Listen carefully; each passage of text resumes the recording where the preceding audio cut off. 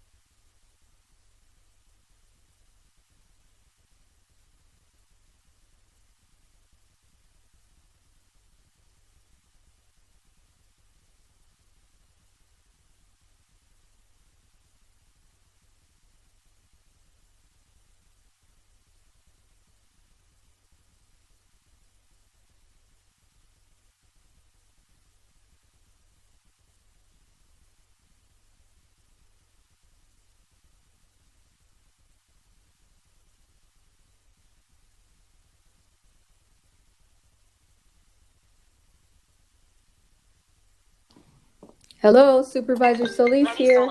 This meeting is being recorded. Good morning, Supervisor Solis. We can hear you. Thank you.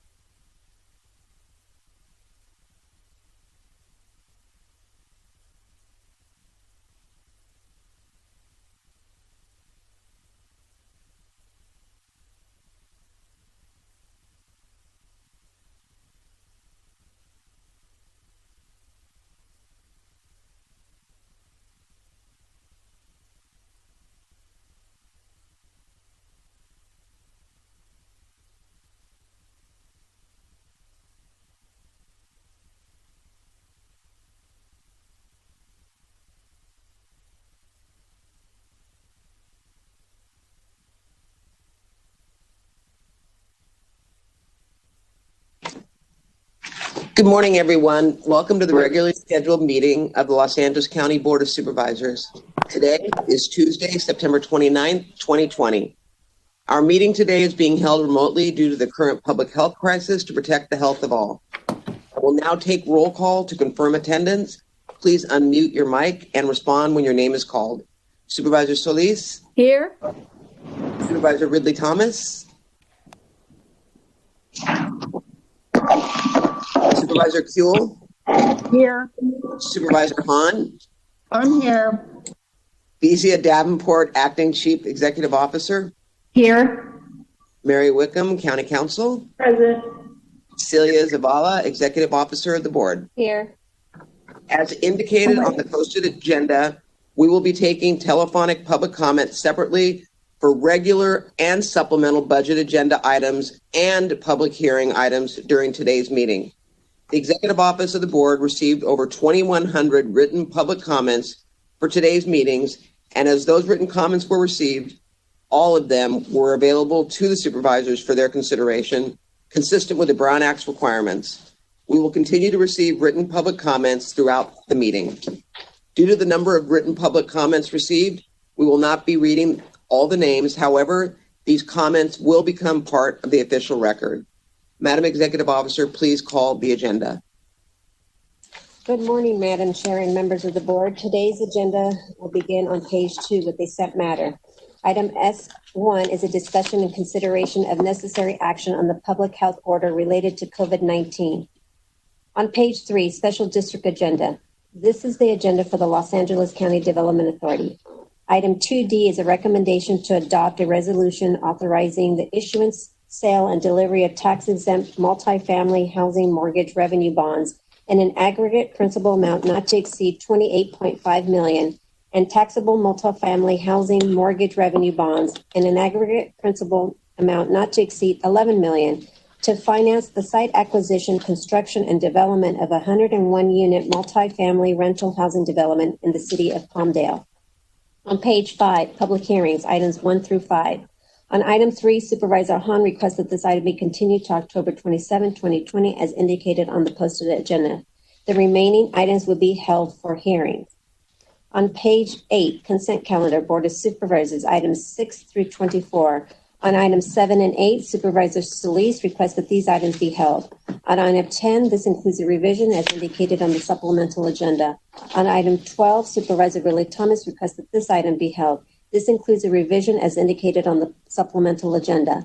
On item 13, Supervisor Riley Thomas requests that this item be held. On item 15, Supervisor Kuehl requests that this item be held. On item 16, this includes a revision as indicated on the supplemental agenda. On item 18, Supervisor Hahn requests that this item be held.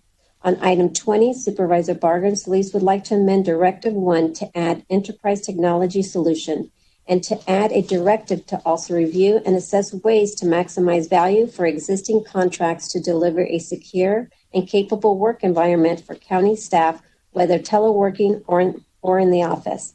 On page 25, Administrative Matters, items 25 through 59.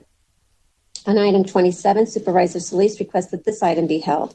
On item 30, this includes a revision as indicated on the supplemental agenda. On page 38, this includes miscellaneous addition to the agenda, which were posted more than 72 hours in advance of the meeting as indicated on the supplemental agenda. On item 57A, Supervisor Solis requests that this item be held. The requests for continuances or items to refer back through 57F are before you. Thank you, Madam Executive Officer. Moved by Supervisor Hahn, seconded by Supervisor Solis. Without objection, so ordered. On page 39, ordinance for introduction. Item 60 is an ordinance for introduction amending the common carrier petroleum pipeline franchise granted to Caline Pipeline to extend the term of the franchise for 15 years through November 13, 2035. Item 61 is an ordinance for introduction amending the common carrier petroleum pipeline franchise granted to SFPP to extend the term of the franchise for 15 years through November 13, 2035. On page 40, separate matters. Item 62 is a recommendation to adopt an amended resolution authorizing the issuance and sale of the Los Angeles Unified School District's 2020 general obligation bonds in an aggregate principal amount not to exceed $2 billion. On page 41, fiscal year 2021 supplemental budget resolutions, items 63 through 68. These items will be held for the acting chief executive officer. On page 49, notices of closed session. That completes the reading of the agenda, Madam Chair. Thank you, Madam Executive Officer. We will now take public comments for all agenda items except for public hearing items 1 through 5. Madam Executive Officer, please read the call-in information that was also provided on the agenda and explain the speaking rules to those members of the public who are calling in to address the board. As indicated on the agenda, members of the public wishing to offer public comment should call 877-226-8163 and use participant code number 133-6503. To repeat, please call 877-226-8163 and use participant code number 133-6503. Do not call the number if you only want to listen to the meeting. To listen only, please call 877-873-8017 and follow the instructions. To members of the public calling in, when it's your turn to speak, please state your name and which agenda items you wish to speak on. You have 1 minute to speak on one agenda item or 2 minutes to speak on 2 or more agenda items. In addition, those who would like to address the board with general public comment will be provided 1 additional minute for a maximum total of up to 3 minutes per person for all agenda items, including general public comment. We will allocate up to 60 minutes for public comment on all of the items. If there are no speakers waiting before the 60 minutes have elapsed, we will close public comment. We will continue to accept all written comments that come in during the meeting, which will become part of the record. When speaking on the agenda items, you must be on topic. Our goal is to get through as many speakers as we can. If you're not speaking on topic, or if we cannot tell if you're speaking on an agenda item, you will get one warning from County Council or the chair. If you do not immediately or clearly get on topic, or if you stray off topic again, you will forfeit the rest of your time and the chair will move to the next speaker. Please note, if you're also listening to the board meeting on a computer or speakerphone, you will need to turn down the volume on those devices as soon as the moderator calls on you. If you do not turn down the volume, there will be an echo. Mr. Moderator, may we have the first speaker, please? And as a reminder, to address the board, if you have not already done so, please press 1 then 0 at this time. Do not press 1 and 0 a second time, or you will be removed from the queue. Our first participant is Unesis Hernandez. Please state the regular agenda items you are addressing today and whether you will address on general public comment. You may begin. Hi, good morning, Honorable Chairwoman and members of the board. My name is Unesis Hernandez, Co-Executive Director of La Defensa, a member of the Justice LA Coalition, and a resident of the 1st District. I would like to speak on agenda items 18, 22, 57A, and 63 in general public comments. Just want to start off by saying thank you to Supervisor Hahn for taking the first critical step to establishing pathways for non-law enforcement emergency response.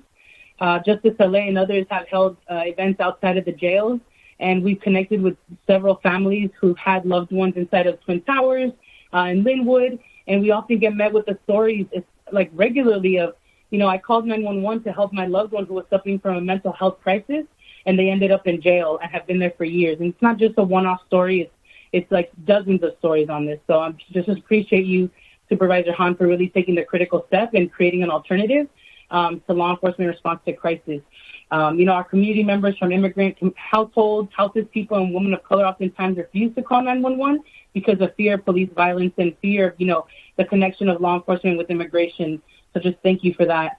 Also, would like to speak on agenda item 2 and want to commend Supervisors Q and Barger for taking the steps to address the disproportionate rate of veteran suicide. But this review team proposal does not take into consideration the undisputed fact that veterans, particularly Black, Brown, and houseless veterans, are targets of criminalization in law enforcement. Survivors of multiple intersecting harms, it's critical that veterans, particularly those with mental health needs, are not exposed to the same institutions that inflict those harms. The county should not include the LAPD, the Sheriff's Department, or any other law enforcement agency in the program. Instead, the county must invest in other methods to address suicide prevention and figuring out how, Department of Mental Health and other folks can, be the folks who hold these individuals and support them in these moments. Thank you, Supervisor Solis, for continuing to support the fundamental right to housing in this critical moment. Prior to the pandemic, roughly 3 houseless people were dying a day in LA County. LA County has been the epicenter of houselessness for far too long, and COVID has only exacerbated it. In addition to the threat of COVID, our houseless communities are arrested at 17 times more than the general population. And our Black community members are 34% of the unhoused population, despite being only 8% of the county population. Thank you. You now have 1 minute for a general public comment. Thank you.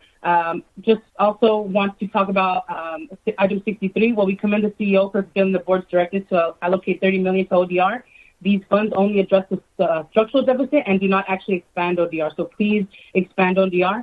And I'm encouraged that the CEO allocated $72 million to the ATI initiative in order to ensure successful implementation. But want to uplift that the report was only as good as it is because of community involvement. So please make sure that community representation and involvement is also included in the implementation of those dollars. Thank you. Thank you. Next speaker, please. Our next speaker is Ann English. Please state the regular agenda items you are addressing today and whether you will address on general public comment. You may begin. Hi, I'm Ann English. I'm speaking on items number 8 and number 57A and general public comment. Good morning, Supervisors. My name is Ann English. I'm a Senior Program Manager with CSH, the Corporation for Supportive Housing. I have over 20 years of direct experience with vulnerable unhoused individuals, and I'm calling today to speak in favor of agenda item number 8, addressing the needs of unaccompanied women experiencing homelessness. By designating unaccompanied women as an official homeless subpopulation, this motion offers an historic opportunity to make LA County a national leader in the fight to end women's homelessness. Unaccompanied women who are without children or dependents account for nearly 1 in 3 of all single adult Americans experiencing homelessness today. By recognizing the unique needs and challenges faced by unaccompanied women and then allocating specific research, programs, and funding to address those needs, LA County will become a model for other cities, counties, and states across the country. Your vote in favor of this motion will have an incredible impact on the lives of the 21,129 women who remain unhoused in LA County today. I also want to speak today in favor of item 57A, innovative and rapid rehousing to alleviate homelessness in LA County. By passing this motion today, we will be utilizing a county-owned site, once intended as a staging area for the construction of a new men's central jail, and instead transform it into 232 units of housing with wraparound services for formerly unhoused people. The project will overwhelmingly be paid for through use of federal CARES Act coronavirus relief dollars. As LA County works to implement its COVID-19 relief plan and permanently house 15,000 of our most vulnerable unhoused neighbors, we need more innovative and timely projects like this. The Viñez Housing Project is an important step the county can take today to help uplift more Angelinos out of homelessness and onto a path. Thank you. You now have 1 minute for general public comment. Thank you. I cede my time. Thank you. Next speaker, please. Our next speaker is Gabriela Vasquez. Please state the regular agenda items you are addressing today and whether you will address on general public comment. You may begin. Good morning, members of the board. I would like to speak on agenda items 18, 22, 57A, 63, and general public comment. So my name is Gabriela Vasquez. I'm a resident of District 1. First, I'm going to speak in favor of agenda item 18. Thank you, Supervisor Hahn, for taking the first critical steps to establish pathways for non-law enforcement emergency response. It is integral that we create programs like this for our communities. LA needs to fully fund alternatives to 911. Our community members, particularly immigrant people, houseless people, women of color, immigrant women of color often refuse to call 911 during moments of crisis for fear of police violence. So an alternative number to 911 does not trigger law enforcement contact, and it said it dispatches experts in mental health to domestic violence, de-escalation, and peacekeeping, and they will provide critical care for our vulnerable community members. I'm also in favor of agenda item 22. I commend Supervisors Kuehl and Berger for taking steps to address the disproportionate rate of veteran suicide. This review team's proposal does not take into consideration the undisputed fact that veterans, particularly Black, Brown, and houseless veterans, are targets of criminalization and law enforcement violence. As survivors of multiple intersecting harms, it is critical that veterans, particularly those with mental health needs, are not exposed to the same institutions that inflict those harms. The county should not include LAPD, the Sheriff's Department, or any other law enforcement agency in this program. Instead, the county must invest in other methods to address suicide prevention. On agenda item 57A, I want to thank Supervisor Solis for continuing to support the fundamental right to housing in this critical moment. Prior to the pandemic, roughly 3 houseless people were dying a day in Los Angeles. LA County has been the epicenter of houselessness for far too long, and COVID has only exacerbated this crisis. In addition to the threat of COVID, our houseless community is arrested 17 times more than the general population. Black people are 34% of the unhoused population. Thank you. You now have 1 minute for general public comment. Okay, thank you. I'm also going to jump on agenda item 63. I commend the CEO for fulfilling the board's directive to allocate $30 million to ODR. These funds only address the structural deficit and do not expand ODR's work. We want expansion of that. And public comment. Well, I yield my time. Thank you. Thank you. Next speaker, please. Thank you.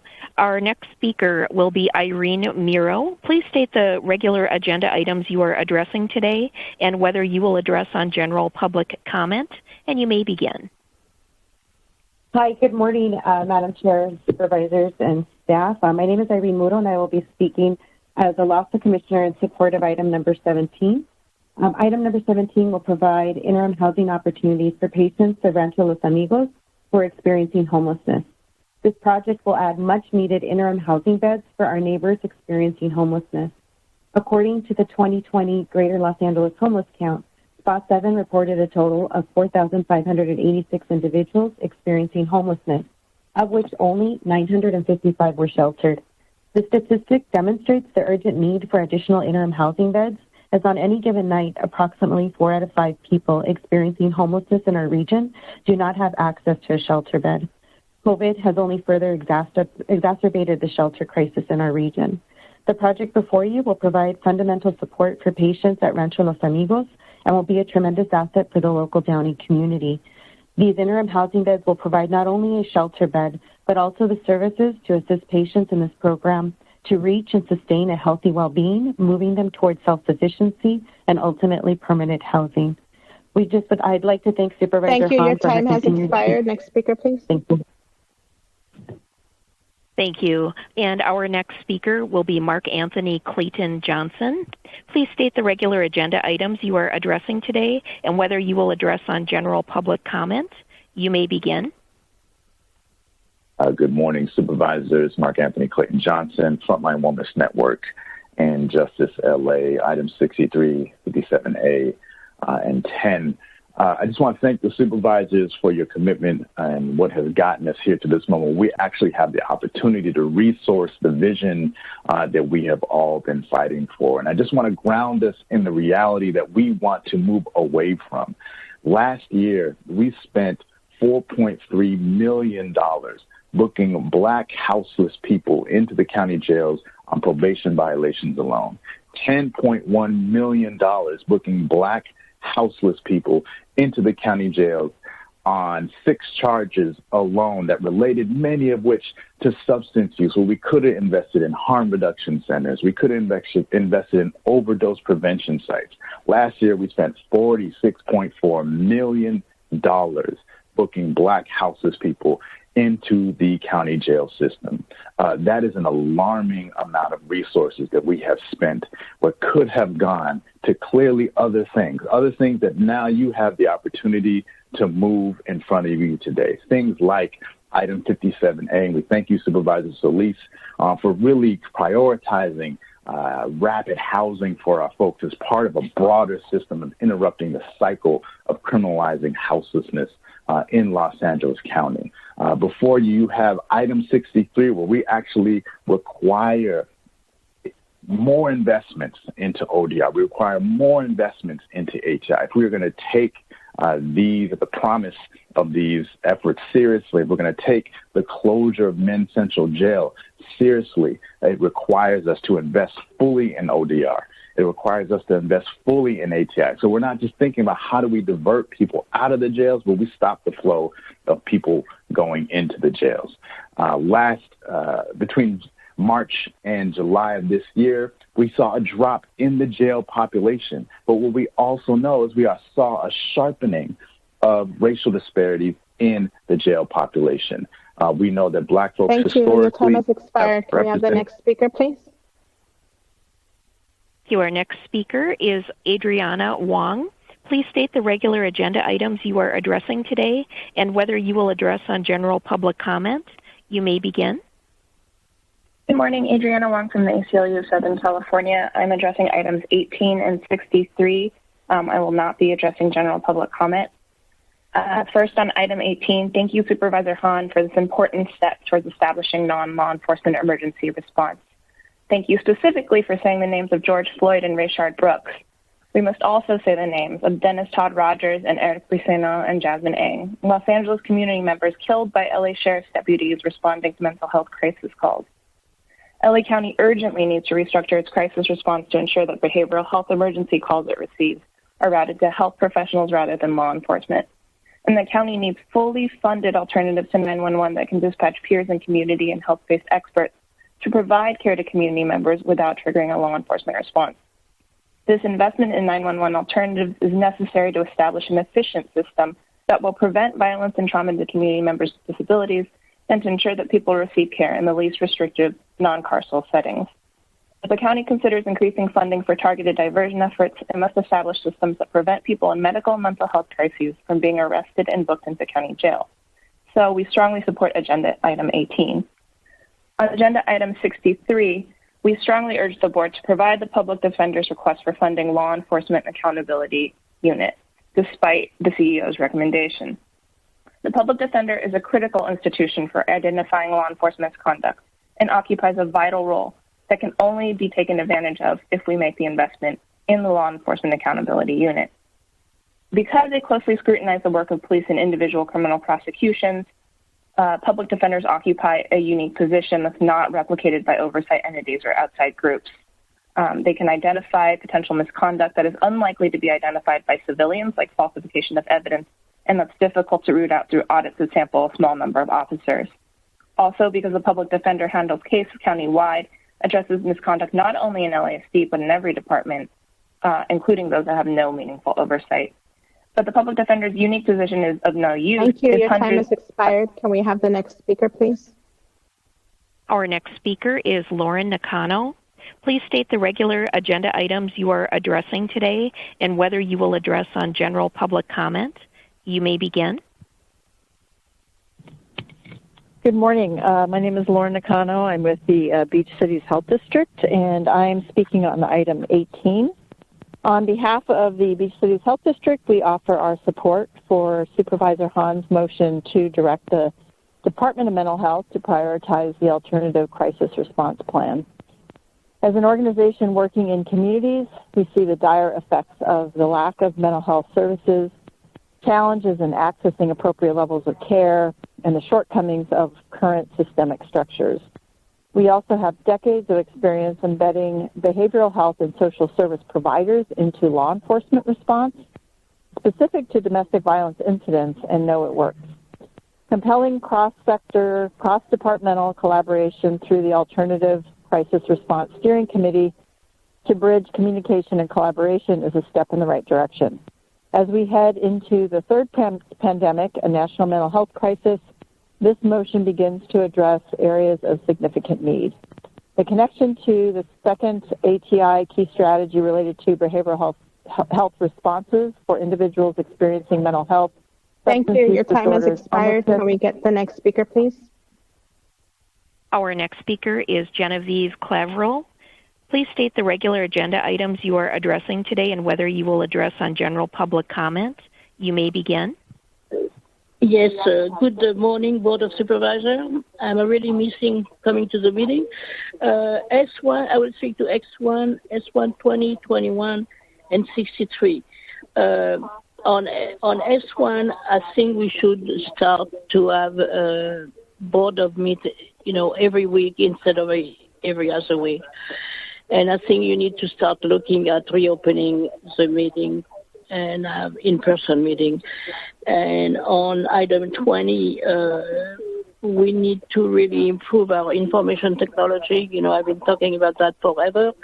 On item 21, having to do with domestic violence, I shared some information with you. I was very surprised that the French had been so proactive in developing a system where they can know immediately if an offender is back to the area where they go to again attack, a person.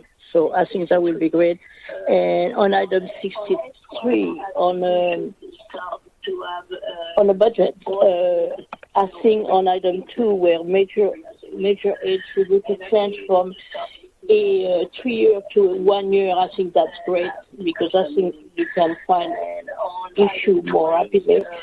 On number 5 with the homeless, 65 and older, that's great. 8 is also very good about youth and work program. And on item 17, please remove the cut to public defender because I think it's really needed. Anyway, have a good day. Hope to see you soon. Take care. Bye. Thank you. Next speaker, please. Our next speaker is Sarah Eggers. Please state the regular agenda items you are addressing today and whether you will address on general public comment. You may begin. Good morning. My name is Sarah Eggers, and I will be addressing item number 22. And I will speak on general comment as well. Sorry, I'm a little nervous. Yes, I'm a mental health professional, and I've spent part of my career working in community mental health with folks who had experienced homelessness quite often, and many of them were veterans who'd had untreated PTSD. It was often diagnosed as schizophrenia or substance use disorders. These folks had been traumatized by their experience in the military, and then they were, again, traumatized by their interactions with law enforcement and our criminal justice system. But I also want to address this because it affects me very personally. In June of this year, my cousin Nick, who was an Army veteran who served 7 tours of duty in Afghanistan, was having a mental health crisis. His wife called law enforcement, who came with, weapons and treated the incident as if he were a criminal. And my cousin went into his backyard and shot himself while the police were there at the house. And thank you. You now have 1 minute for general public comment. Yes, thank you. Yes, I want to address item number 63. Well, I commend the CEO for fulfilling the board's directive to allocate $30 million to ODR. The funds only address the structural deficit and do not expand ODR's work in a moment when diversion is literally saving lives. So despite the initial decreases in the jail population below 12,000, the jail population has crept back up to over 14,000 people, which is extremely concerning, considering this is a population of people with mental health needs in our jail system.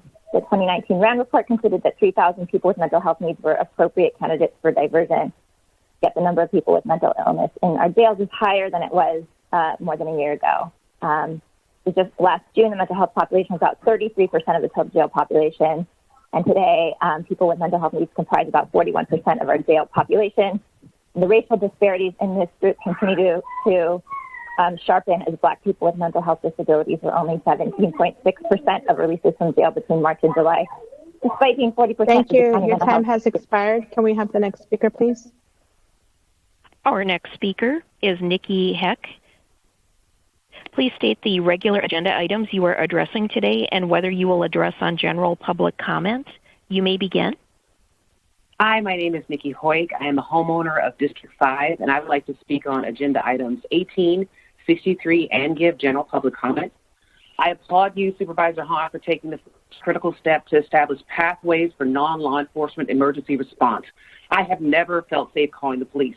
As a Black woman and now as a mother, I have watched too many moms suffer with their child's mental health, and yet they were too afraid to call the police, afraid they might put their sick child in jail or worse, kill them. As mental health becomes a growing issue due to the pandemic, it is essential that emergency calls are routed to mental health professionals rather than law enforcement. But we will need significantly more funding to meet the level of need and to make it an efficient system. What LA County needs is a fully funded alternative to 911. Our community members, Black and brown people, immigrant people, will often refuse to call 911 during moments of crisis for fear of police violence. As an alternative to 911 that does not trigger law enforcement contact and instead dispatches experts in mental health, domestic violence, de-escalation, and peacekeeping will provide critical care and support to communities that have been under the attack of systemic racism. For agenda item 63, as a taxpayer, I've been excited to hear about the participatory budget process for the implementation of ATI. This is a huge leap forward to begin to correct the harm systemic racism has done to Black and brown people and our communities. It is not enough to say we see the injustice. We must fund alternatives and work with the community to build something better for everyone. I want to have a say in where my tax dollars are going, and the participatory budget does just that. I am encouraged and I'm excited that the CEO allocated $72.3 million to the ATI initiative, but in order to ensure that the successful implementation of the initiative, the board and the ATI director must establish a formal participatory budgeting process. Community stakeholders had a voting power in the drafting of the recommendations, which is why the recommendations were so strong and why there's overwhelming community buy-in.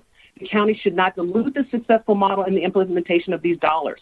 Thomas Jefferson warned that the only safe repository of power in this country is in the hands of its people, of the people, by the people, and for the people. Thank you. You now have 1 minute for general public comment.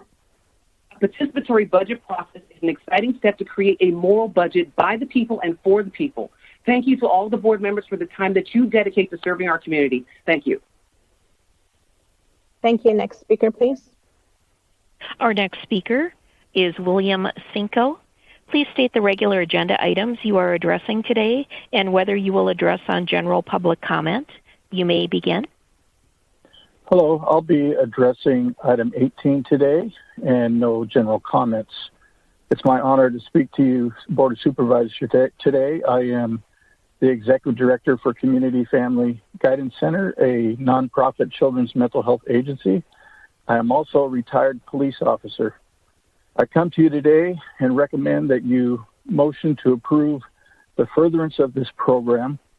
As a law enforcement officer, I can tell you that it is badly needed to have social workers out in the field to be present during those calls that involve social work and not so much criminal activity. It also will free up officers to go out and do what they do best, and that's fight crime. From a health perspective, mental health perspective, it also will help us get into early intervention and be able to see the current environment during the assessment. So I highly recommend that you approve the motion before you by the ACR Steering Committee. Thank you. Thank you. Next speaker, please. Our next speaker will be Yvette Ale. Please state the regular agenda items you are addressing today and whether you will address on general public comment. You may begin. Hi, good morning, Supervisors. Yvette LA with Dignity and Power Now and the Justice LA Coalition and a resident of District 5. I would like to speak on agenda items 18, 22, 57A, 63, and general public comment. Back in June, when the budget was before you, Supervisor Hahn rightly named that it was a status quo budget. And yet again, the CEO has presented you with another status quo budget. The sheriff and probation budgets continue to monopolize our tax dollars, while critical departments that are proven successful, like the ODR, continue to be underfunded. I do want to commend the CEO for finding the $30 million that the board directed her to find, but that $30 million does nothing to expand ODR to address the need of our communities in this critical moment, especially during COVID-19. And I want to highlight that although the jail population has decreased initially, it is now over 14,000 people and counting. This is especially concerning when we consider the population of people with mental health needs in our jail system. The RAND report identified over 3,000 people with mental health needs that were appropriate candidates for diversion. And the only reason that they still sit in our jails today is because the county has refused to invest in their treatment outside of incarceration.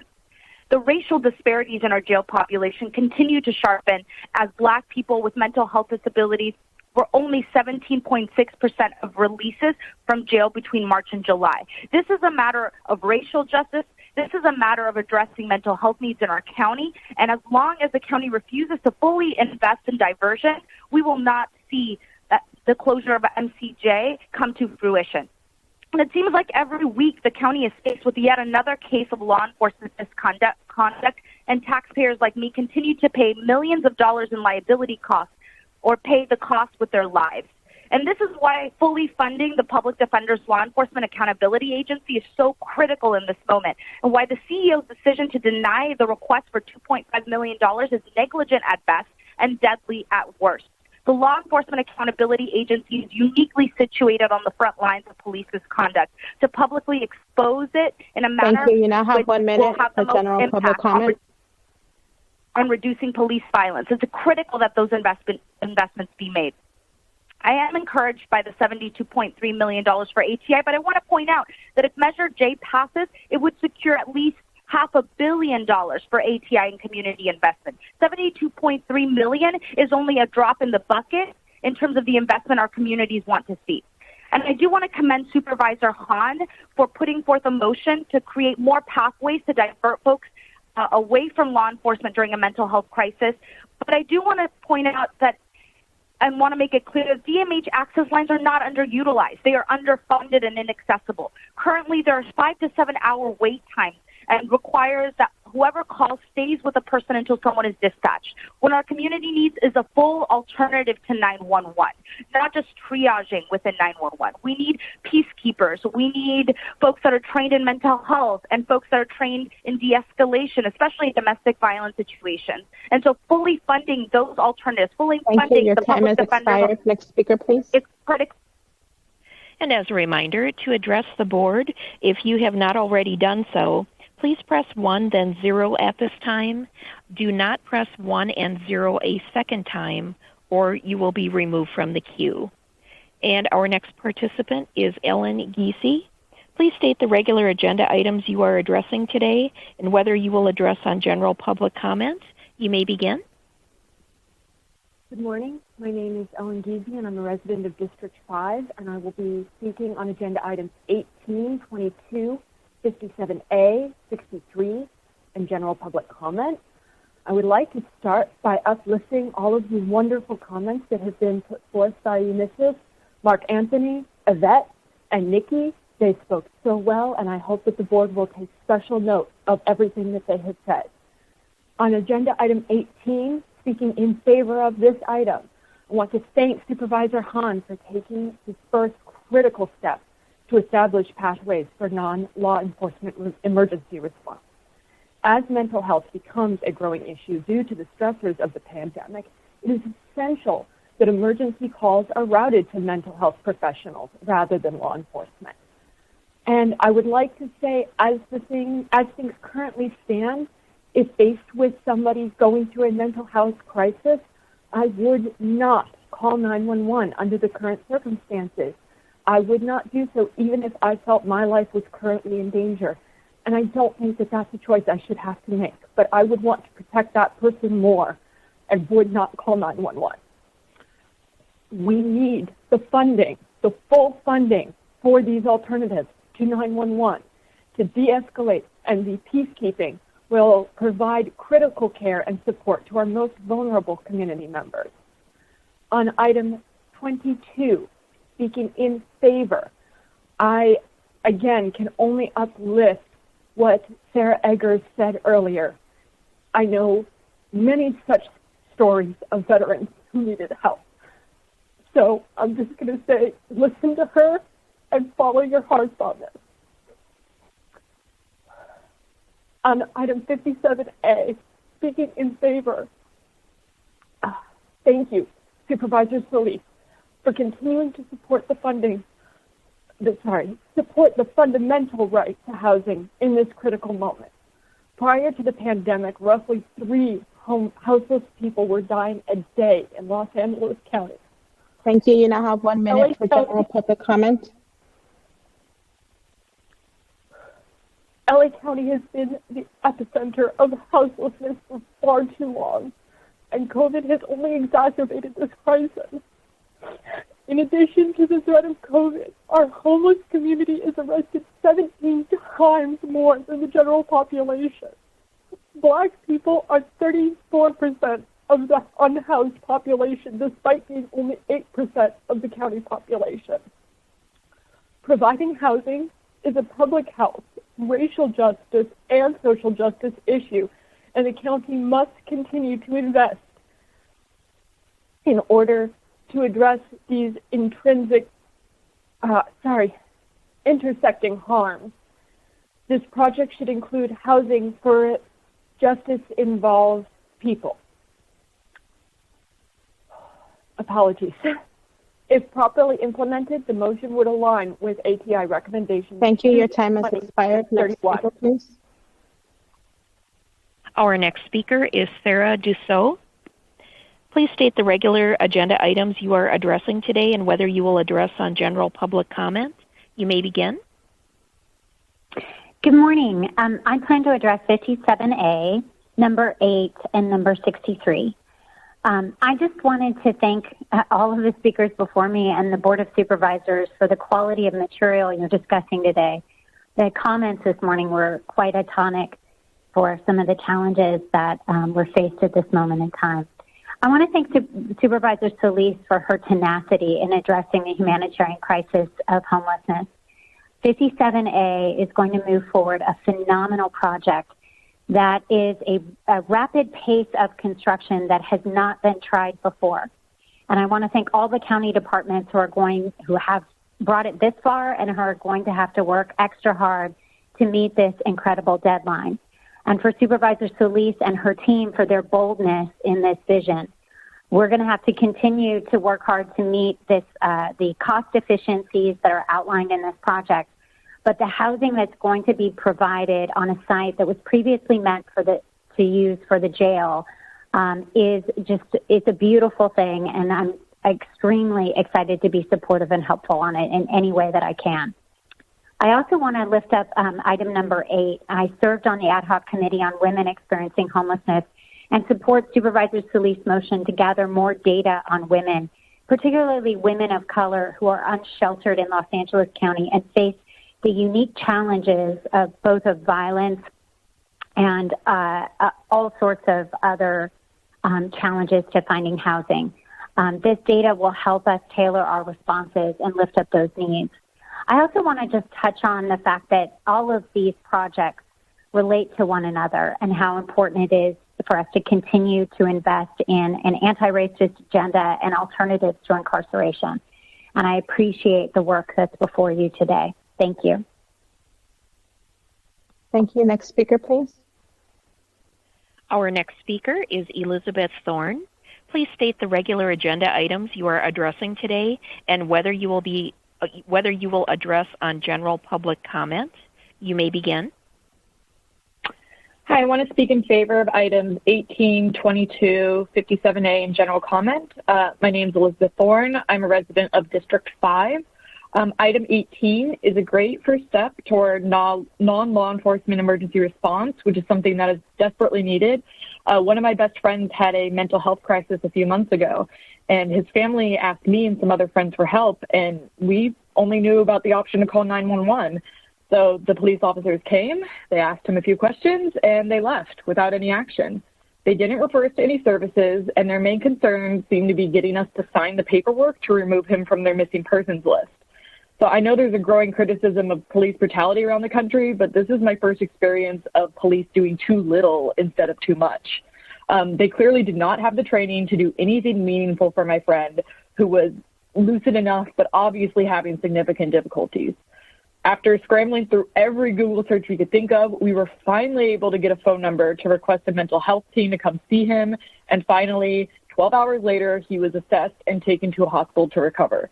It took the collective effort of 10 people to make this happen. And I can't imagine this being possible for anybody without a significant support network. My friend was lucky, but he shouldn't have to be. An alternative to 911 that dispatches experts in mental health should exist as soon as possible, and it should have significant funding to help it operate at the level it's needed. I also support item 22, and I commend Supervisors Kuehl and Barger for taking steps to address the disproportionate rate of veteran suicide. But this review team proposal does not take into consideration the undisputed fact that veterans, particularly Black, Brown, and houseless veterans, are targets of criminalization and law enforcement violence. As survivors of multiple intersecting harms, it's critical that veterans, particularly those with mental health needs, are not exposed to the same institutions that inflict those harms. I've worked as a community college instructor, and I've had several students who were veterans with mental health issues. Thank this you. would You usually now come have up 1 when minute. they... That's on our public comment. Thank you. These students would usually approach me on the first day of class and let me know that they needed a seat near the exit, since this helped reassure them that if their PTSD was triggered, they could easily get outside to safety.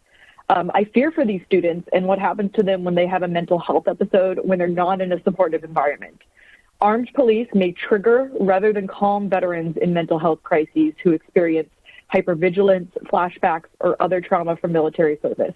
Our veterans deserve responses without law enforcement presence. Thank you. I yield my time. Thank you. Next speaker, please. Our next speaker is Monica Embry. Please state the regular agenda items you are addressing today and whether you will address on general public comment. You may begin. Good morning. I'd like to speak on item number 12 and general public comment. My name is Monica Embry, and I represent the Sierra Club and our over 63,000 members and supporters in Los Angeles County. who are concerned both about workers and our environment. We are calling in support of item number 12, the Just Transition motion, and would like to thank Supervisor Mark Ridley Thomas for his leadership to help put forward a pathway to develop a strategy with input from frontline community members, environmental organizations, and labor unions, so that we may address and advance a just transition in Los Angeles County. We know that there are hundreds of idle oil and gas wells across our county that have not been producing oil in over 2 years and instead are currently polluting our environment, our health, and needlessly keeping workers who are currently laid off within the fossil fuel industry. There's an incredible pathway for us to move forward to be able to build alliances with labor, environmental, and community members to ensure that we are able to put people back to work in high-road, family-sustaining jobs in order to be able to clean up You the now have polluting 1 minute for infrastructure. general public comment. Thank you. We all deserve a healthy, clean, and safe workplace, neighborhood, and environment. The Sierra Club is committed to working with LA County agencies and the Supervisor's Office and others to ensure that we move forward a successful just transition in Los Angeles County. We're excited about building the new movement and new economy that we all deserve. Thank you for considering your support and voting yes on item number 12, a just transition for Los Angeles. Thank you. I yield my time. Thank you. Next speaker, please. Our next speaker is Catherine Hesse. Please state the regular agenda items you are addressing today and whether you will address on general public comments. You may begin. Good morning, Supervisors. My name is Catherine Remy Hussey. I'm a resident of District 3, and I would like to speak on agenda items 18, 22, 57A, 63, and general public comment. The common thread in all these agenda items is the dire need for a Los Angeles that better cares for its most vulnerable people, those with mental health issues, those with substance use issues, those experiencing houselessness, and our veterans for whom these are often concomitant issues. For too long, we as a county have vacillated between treating those who struggle with neglect and treating them with punitive disdain. After all, 70% of those we incarcerate have some sort of mental illness or substance use issue, and whether we are leaving someone without life-saving resources or throwing them in jail, both these MOs ruin lives and in many cases cost lives. And because of the inherent racism of our system, many of those lives ruined or lost will be black and brown. As a common refrain of the movement for decarceration reminds us, you can't get well in a cell, nor can you get well sleeping in the street where the most routine acknowledgement of your existence will come by way of law enforcement coming to clear you out and maybe even arrest you. The truth is, you can't really get well anywhere without the right resources and the right kind of support. Seldom, if ever, is law enforcement the right kind of support for any of these groups. For this reason, I strongly support agenda item 18. In 2017, a mental health professional who had been treating me for OCD called the LAPD to my apartment for a wellness check after I failed to show up to an appointment. Due to my personal health history, she was worried I could have had a heart attack due to the intense stress I was under at that point in my life. The resulting interaction with 3 LAPD officers was extremely upsetting. Once they ascertained that I was not, in fact, dead on the floor, they treated me like first a criminal and then like a waste of their time. As I said, these are the 2 dominant attitudes toward people who struggle in Los Angeles. And I can only imagine what could have happened that night had I been in worse condition, had I not been lucid, had I been using substances, and above all, had I not been a white woman. Had they for any one reason deemed me more a threat than merely a nuisance. As long as we rely on a historically violent police force as our each and every level of emergency response, my experience is the best case scenario. Thank you. You now have 1 minute for general public comment. And it is impossible to deny and wrong to ignore the racism demonstrated by our choice to treat those who struggle in this way, given that our system all but guarantees that so many black and brown people will fall into that group. Is this how we want to treat our most vulnerable? Now more than ever, as many people battle their lowest lows, we need to do better. Thank you. I yield my time. Thank you. Next speaker, please. Next speaker is Mark Gale. Please state the regular agenda items you are addressing today and whether you will address on general public comment. You may begin. My name is Mark Gale. I'm Criminal Justice Chair for the National Alliance on Mental Illness, NAMI, Greater Los Angeles County. Resident of District 5, I'd like to speak on item 18 and general comment. We thank Supervisor Hahn for this motion, and we ask for the unanimous support of all of our supervisors. The alternative crisis response work that is going on is essential to decriminalize people with serious mental illness. We need to make our regional crisis call center network work properly. And when law enforcement wants to call mental health, they shouldn't wait in queue. They should have a dedicated line. We need to get that fixed. We also need, you can't divert people if you don't have a place to divert or treat them. So our crisis receiving and stabilization facilities, the second part of our core components, is essential. We need more resources.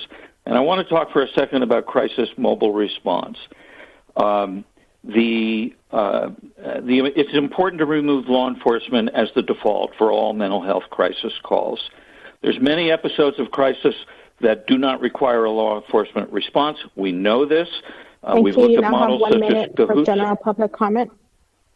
Okay, and we want the community to develop non-law enforcement responses for many crisis calls and take the pressure off of DMH and law enforcement. We ask for unanimous support. There is also a constituency in the jail that no one ever mentions except NAMI. These are our most ill individuals in the county. These are the people with serious mental illness who require an LPS acute inpatient level of care in our jail in the forensic inpatient unit. There is a tremendous lack of beds there. They only have 41. They probably need 150 to 200. Some of these people can be treated in the community. So I would like to put a new issue on your plate. Let's get at least the misdemeanors out into community hospitals where they can get well and get treated. There is no reason for them to be in jail, and develop a long-term plan for felony individuals who need an LPS level of care, so we can get those people out of jail and into community hospitals as well as soon as possible. Speaker, please. Thank you. Our next speaker is Vicki Vickers. Please state the regular agenda items you are addressing today and whether you will address on general public comments. You may begin. My name is Vicki Vickers, and I'm addressing items number 8 and 57A and general public comment. Good morning, supervisors. My name is Vicki Vickers. I'm a peer leader with Project 100 and the Downtown Women's Center and an advocate for unhoused women. I'm calling today to ask you to vote yes on item number 8, addressing the needs of unaccompanied women experiencing homelessness. By supporting this motion, you will be making a difference in the lives of over 21,000 women who are homeless in Los Angeles today. I became homeless due to schizophrenia, and if it wasn't for the Downtown Women's Center, I would not be alive speaking to you today. By making unaccompanied women an official homeless subpopulation in LA County, you will be powerfully calling attention to the fact that women who are experiencing homelessness have unique needs and challenges that must be clearly addressed. With this research, programs, and funding that this motion calls for, we can make LA County a national leader in the fight against homelessness. I also ask that you please vote yes on item number 57A, innovative and rapid rehousing to alleviate homelessness in Los Angeles County. This motion takes land the county already owns that would have helped with building a new men's central jail and instead turns it into 232 units of housing for formerly unhoused people, complete with wraparound services. As someone who works with women experiencing homelessness and women who are trying to regain stable housing, I know firsthand that we desperately need more supportive housing, and we need it now. This project is particularly important as the COVID-19 and pandemic have likely pushed even more people into homelessness. We need more projects like this that can be built quickly on land government already controls. The Vineyards Housing Project is a critical step LA County can take today to help more of our unhoused neighbors begin to rebuild their lives. Thank you. I yield my time. Thank you. Next speaker, please. Our next speaker is Jeff Farber. Please state the regular agenda items you are addressing today and whether you will address on general public comment. You may begin. Hi, I'm here. My name is Jeff Farber. I'm here to address items number 17 and 57D. I am the Executive Director of Helpline Youth Counseling. I want to thank Supervisor Hahn for her leadership in creating interim housing opportunities for homeless people in the 4th District, especially Service Planning Area 7. As one of the coordinated entry system co-lead agencies for Service Planning Area 7. We know the challenges homeless individuals experience, especially those with mobility impairment. The beds being created at Rancho de Los Amigos will dramatically increase the available stock of interim beds in SPA 7, especially for those with mobility impairments. I want to thank you again, Supervisor Hahn, for your leadership in creating housing opportunities for the most vulnerable members of our community. For item 57D, again, my name is Jeff Farber, and I'm the Executive Director of Helpline Youth Counseling. As a coordinated entry system co-lead agency for homeless individuals in Service Planning Area 7, we know that many of our people use general relief as their only source of income. We thank Supervisor Hahn and Supervisor Kuehl for your leadership in ensuring that our most vulnerable members of LA County will be able to retain basic financial supports by your motion to delay general relief terminations. Thank you, and I yield the remainder of my time. Thank you. Next speaker, please. Our next speaker is Claudia Menjivar. Please state the regular agenda items you are addressing today and whether you will address on general public comment. You may begin. Good morning. I'm speaking on agenda item 57D and no further comment. My name is Claudia Menjivar. I'm a staff attorney with the Legal Aid Foundation of Los Angeles, and we are here to fully express our support for the motion which would delay GR terminations and would prevent GR participants from losing this critical safety net benefit because of an inability to comply with bureaucratic hurdles and requirements such as submitting an annual agreement. We'd like to especially thank Supervisors Hahn and Kuehl for recognizing the particular challenges that our homeless GR participants face when trying to keep their benefits, such as having consistent and reliable phone and internet access, which has been only amplified as a barrier during this pandemic. The Caseload GR program is again at numbers we haven't seen since the Great Recession, now at over 100,000, with a caseload that's comprised primarily of Black men and individuals experiencing homelessness. We fully appreciate the Department of Public Social Services and the county's efforts to reduce as much as possible Thank you. Your time has expired. Next speaker, please. Our next speaker is Tobin DeMarco. Please state the regular agenda items you are addressing today and whether you will address on general public comment. You may begin. Hi, I am a resident of District 4, and I would like to speak on agenda items 18, 22, 57A, 63, and general public comment. When people are deciding whether or not to call 911, they are likely to ask themselves two questions.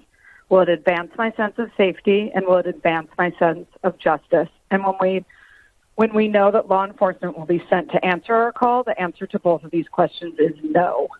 I support agenda item 18 and would like to thank Supervisor Hahn for taking the first critical step to establish pathways for non-law enforcement emergency response. It is essential that emergency calls are routed to mental health professionals rather than law enforcement, but we will need significantly more funding to meet the level of need and make it an efficient system. What LA County needs is a fully funded alternative to 911. I'm going to say that again, fully funded, because our community members, particularly immigrant people, houseless people, women, and people of color, will often refuse to call 911 during moments of crisis for fear of police violence. An alternative to 911 that does not trigger law enforcement contact and instead dispatches experts in mental health, domestic violence, de-escalation, and peacekeeping will provide critical care and support to our most vulnerable members. On agenda item 22, I commend Supervisors Kuehl and Barger for taking steps to address the disproportionate rate of veteran suicide. This is an important and necessary step, but the proposal includes participation and inclusion of LA County Sheriff's Department and LA Police Department, two agencies that routinely target and criminalize Black, brown, and unhoused veterans. Please move forward with this important work without the ties to law enforcement. On agenda 57A, our houseless community is arrested at a rate of 17 times more than the general population. Black people are 34% of the unhoused population, but only 8% of the county population. Providing housing is a public health, racial justice, and social justice issue. This motion would align with Thank ATI you. We now have 1 minute for general public comment. This motion would align with ATI recommendations 2, 20, and 31 and continue to align with the Care First motion. I would also like to bring attention to agenda item 63.12. I'm encouraged that the CEO allocated $72.3 million to the ATI initiative in order to ensure that the successful implementation of the initiative. The board and the ATI director must establish a formal participatory budget process. Community stakeholders had voting power in the drafting of the recommendations, which is why the recommendations were so strong and why there is an overwhelming community buy-in. The county should not dilute the successful model in the implementation of these dollars. I would also like to call attention to item 6311. It seems like every week the county is faced with yet another case of law enforcement misconduct, and taxpayers like me continue paying millions of dollars in liability costs or pay the cost with their lives. This is why. Thank you. Your time has expired. Next speaker, please. Our next speaker is Noah Whitman. Please state the regular agenda items you are addressing today and whether you will address on general public comments. You may begin. Good morning. My name is Noah Whitman. I'm a resident of District 3, and I'm calling to express my strong support for agenda items 18, 22, and 57A, as well as bring attention to the deferred budget items included in agenda item 63 and make general public comment. In order to create a safer and more just community, we must prioritize care and crisis response by investing in effective non-law enforcement alternatives to 911 and fully funding the ATI roadmap. There is no better time than now to begin making the necessary investments in our community that we need in order to help the people that are suffering right now as we speak from issues such as houselessness and incarceration. There's no better time than right now to fully fund the Office of Diversion and Reentry to support the release and diversion of thousands of people in LA County jails with mental health needs. There's no better time than right now to fully fund the Public Defender's Law Enforcement Accountability Agency to hold law enforcement accountable for misconduct and protect community members. There's no better time than right now to establish a participatory budgeting process to make sure that the alternatives to incarceration roadmap is fully implemented the way that the community wishes it to be in order to protect our public safety. As a person who has suffered in the past from mental health issues, I know and have seen firsthand how, first of all, ill-equipped law enforcement is to handle people who are suffering from mental health issues. And secondly, as someone who has a degree of privilege as an affluent white man, I was able to be treated only with disdain by the law enforcement. But I've seen people around me who have less privilege than I do suffer greater consequences that I would hate to see anyone have to go through, especially people who are suffering from mental health issues or who are otherwise incapacitated. Thank you. You now have 1 minute for general public comment. Thank you very much. I'd like to reiterate my support for agenda items 18, 22, and 57A, and reiterate the urgency with which the budget items included in agenda item 63 must be implemented. Thank you for your time. Thank you. Next speaker, please. Our next speaker is Aaron Rain. Please state the regular agenda items you are addressing today and whether you will address on general public comments. You may begin. Hi, my name is Erin Rain. I live in District 1. I'll be speaking on agenda items 18 and 57A and general public comment. On 18, I feel so energized by the possibility of an alternative crisis response number, and I strongly support this measure. Our community needs this. Growing up, I was taught if you see something, say something, and to call 911 if someone needed help or looked like they needed help that I couldn't provide, or if I felt scared. I've come to learn that there are so many members of my community who have never felt safe calling 911. I've come to learn, as has everyone who's paying attention, that interactions with police over all kinds of things can turn violent and deadly for the subject of a 911 call, especially when the person is Black, Indigenous, Latinx, and or experiencing a mental health crisis. Even if no one is killed and no physical violence is involved, arrest and jail is a much too often relied on tool, which is inappropriate in so many situations and absolutely not the intent as a person seeking help. I certainly no longer feel like I have a place to call because 911 is dangerous to my community. The purpose of centralized crisis response is to serve the community, but as we've seen time and again, dispatching police to confront someone in a mental health crisis, substance use scenario, or domestic disturbance only invites violence. An alternative system will save lives not only by preventing that violence, but by actually routing care and crisis intervention to people who need it in the moment, who otherwise would not feel safe reaching out. The proposal before you today is critically important as a start, but this alternative to 911 needs significantly more funding to provide the fully functional, robust crisis response to serve our community. This has potential to be truly transformative in our communities, but it requires abundant support and attention in order to work as intended and as we need it to. On 57A, we've seen the devastating effects that the pandemic and historic heat waves and fire conditions have had on our unhoused neighbors in LA. The Vinyas Housing Project is such an important step that the board can take to rapidly house so many vulnerable people. The crisis of houselessness very disproportionately affects Black people, who make up 8% of our population, but 34% of the unhoused Thank you. population. You now have 1 minute for general public comment. Unhoused people are 17 times as likely to be arrested as housed people. These are unacceptable conditions at any time, and the pandemic, which also disproportionately affects Black people and incarcerated people, makes a rapid response absolutely crucial. This is a social and racial justice issue that requires the utmost urgency.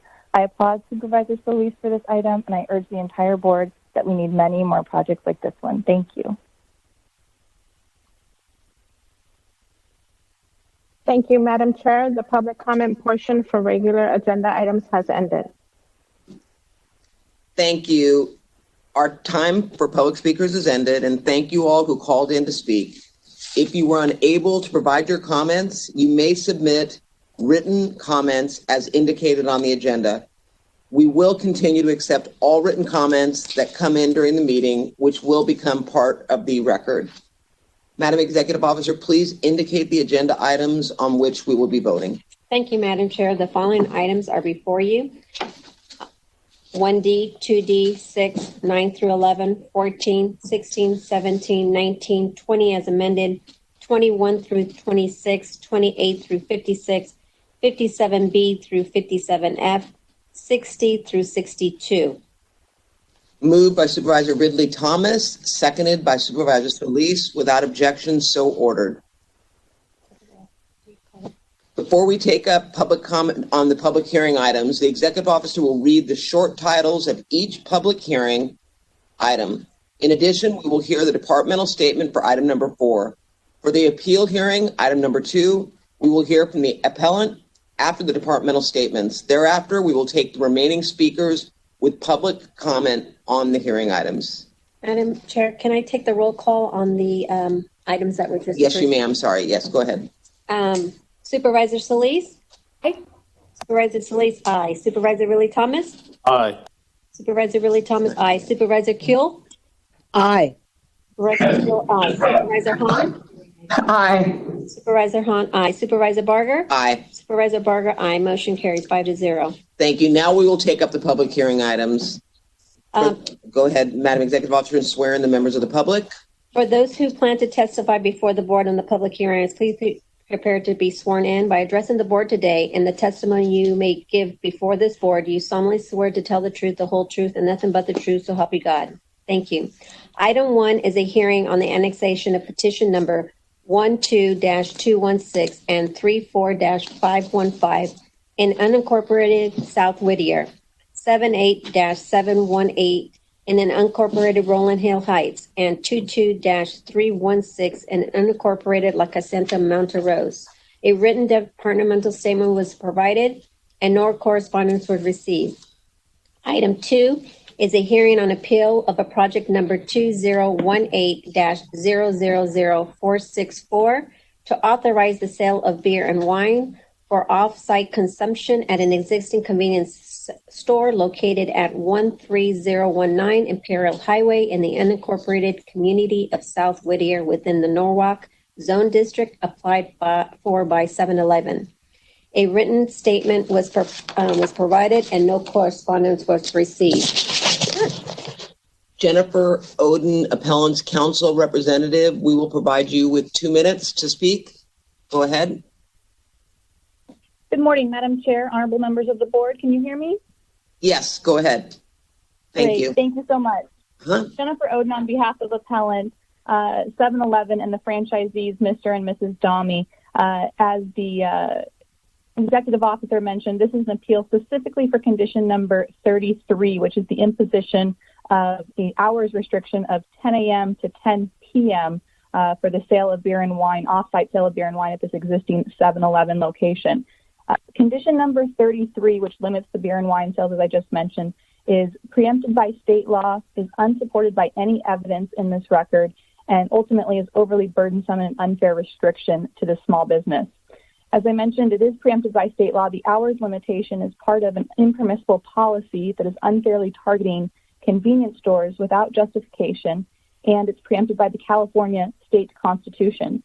Specifically, Article 20, Section 22 of the California Constitution grants the California Department of Alcoholic Beverage Control the exclusive right and power to license and regulate the sale of alcoholic beverages.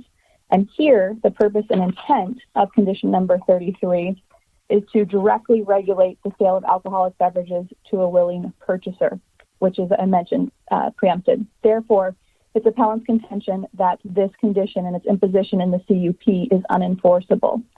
Additionally, the imposition of this condition is unsupported by any evidence. The original grant of the conditional use permit at this location was approved in 2002-2003 time.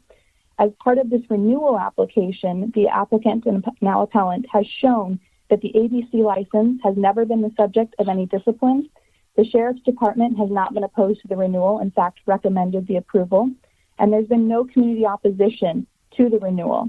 Yet, there seems to be this imposition of an hours restriction, which we believe is improper at this existing business that has a constitutionally protected and Thank you. Your time is up. So, go ahead, Madam Executive Officer, on item 4. Thank you, Madam Chair. Item 4 is a hearing on project number 2019-003288 to adopt a resolution to designate a property located in the unincorporated community of West Carson as a Los Angeles County historical landmark. There is a departmental statement and correspondence was received. Amy Bodick, Director of Regional Planning, will provide a statement. Amy? Madam Chair, members of the Commission, good morning. Thank you very much for your attention to this item. This is a recommendation by the county's Landmarks Commission that the board designate Alpine Village as a Los Angeles County historic landmark and find the project categorically exempt from CEQA. The approximately 14-acre property is located at 833 West Torrance Boulevard in the community of West Carson and is developed with a Bavarian-style retail complex that was constructed from 1968 to 1974. The proposed landmark consists of 7 buildings and their additions, a freestanding business pole sign, and a portion of the existing parking lot. At the property owner's request, the proposed landmark boundaries excluded approximately 2/3 of the existing parking lot where a swap meet currently operates, as well as excluding the building interiors. On January 24, 2020, the Landmarks Commission found that the property meets the criteria for designation because it represents the historical context of a commercial development with the automobile, and is a rare building type, a themed shopping court, as well as its long association with Southern California's European American community. The property is owned by Alpine Village Incorporated, which did not consent to the designation. Owner consent is not required for the landmark designation. The Property Owners Council did submit letters stating that some of the Alpine Village shareholders opposed the designation because they were concerned about the potential restriction of economic opportunities for future buyers of the property. However, They will not contest the designation, and we did commit to working with them and future property owners to support the economic viability of the property. More than 2,000 people submitted letters of support for the designation, and as of yesterday, we had 6 letters in opposition. Additionally, Los Angeles Conservancy, the local preservation advocacy organization, has gone on record stating their support for the preservation of Alpine Village. These conclude my remarks, and I am available to answer any questions you may have. Madam Executive Officer, item number 5 now. Thank you, Madam Chair. Item 5 is a hearing on an amendment to County Code Title 21 subdivisions and Title 22 planning and zoning to include the by right housing ordinance. A written departmental statement was provided and correspondence was received. We will now take public comment on the public hearing items 1, 2, 4, and 5. Madam Executive Officer, please read the call-in information that was also provided on the agenda and explain the speaking rules to those members of the public who are calling in to address the board. In addition, upon completion of public comment, my colleagues will be provided an opportunity to speak on the items. Thank you, Madam Chair. As indicated on the agenda, members of the public wishing to offer public comment on items 1 through 5 should call 844-767-5651 and use participant code number 1003836. To repeat, please call 844-767-5651 and use participant code number 1003836. Do not call the number if you only want to listen to the meeting. To listen only, please call 877-873-8017 and follow the instructions. To members of the public calling in, when it's your turn to speak, please state your name and which public hearing items you wish to speak on. Each person will have 1 minute for all public hearing items. We will allocate up to 60 minutes for public comment on all the public hearing items. If there are no speakers waiting before the 60 minutes have lapsed, we will close the public hearing comment. We will continue to accept all written comments that come in during the meeting, which will become part of the record. When speaking on the public hearing items, you must be on topic. Our goal is to get through as many speakers as we can. If you're not speaking on topic, or if we cannot tell if you're speaking on a public hearing item, you will get 1 warning from County Council or the chair.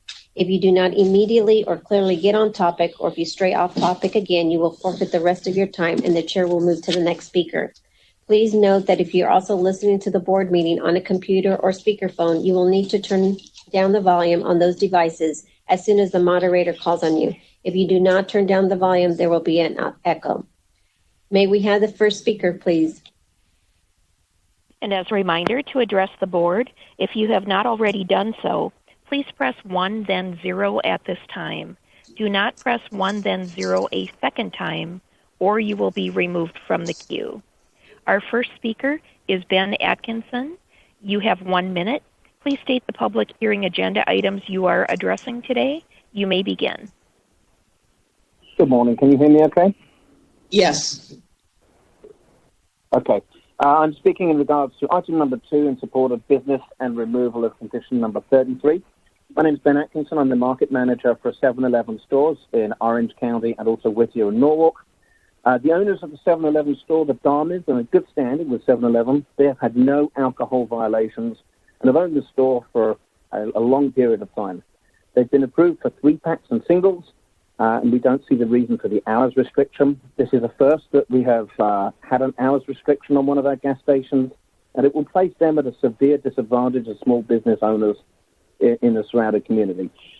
They strictly enforce no loitering and comply with or no alcohol consumption on the premises, and are very strict with that and have had no alcohol violations. It's a busy commuter store serving the local community, going to and from work, and they have done a good job of enforcing training and monitoring of their store employees. Thank you. Your time has expired. Next speaker, please. Our next speaker is AJ Singh. You will have 1 minute. Please state the public hearing agenda items you are addressing today. You may begin. Hi, I'm addressing item number 2, My name is Ajay Singh. I'm a franchisee of a 7-Eleven, and I just want to let the board know that having this time limit on our business, it hurts the business bottom line. Unfortunately, what it doesn't do is it does not, all it does is asks the customer not to shop in this store, but all they do is just go across the street and shop at the other locations. Because this is an unincorporated area, the lines of demarcations are very narrow. So just on the other side of the street, it is a different city, and they don't have such restrictions. If you put these restrictions on this license, it'll hurt this business in particular. Thank you. Your time has expired. Next speaker, please. Our next participant is Randeep Dami. You have 1 minute. Please state the public hearing agenda items you are addressing today. You may begin. Hi, my name is Randeep Dami. I am the franchisee owner for this particular location. This is for agenda item 2 and condition number 33.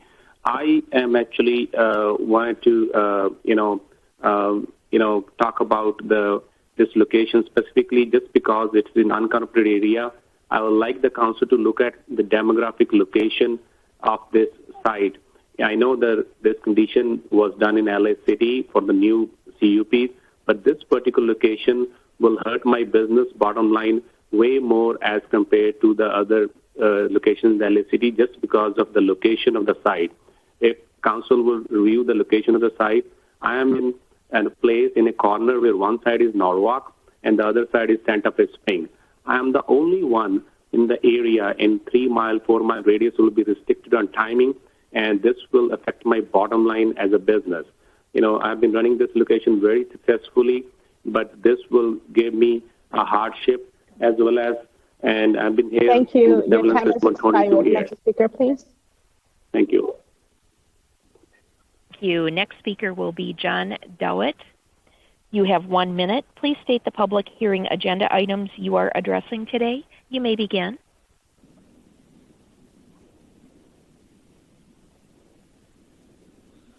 John Dowett, your line is open. You may begin. All praises and glory to the Almighty Creator. I am Adrian the Redeemer Moon, and I shall speak on item 13, address general public comment. I am in favor of the report by Mark Wickley Thomas, and I request that in support I'm of sorry, Wickley Thomas and Catherine Barker. we're on public hearing right now, items 1 through 5. Okay. I'll wait to 13. Public comment for those items has already expired, so if you'd like to submit something in writing, it will be considered by the board. Thank you. Thank you. Next speaker, please. Thank you. Our next speaker is Paul Perlson. You have 1 minute. Please state the public hearing agenda items you are addressing today. You may begin. Good morning, everyone. I'm addressing item number 4, Alpine Village. I'm speaking on behalf of the board of directors of the Alpine Village Corporation, and the board appreciates the county's commitment to help Alpine Village with its financial issues that will result from this designation. And I just wanted to mention the fact that the historic uses that the general public has a memory of are no longer in effect. The restaurant is closed. The Oktoberfest that used to be in a big tent on the property has also closed, all because of financial losses. It's not a destination for the general public that it was, and there is minimal foot traffic. The swap meet provides the greatest amount of income. Thank you. Your time has expired. Next speaker, please. Our next speaker is Ron Michaels. You have 1 minute. Please state the public hearing agenda items you are addressing today. You may begin.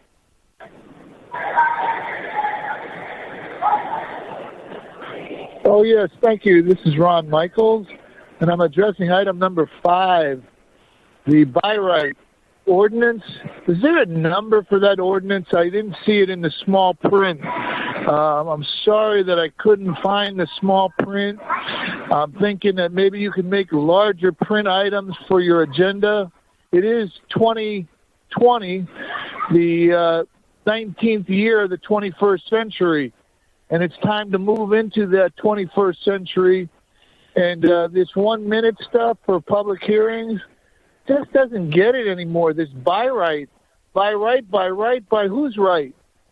Could you please further clarify that a little bit, because it leaves a lot to the imagination. And as for funding some of these items, maybe you could look into the marijuana excise tax that has never been discussed by the county or the city as a source Mr. of Sachs, funding. would you please stay on topic, please?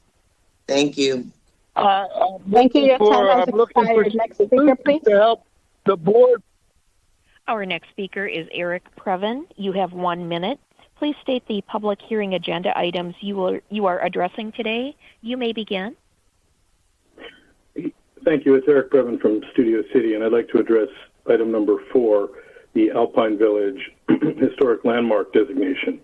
This is in West Carson. And, I support going a little further and calling this monument the Richard Bruckner, Mark Ridley Thomas historical landmark for LA County. And I would like to have, as part of a stone statue that's made, a very squat but stately-looking Sheila Kuehl as a part of the tableau. Would you please and they stay can on be topic, holding together. please? No, this is my proposal for the historical county landmark that's at item 4. Please don't interrupt. Now you're going to taint it as a fair public hearing if you do that, Catherine Barger. You've already done a great job of excluding the public from other items like the budget. But let me just finish. And then I would like them to be destroying the building, the part of the building at LA County Hall where the public used to sit and deliver testimony, have them be pulling it out in workers' outfits, sort of dressed as the proletariat in a good way. Thank you. Your time has expired. Next speaker, please. The next speaker is Sherry Bonstell. You have 1 minute. Please state the public hearing agenda items you are addressing today. You may begin.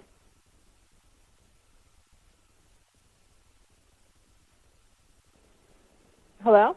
Hi, Sherry. Please go ahead. Okay, good morning. My name is Sherry Bonstell from Jeffer Mangels, Butler, and Mitchell. I represent the owners of the Alpine Village at the direction of their board of directors. The owners do not oppose the designation with the conditions that are approved by the Landmarks Commission. As stated in the presentation, these are, first, the designation only applies to the site area on the map attached to the resolution, which is just the buildings on the southern edge of the property. The remainder of the property is a large parking lot that is located in the top of a former landfill that has numerous environmental issues. Since the 90s, the parking lot has been used as a daily flea market for clothes that serve the local community. It's a primary source of income for Alpine Village, and so it really needs to remain. Second, the designation applies only to the exterior of the buildings, as identified in the resolution, because the interiors have been significantly altered over time. And finally, it is important for you to know that Alpine is no longer in the same state that it was in the fond memories of most of the speakers. The Oktoberfest celebration Thank and the you. outside Your time tent. has expired. Next speaker, please. Our next speaker is Navjag Dami. You have 1 minute. Please state the public hearing agenda items you are addressing today. You may begin. Hi, this is Navjot Dhami. I'm the owner of Salmon Lemon, agenda item number 2. And I just like to add to my husband's testimony that we are operator of this business more than 22 years. And we have been down to almost 40% because of the COVID. And this condition will really hit us really hard. And we are already struggling. We have no profits at this condition, and we're really struggling financially. And we will appreciate if you guys consider the location of the store and figure out this is not fair on this location, because right across the street there is licenses. Everybody is able to sell at up till 2 a.m. So we will appreciate your concern, and please look into the location of this Salmon Lemon. Thank you very much. Thank you. Next speaker, please. Our next speaker is Dion Walker. You have 1 minute. Please state the public hearing agenda items you are addressing today. You may begin. Hello, my name is Dion Walker, and I'm speaking on item number 2. I'm in support of the business and removal of condition number 33. This location for 7-Eleven has been in good practice with both the community and with 7-Eleven. Placing the burden of condition number 33 onto the store has caused undue hardship for both the operator and the financial profits of this location. This location has been in fair practice of both singles and their beer license and wine license since inception. This burden places an unnecessary need and hardship on the operators and also drives away business and community standing. We would like the board to consider removing this in order to restore balance and profitability towards the store. Thank you. Thank you. Next speaker, please. Next speaker is Harris Rosenblum. You have 1 minute. Please state the public hearing agenda items you are addressing today. You may begin. Good morning, everyone. I'm calling on behalf of the Los Angeles Business Council in support of item number 5. The LABC would like to express its support for the proposed buy-right housing ordinance. At a time where housing at all income levels is crucially needed, this ordinance will help expedite the development of multifamily housing and would incentivize increased production of affordable housing through market mechanisms. The 2019 McKinsey report found that meeting our region's 2021 to 2029 RENA affordable housing target of 457,000 affordable units would require around $130 billion over the 8-year period. With COVID-19 shifting priorities and slash budgets, finding public subsidies to fulfill this dire need would become increasingly difficult. We think the buy-right housing ordinance would reduce the amount of public subsidy needed by incentivizing market-driven development with set-asides for affordable units. We're also greatly encouraged by the ordinance's extension of buy-right review to density bonus projects, which include extremely low income and moderate. Next speaker, please. Thanks. Our next speaker is Rosalinda Sagara. You have 1 minute. Please state the public hearing agenda items you are addressing today. You may begin. Good morning, members of the Board of Supervisors. My name is Rosalind Sagara with the LA Conservancy, and I'm speaking in favor of item 4. Thank you to the County Landmarks Commission for recommending landmark designation for Alpine Village, bringing recognition to an important legacy business in unincorporated LA County. As a commercial shopping destination and social cultural gathering place, Alpine Village has made a significant contribution to the history of LA County. It has served as a social and cultural center for Germans, Hungarians, Croatians, Polish, and several other groups which held annual festivals and events at Alpine Village since 1968. Over the years, it has served as a meeting place for more than 30 social and cultural clubs. The LA Conservancy supports the designation of Alpine Village as a county landmark and urges the Board of Supervisors to approve the designation. Thank you. Thank you. Next speaker, please. Our next speaker is Paul Velazat. You have 1 minute. Please state the public hearing agenda items you are addressing today. You may begin. Hello. Just out of respect, I know I gave what I was going to say to the on the phone before I called in. It was mostly not so much about what I've been hearing. It was just more of a question. If the state of California opens up the churches, will the LA County back what Governor Newsom says? Thank you. We're on public items number 1 through 4. Okay. And we will be having a discussion later in the board meeting. Thank you. Next speaker. So should I hold? Sure, you can hold and listen. Thank you. Next speaker. Thank you. Madam Chair, there are no other speakers in the queue to address the board. Thank you. Just as a reminder to anyone that was not able to complete their remarks, we will continue to accept written comments that come in during the meeting, which will become part of the record. With that, I know Supervisor Hahn, you would like to speak on the item? Thank you, Madam Chair. I just wanted to express my support of making Alpine Village a historic landmark designation. And I know it's in the 2nd district, but of course, that's the district that my father represented for 40 years. And I really feel like I sort of grew up at Alpine Village, and I remember Hans and Terry Rotter, who were, of course, the proprietors for so many years, and did such a great job with Oktoberfest every year. I can't tell you the number of nonprofits that benefited from the first night of Oktoberfest, where all the proceeds went to support local community nonprofits in and around our area. It's just such an iconic visual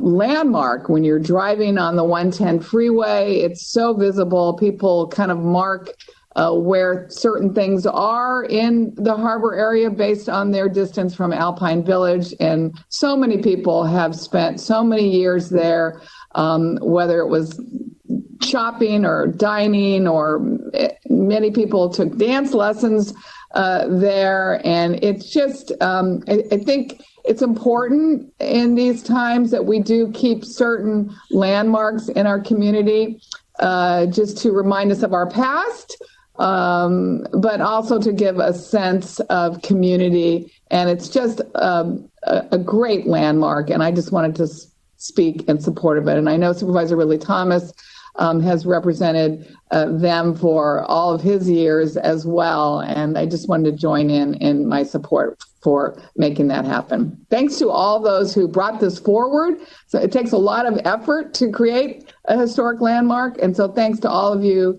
out there who did the heavy lifting to bring it before us today. Thank you, Madam Chair. Thank you. And speaking of Supervisor Ridley Thomas, Supervisor Ridley Thomas. Well, thank you very much, Madam Chair, and my colleague, Supervisor Hahn.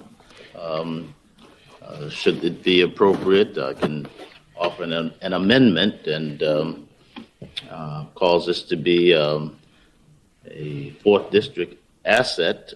Your remarks were so stellar until it's almost as if my little paltry remarks won't measure up. Not at all, not at all. Madam Chair, thank you for the opportunity to thank the Regional Planning Commission and the county's Historic Landmarks and Records Commission for their work on this.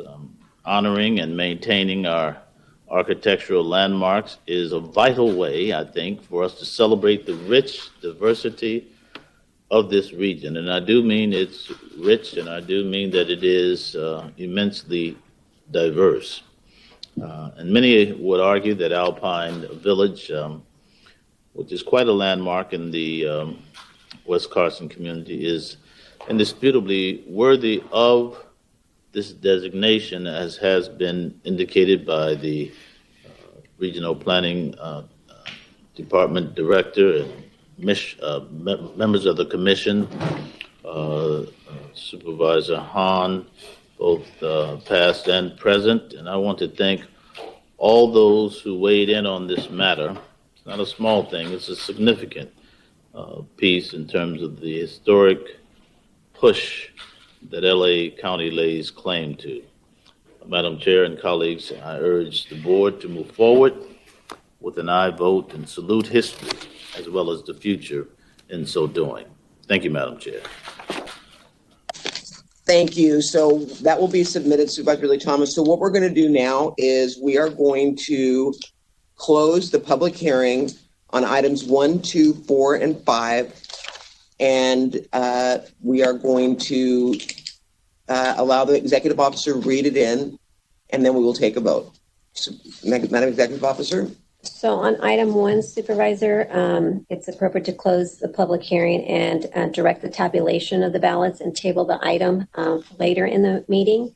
So that will, that will be the order. Okay. On item 2, it would be appropriate to close the public hearing and vote on the item. Okay, we will vote on this item. Item 2 is before us, moved by Supervisor Hahn, seconded by Supervisor Solis to approve the item. Madam Executive Officer, please call the roll. Item 2 is before you. Supervisor Solis? Aye. Supervisor Solis? Aye. Supervisor Ridley Thomas? Aye. Supervisor Ridley Thomas? Aye. Supervisor Kuehl? Just to clarify, this is to deny the appeal. Is that the vote? Correct. Aye. Thank you.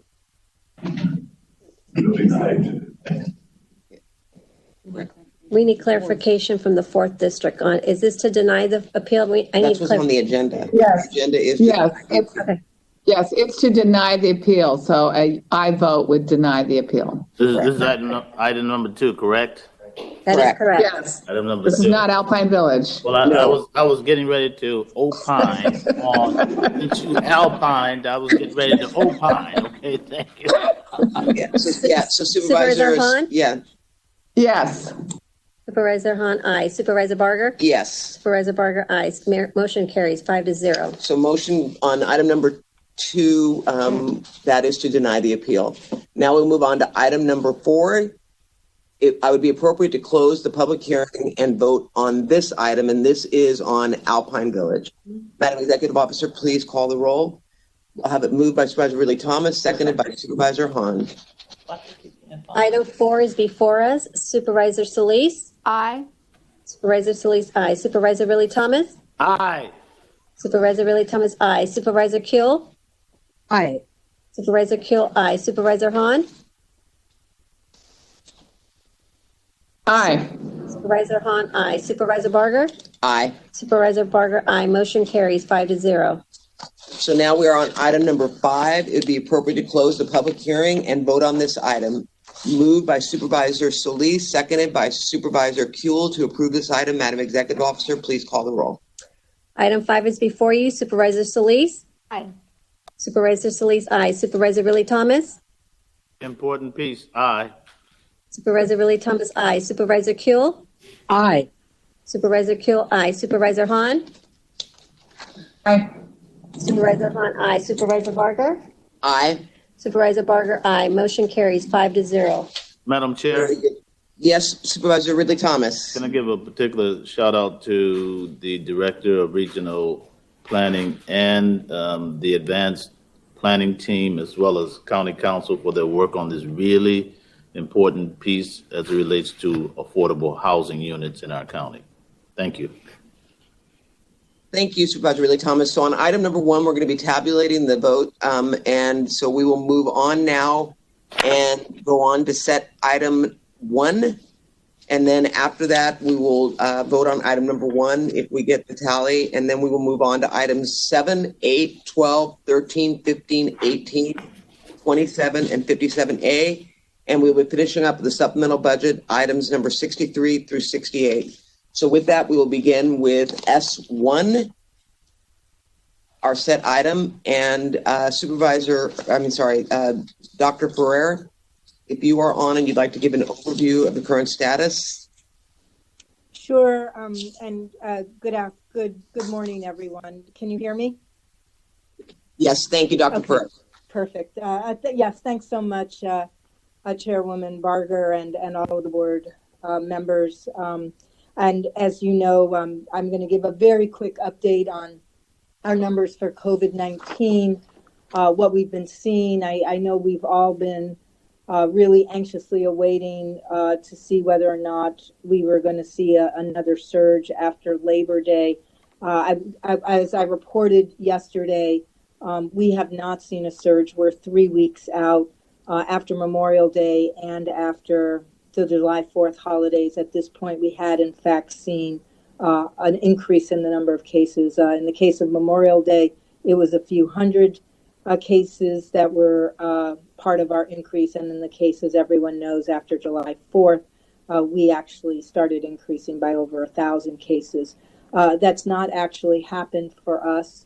At the beginning of September, the average number of daily cases was 1,176. As of the end of the week, last week, the current number of average daily cases was 1,074.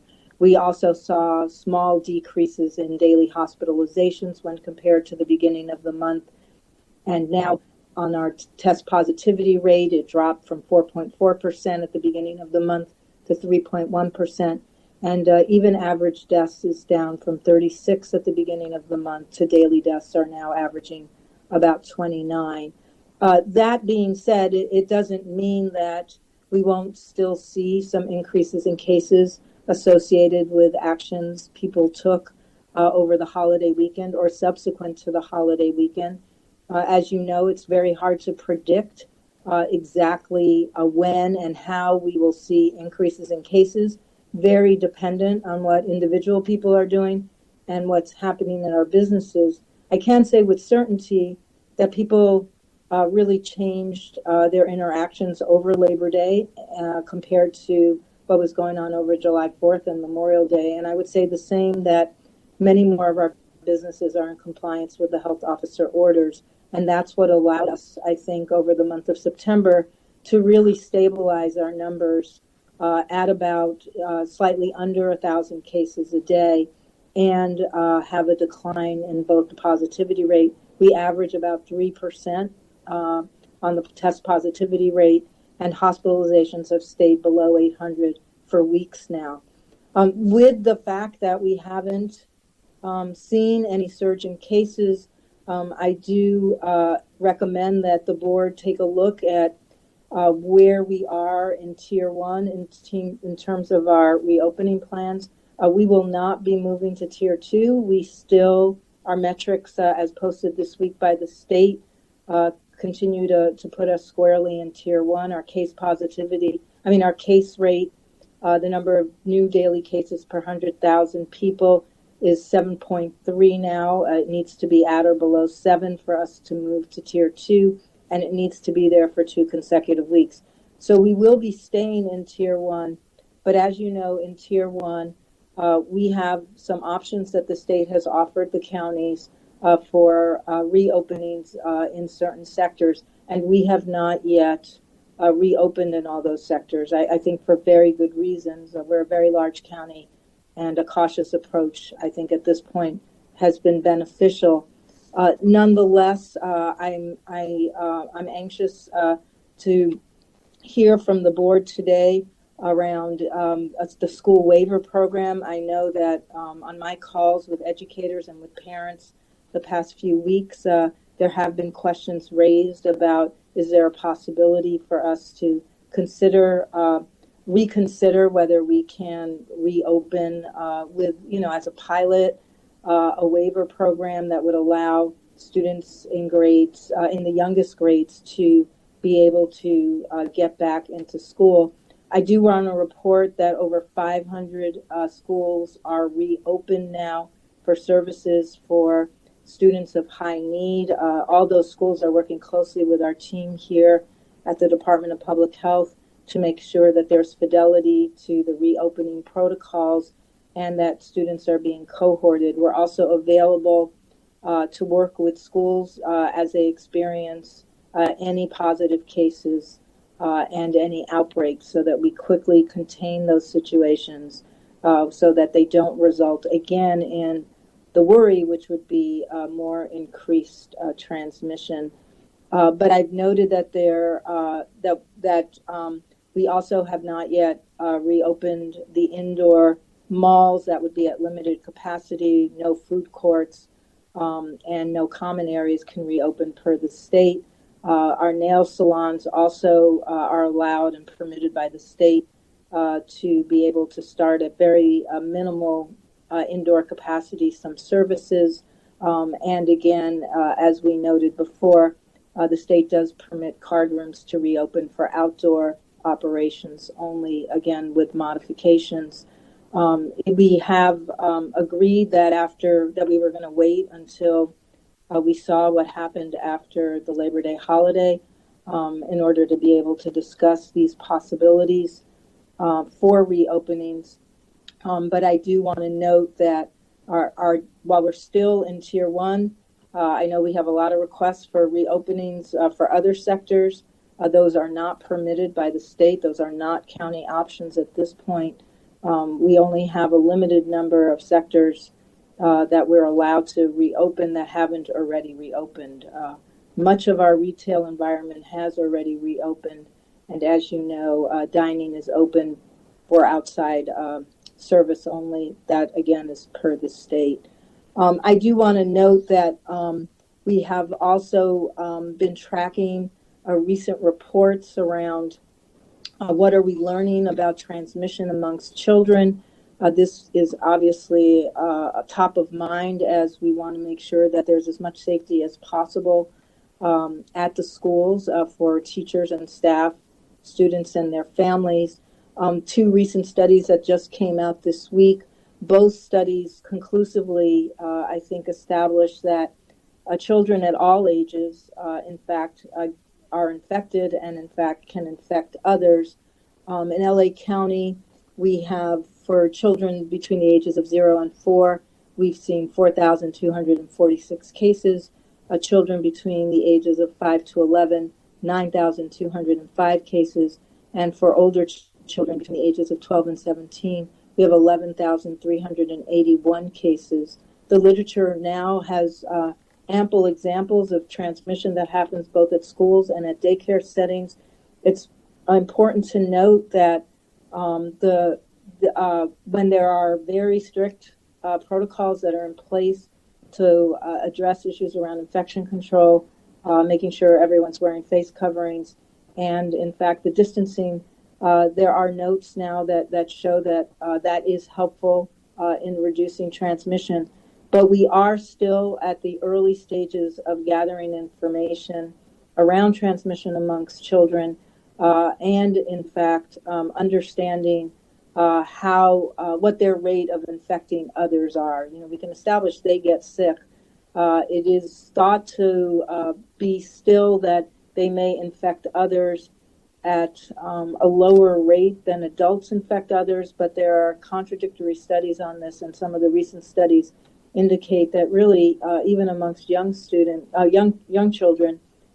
they have a higher viral load than many adults. So we're going to have to continue to watch the literature on this and thank the researchers for being very, very prompt about letting us know what they're finding as they do both these meta-analyses and these independent studies of situations at certain sites where there have been outbreaks. With that, I'm happy to just stop. I think that's the update about where we are and the numbers that we've been seeing, and I would welcome any questions. Thank you, Dr. Burr. And I think given the size and scope of LA County, our residents have done an admirable job containing the spread of COVID-19 in our communities. And you mentioned the fact that we just came off a holiday and the numbers are looking good. Through this time, we and our partners at the state have learned more about how to prevent the spread and treat this virus. I look at the state's new reopening guidelines and it reflects this. They are structured to allow for reopening while limiting community transmission through physical distancing and moving things along. We are also tracking the social and academic impact of children, which you and I have talked about quite a bit, Dr. Ferrer, and also the economic impact to our communities, which I know all my colleagues have heard from. So I want to put something on the table that Supervisor Hahn and I are introducing, and we can discuss it.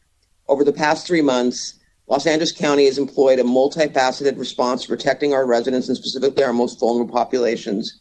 These efforts have been successful, and as we have seen in our case rate drop to its lowest rate since the spring, and our positivity rate reached the lowest levels yet. When the state introduced the tier system last month, the county made the decision to delay any additional reopenings to allow our rates to continue to drop and protect against the risk of any increase from Labor Day. Now, more than 3 weeks removed from the holiday, our rates are lower than before. Additionally, we are close to progressing into tier 2, although I know that the state has said that we've actually got a 2-week window or wait time to do that. At the same time, we are closely monitoring the impact school closures have had on our children. While we've opened our schools for individual education programs, this has been limited to a smallest subset of our students. The county cannot fully reopen our schools until we advance into the state's second tier, and we can allow waivers, but we can allow waivers for elementary schools. This would allow us to provide limited in-person instruction for the ages of children who benefit most from in-person instruction. The state, county, and school districts have invested heavily in distance learning technology. However, gaps still exist that disproportionately impact minority communities. Just this past week, a lawsuit was filed on behalf of tens of thousands of Black and Latino children who claim they've been left without a basic education. All students are entitled to a free and appropriate education. For many of our students most at risk, distance learning is neither free nor appropriate. Furthermore, the LA Times reported that the LAUSD Superintendent Austin Butner identified that the largest drops in attendance among young students is from the lowest income households. These absences will only exacerbate the learning gap between white students and minority students. Kindergarten enrollment in LAUSD is down 14%, and early attendance reports were that only 50% to 75% of students logged in.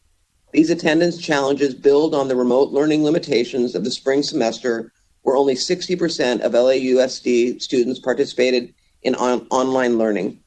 As October approaches, it's critical that we begin the process of reopening our schools at a limited capacity.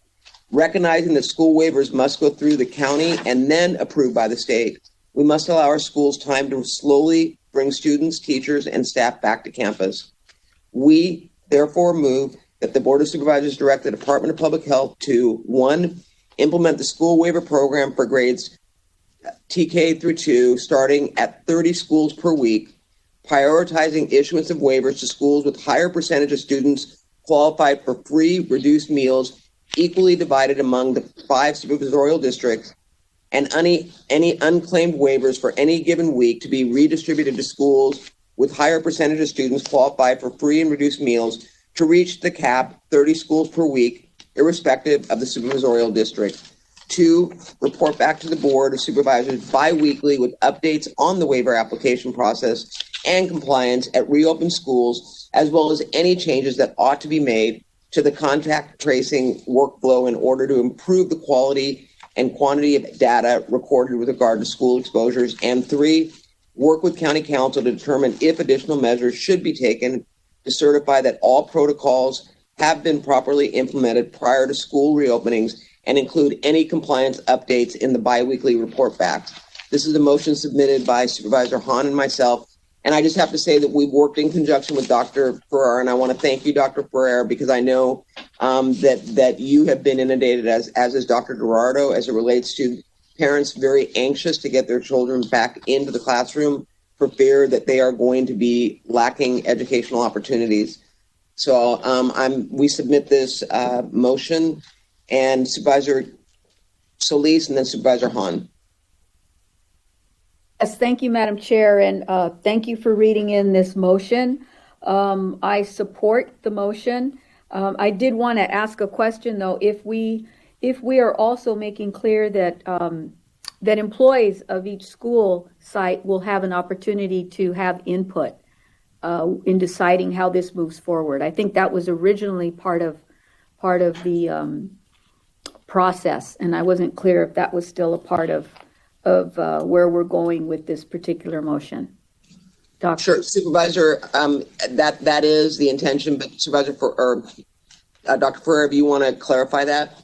Sure, yeah, thanks so much. On our last version of school reopening plan to actually launch a pilot waiver program, we did recommend and agree that letters of support should be required from the sectors that really help make up a school community. That would include, parents, teachers and staff, and the organizations that may represent them at the various schools. It's pretty hard to imagine successful reopenings without the entire community working together on this. And that was in our last recommendation. So that remains then?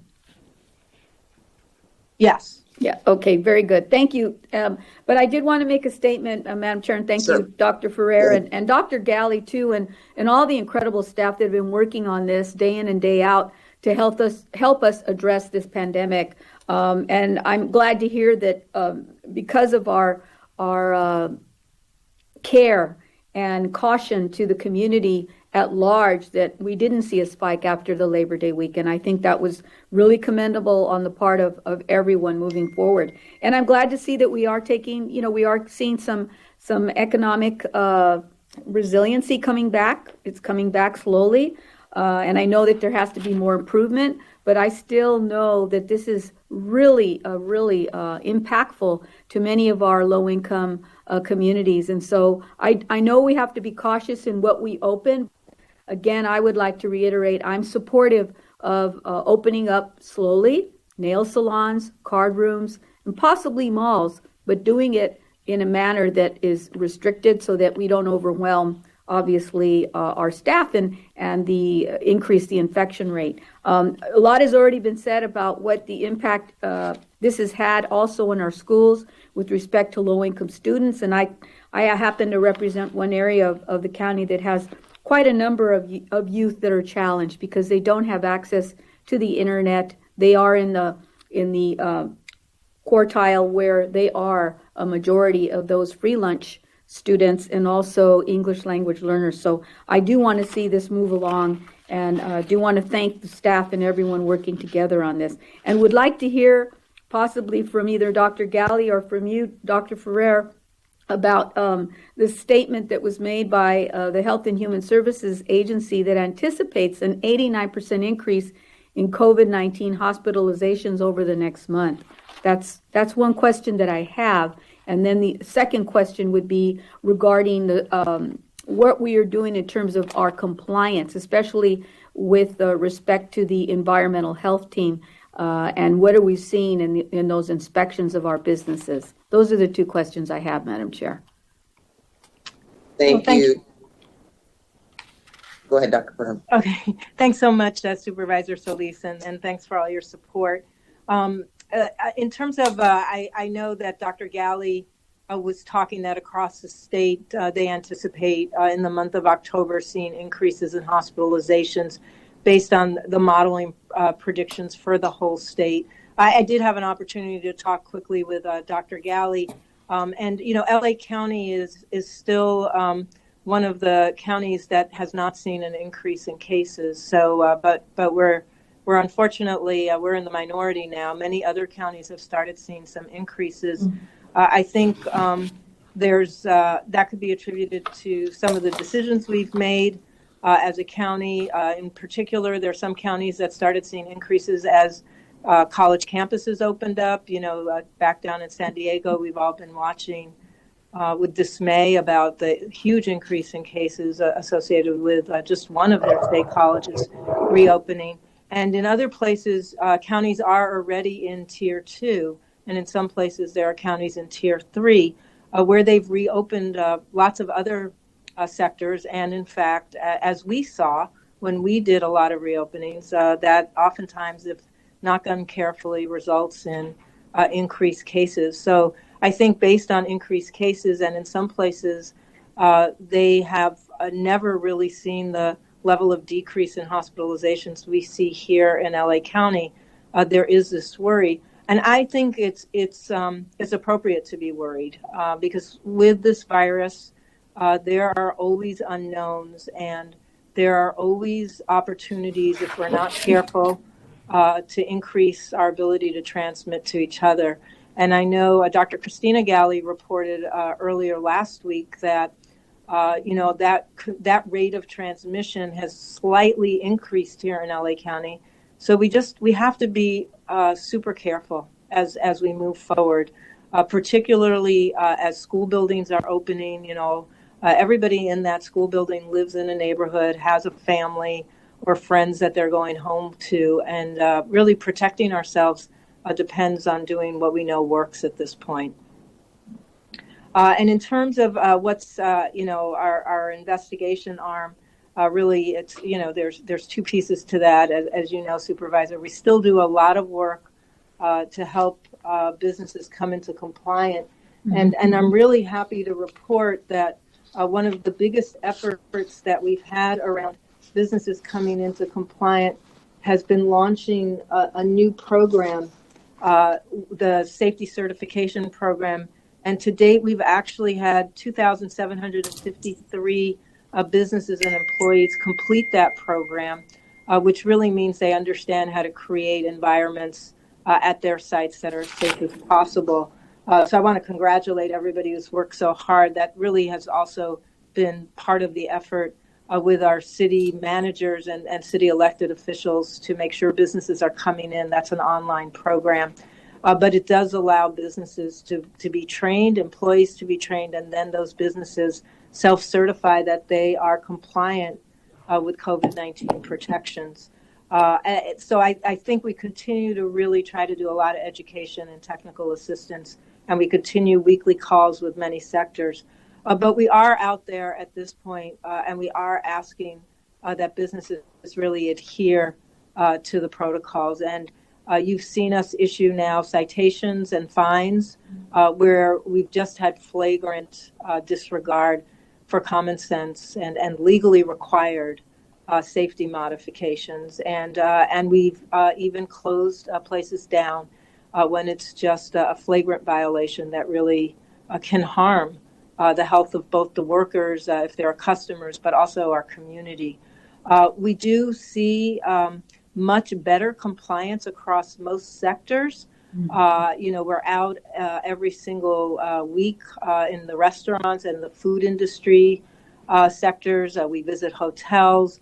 And again, huge improvements. I will say making sure that employees know what the protections are is still an area where some businesses are challenged, and posting those requirements, again, are areas where businesses can still improve. I will say the places where we've still struggled and we get the most complaints to date are with the fitness centers that continue to operate indoors, and a handful of houses of worship that continue to operate indoors. We just urge everyone, we're outdoors for a very important reason, which is that there's mounting evidence about how much easier it is for this virus to be transmitted indoors. And while we learn from the science and figure out what the implications for that may be for creating a safer air circulation systems, I think it's important to adhere to these protocols that call for folks to be outdoors. We do, as you know, have a line, an anonymous line where people can complain if they are working in a place and they feel like it's not safe, or if they're a customer and they go to a place and they feel like it's not safe. We get about 2,000 calls a week, and we respond to all of the calls and try to follow up and make sure that we're bringing businesses into compliance. Great. Thank you very much, Madam Chair. Thank you. Supervisor Hahn, then Supervisor Kuehl, and then Supervisor Ridley Thomas. Thank you, Madam Chair. And thank you, Dr. Ferrer, for giving us this update. And again, I'm glad we're having it as a set item so the public can actually hear all of us ask questions and debate these issues. Good news that we have not had a significant increase in our cases based on Labor Day. I think we were all holding our breath a little bit about what those numbers would be. We know it's all precarious. And again, we all know that until there's a vaccine, it's all a big risk. Every time you walk outside your front door, you are at risk. And we know that. I will say that I feel like I'm evolving a little bit in how I feel about the reopenings. I love it that we were focusing on schools. I think that's right, and I was happy to co-author the motion with Supervisor Barger about beginning to plan for accepting waivers. And I agree, and Supervisor Kuehl called me over the weekend and made sure that we remembered what we all agreed on, that even though it was removed from the state's criteria for waivers, we felt pretty strong about making sure there was a letter of support from the teachers, from the staff, from the parents. That is really paramount, I think, as we look to reopen some school sites. But I will say, I know we're still having sticker shock from May when many have criticized us for reopening too soon and then having to close back up again. But I do kind of feel like we're at a tipping point in terms of businesses, jobs, people's livelihood out there. And I do know that every week that goes by that we don't allow a small percentage of different businesses to sort of reopen and get back on their feet, we're closer to putting the last nail in their coffin in terms of their businesses. And then that would result in employees not even having a business to go back to. I'm getting more, and I did get a call from the mayor of Long Beach, Robert Garcia, who feels like, he is completely okay. And I agree that we should get our nail salons maybe back up for indoor operations at the 25%. Some of them have been operating outside in the parking lots, on the curbs, but there's others that weren't capable, that did not have that kind of property around their store. And I will say, the last time I went to my nail salon in San Pedro, the amount of plexiglass, the amount of masks and shields, I felt much safer sitting there getting my nails done than I do, because everybody's wearing a mask, right? I felt much safer there than sitting outside at a restaurant and eating and dining where people are not wearing their masks. So it feels arbitrary at sometimes, it feels unfair, but I'm also ready, to even look at breweries, because, when you look at the makeup of breweries, it's outdoors. There's no inside, there's no dance floors. There's no, getting close to each other inside. Many brewery owners have said they will limit the hours that somebody can sit there on a bench drinking a beer. And again, many of these are small businesses. These are entrepreneurs who invested their entire life savings into opening the business, unfortunately, and then the pandemic hit. So I am moving toward being more open to the 70 breweries in LA County. I'm not ready to go to the thousands and thousands of bars that are out there yet. I think it's a incremental opening for breweries and wineries.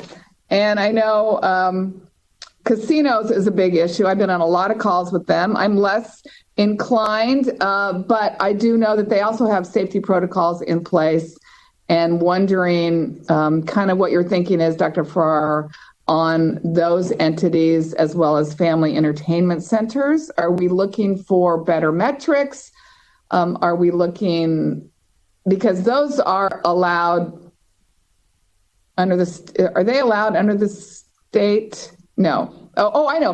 I know what I was going to say about breweries. Not allowed under the state, but food trucks with a brewery are allowed. So I'm wondering if there's a possibility to carve out a special category for breweries with a food truck that we could begin to let them operate a few hours at a time to see how that works. I said a lot, and I'm not even sure if there were some questions in there, but I'm glad we're talking about this publicly, because I think the public has a right to hear us debate these issues. So feel free to answer anything you thought even sounded remotely like a question. I think there were a lot of questions in there. So Dr. Ferrer. Much, Supervisor Hahn, and for all your support. Let me just see if I can answer a couple pretty simply. Card rooms are permitted activity. There are 7 card rooms in LA County, but they only can operate outdoors. They cannot operate indoors. And the restriction here in LA County is that there's no food or beverage service at the tables, which means that everyone will be both outdoors and have their face coverings on the entire time they're at one of the tables. And again, I want to note there's only 7 there are only 7 card rooms here in LA County. And we too have, obviously been in contact with them. I want to note that they were allowed to reopen indoors, but just for a few weeks before, again, based on the state order, they were closed down, and we did not allow them to reopen outdoors yet, although that is something we could do in while we're in tier 1, the most restrictive tier that the state has. In terms of the family entertainment centers, that again, yes, that is a permitted activity for tier 1. We have not opened any family entertainment centers here in LA County. I think one of the issues there, obviously, is that includes the arcades, where there's a tendency for there to be a fair amount of crowding, and it's hard for that to be easily, I think, managed. Also, a less, again, we always are looking for the opportunities to make sure that we're looking at both how essential the activity is and the amount of risk it may create. But you're absolutely right to note, even though we haven't discussed it ourselves at length, that would be a permitted activity here in LA County while we're in tier 1. The breweries, as you noted, breweries and bars, distilleries are all closed by the state, not a permitted activity in tier 1, unless they look more like a restaurant. And the way to look more like a restaurant would be to make sure you had a meal program. We've interpreted that here in the county with our health officer order to actually mean that you were permitted by the health department to prepare and serve meals. But there are other counties that have used that language to allow for, just like you noted, a brewery to have a food truck affiliated now with the brewery, so that there was the serving of a meal, even though the brewery itself is not permitted to prepare and serve meals. The bars and the breweries that don't have that restaurant license to do that are generally only permitted to serve a limited amount of prepackaged food like potato chips or prepackaged nuts, because we haven't obviously certified them as being able to, in a safe way, be able to prepare and serve food. So that's the difference there. But you're right to note in other counties, they have in tier 1, in fact, been creative and allowed bars and breweries. I don't think they made a distinction. Anybody who was able to arrange for the serving of a meal was able to reopen. I think we'd have to check with council about trying to stagger this in a way that allowed for some of those enterprises like the breweries to open and for the bars not to. They would, again, have to be able to. I agree. And I agree. And I think we would hear bloody hell from bars, except for I don't want to be trapped to think, just because we want to incrementally allow breweries, that we have to, there's only 70 in LA County, and then we would have to open thousands and thousands of bars. I don't think we should be held to that. So if you think that's a county council issue, then let's bring that up. But I am much more, and I can't speak for my colleagues, but I'm much more interested in doing these little incremental openings to throw some lifelines, whether it's 25% of a hair salon, 25% of a nail salon, outdoor dining at but not indoor, 70 breweries, I'm much more interested, and I feel that's more thoughtful and more responsible, so that, again, we have some time to look at the data. And I don't want to be drug into having to open one sector just because it seems they're tied together or it seems unfair. But I would really like you, and if that's a county council issue, to discuss that with us at some point, because that's my inclination. I want to give some little tiny bits of help out there to some jobs and some businesses without overwhelming our caseload. And again, I'm saying this to my colleagues. I'm saying this to the public. I know somebody's going to get sick and somebody could probably die for every little bit we open. But that's a responsibility that we're all taking together. And until we get a vaccine, again, walking out your front door, you are at risk for catching this deadly, horrible, contagious virus. But we're threading the needle between people's livelihood and their health. And it's a situation none of us enjoy being in. None of us really were prepared to make those decisions. And we rely on you, Dr. Farrar. You're our health expert as well as your team.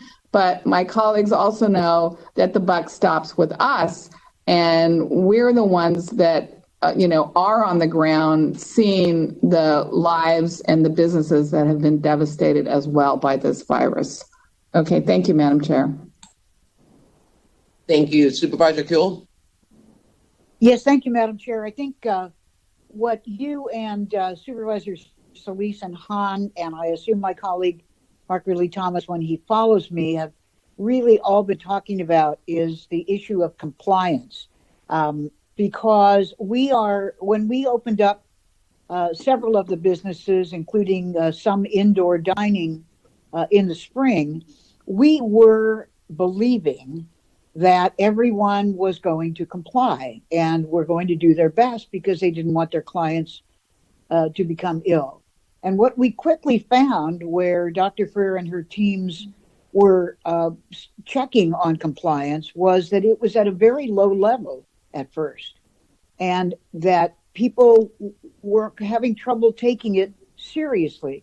Very much the same as no matter where you go these days, there are people, if you go out to eat, somebody saying you can't make me wear a mask just to walk in your restaurant. And it's very hard on the owners and on their employees to be very firm, but they have to be. Some people are having a dinner party, but you're not supposed to have more than 6 people at a table. They have to be distant from the other tables. And they'll say, oh, you can't mean that we can't just crowd around the birthday girl. So what I want to say about this whole thing is there is a lot of responsibility in our residents in the county. If we are going to say we will support opening in a limited manner more of these businesses, it's really the responsibility of the business owners to take this very seriously, or they will be closed down again because the cases will go up. 2 nights ago on the news, they were showing nail salons that were open in another county. They had the same rules of limited attendance or inside clients, and they were not adhering to it. Every one of those big chairs where you get a pedicure was filled. People were at most a foot away from each other. And it was like, oh yeah, but we're all wearing masks. Well, that is insufficient because even with masks, you need social distancing. And the rules require distancing. And unless the businesses take this seriously, I can't see how we're going to open more and keep those places open that we've already approved. I support the motion for opening the schools in a very limited fashion, TK through 2, low numbers. And I think also maybe building in a bit of a pause mechanism after 4 to 6 weeks and really see what is going on with them. Because we now, as Dr. Ferrer indicated, have a lot of evidence about the fact that children do carry this. And I'm sure you all are surprised that you're not as sick as you usually are, you parents, about this time of year. And it's because your kids haven't been in school, because they bring everything home, and your whole family would be sick by October by now with something, with a cold or, bronchitis, etc. It's the same with this, only more serious. So I know the schools are going to be very, very careful because they care about their charges, they care about their teachers, we hope, and staff. And I'm hoping that they will be very, very strict in their compliance with every rule to try to keep our children and their families safe and our workers safe. As to the other businesses, I agree with Supervisor Hahn that it may be possible to open for limited inside attendance at, say, a nail salon. I also agree, and this could be my own prejudice, I think that anything that is open for the purpose of serving alcohol is sort of asking for it a little bit because, people's behavior gets a little looser. Maybe that's the whole point of it. So I am not supportive yet about breweries or wineries. And I agree, of course, about bars and unfortunately, even family amusement centers because I'm a big moviegoer and I really have missed it. But I hope we will take a look in 4 to 6 weeks at how it's going in terms of the applications for waivers, the waivers that might have been granted, and any of our schools that have opened. And the last thing I want to say is the equity issue is really, really important. When we allowed people to start to attend school, only those most vulnerable students, those who needed one-on-one attention, and you look at the list of schools that applied, more than half of them were private, many of them religious schools. I have nothing against private schools and religious schools, but the equity issue is very big here. And I want us to be able to help our public schools get an advantage here, but also to be able to keep their students and their staff safe. So I will support the motion. And Dr. Ferrer, thank you and your team so much for all the work you've been doing and the thoughtful way that you've approached trying to keep us safe. Thank you, Madam Chair.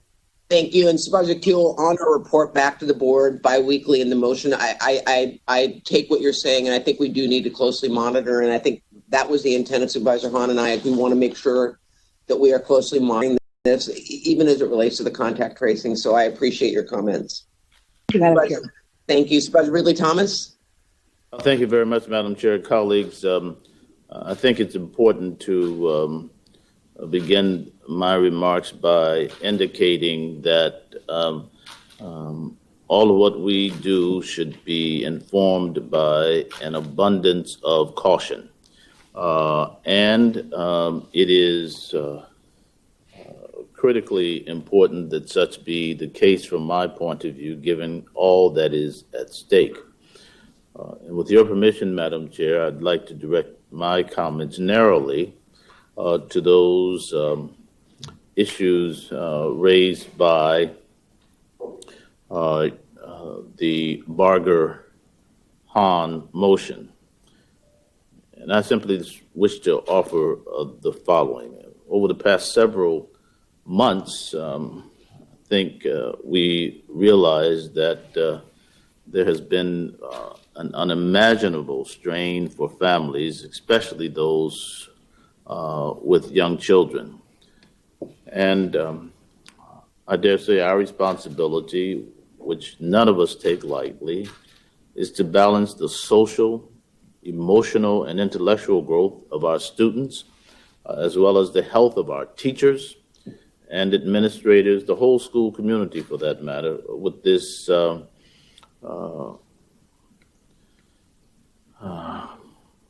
unbelievably large public threat.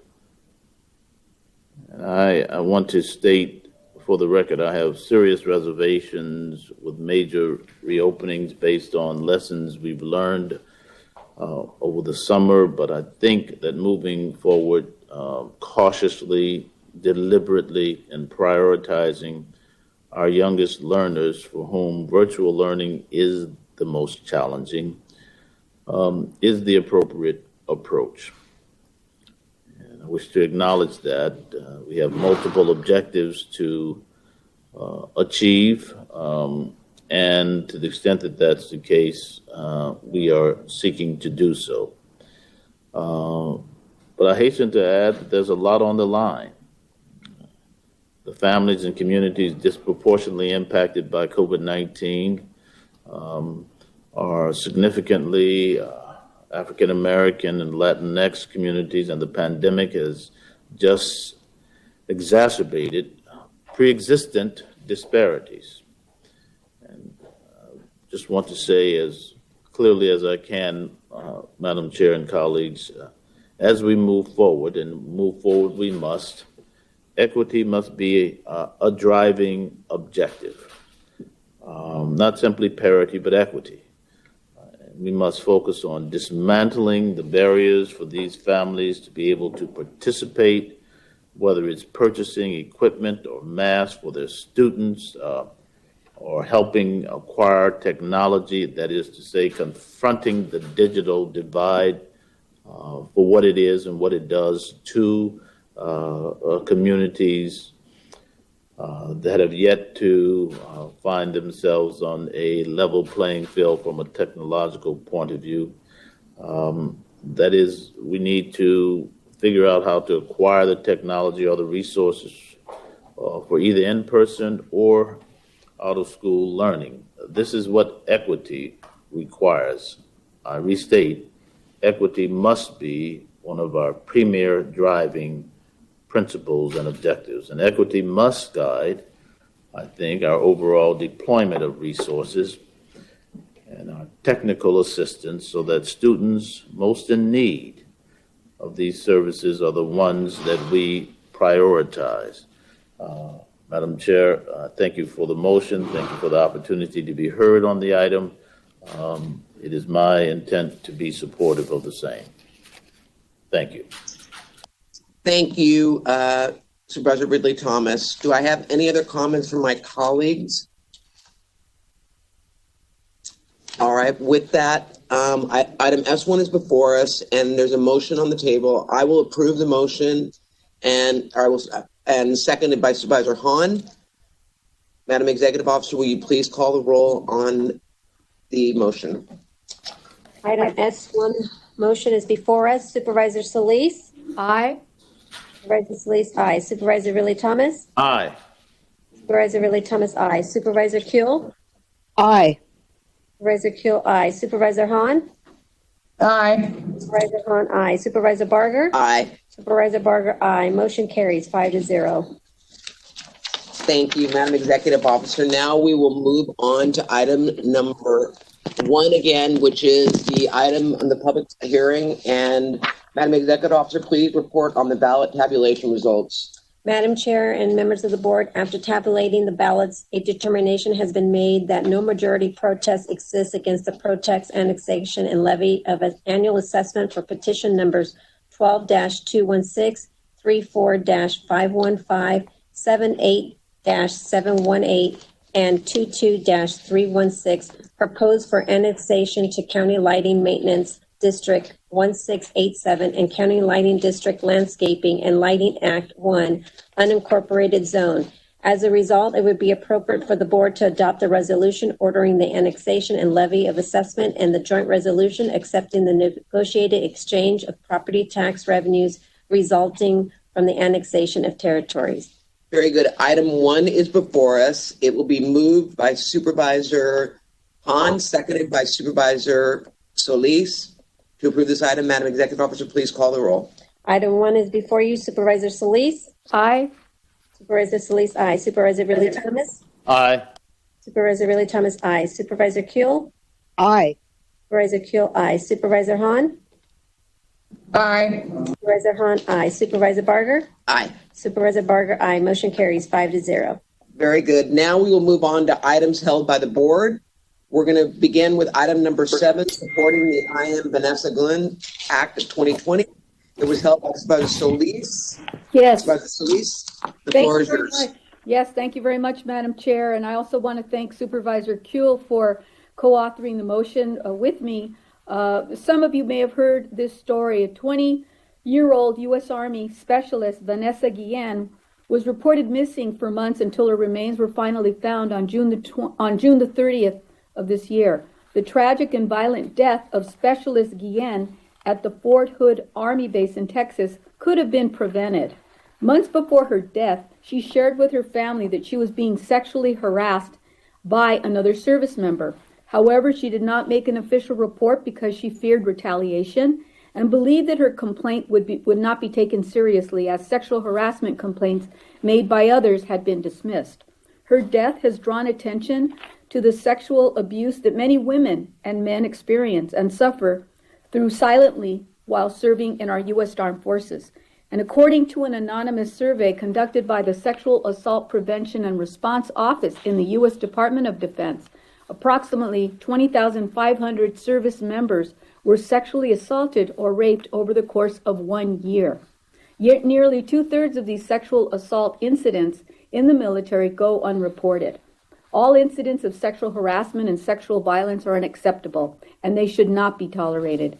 And that's why I'm pleased that a broad, bipartisan coalition of our elected representatives in Congress have taken action and introduced the I Am Vanessa Guillen Act of 2020 in the House and Senate.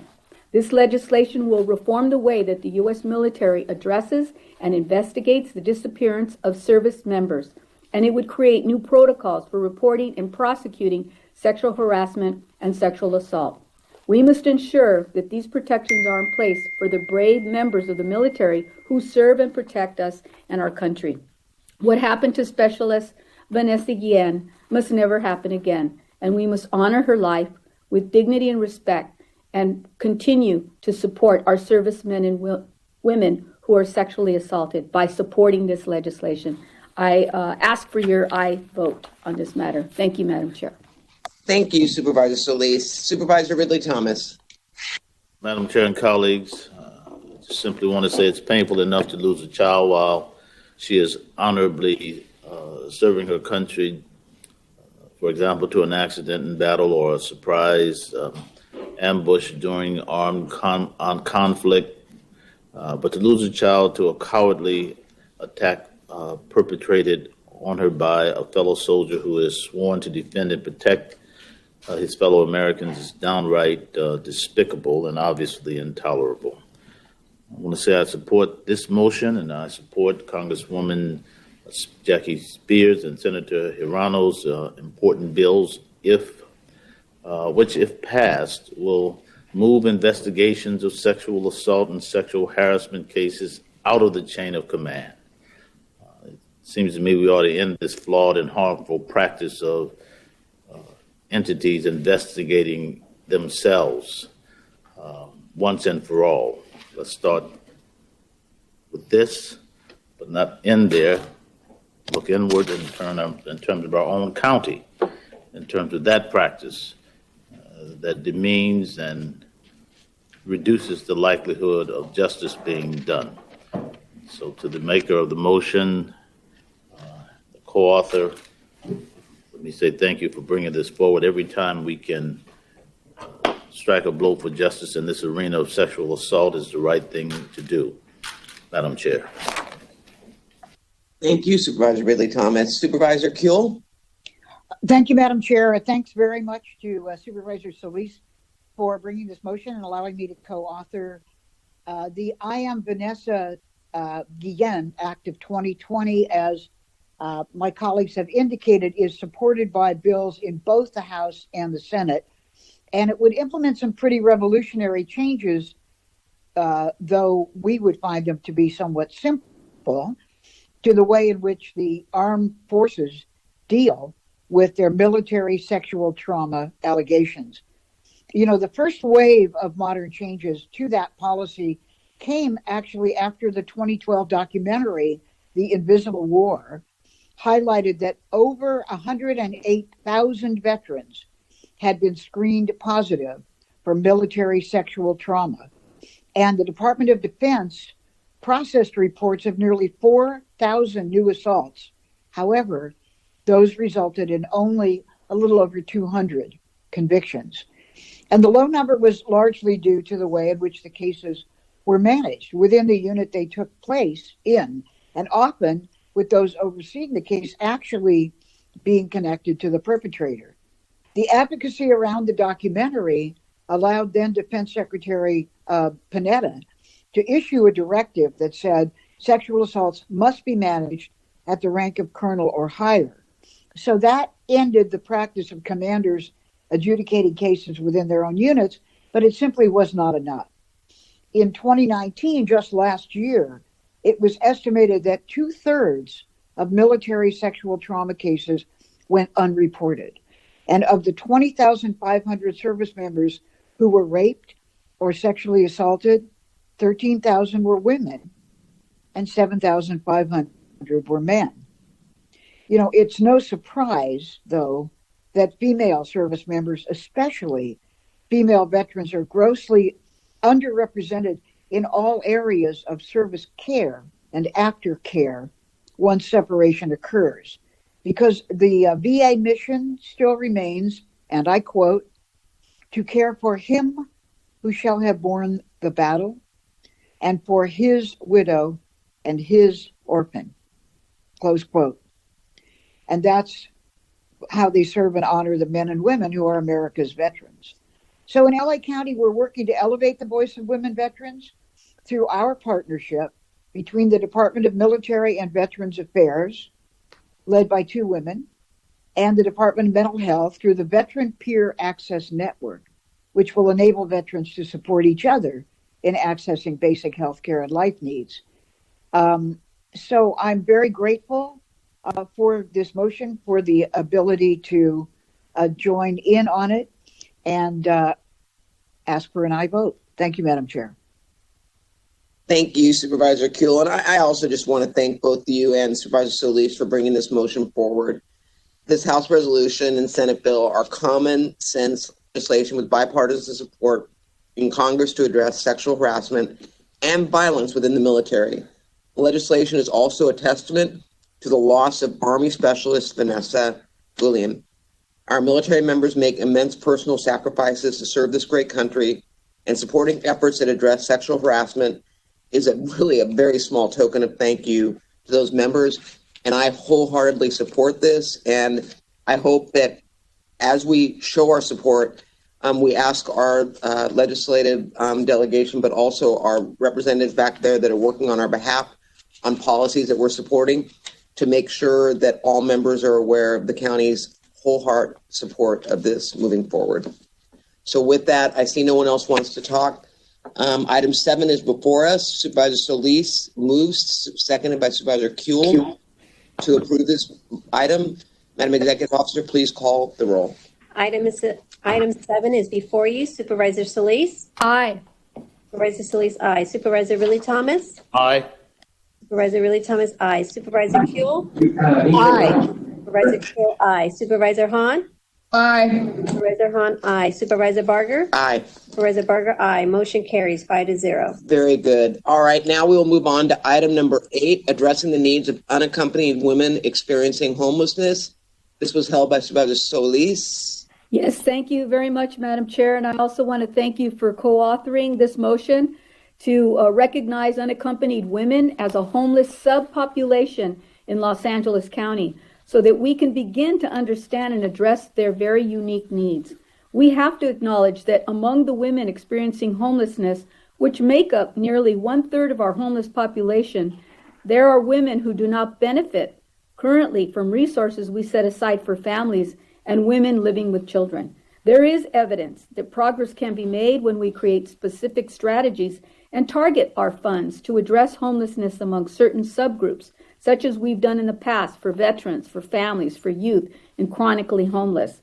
But unfortunately, unaccompanied women remain a major group that has not been identified as a subpopulation, locally or federally, and therefore they have not benefited from adequate research or adequate funding. The board has time and again stated that there is no one-size-fits-all approach in the fight against homelessness. That's why we need to look more closely at women experiencing homelessness in LA County, specifically women who have been largely ignored in the allocation of resources. And we can begin by conducting a countywide women's needs assessment, like the one that was done by the Downtown Women's Center. And they previously conducted this in the city of Los Angeles. This needs assessment that they did showed us that nearly half of the women surveyed, 48.9%, are age 51 and older. And a majority of women, 64%, have children, with about half, 48%, having children over the age of 18. and the vast majority of survey participants, 60.2%, also have experienced some form of violence in the last year. We need to do more. We need to better understand how women fall into homelessness and how we can help create support and programs that they desperately need to be successful and on their path towards permanent and stable housing. With this motion, Madam Chair, we advance the work begun in 2016 by LASA, their ad hoc committee on women and homelessness, and in 2017 by the board's action to establish a women's crisis housing program. I would be remiss if I didn't express my great concern that the COVID-19 pandemic threatens to push more individuals, families, and women into homelessness as people struggle to pay their rent increases, avoid eviction, and face stagnant wages or loss of employment. The designation of unaccompanied women as a homeless subpopulation would make Los Angeles County only the second county after San Bernardino to recognize the unaccompanied women.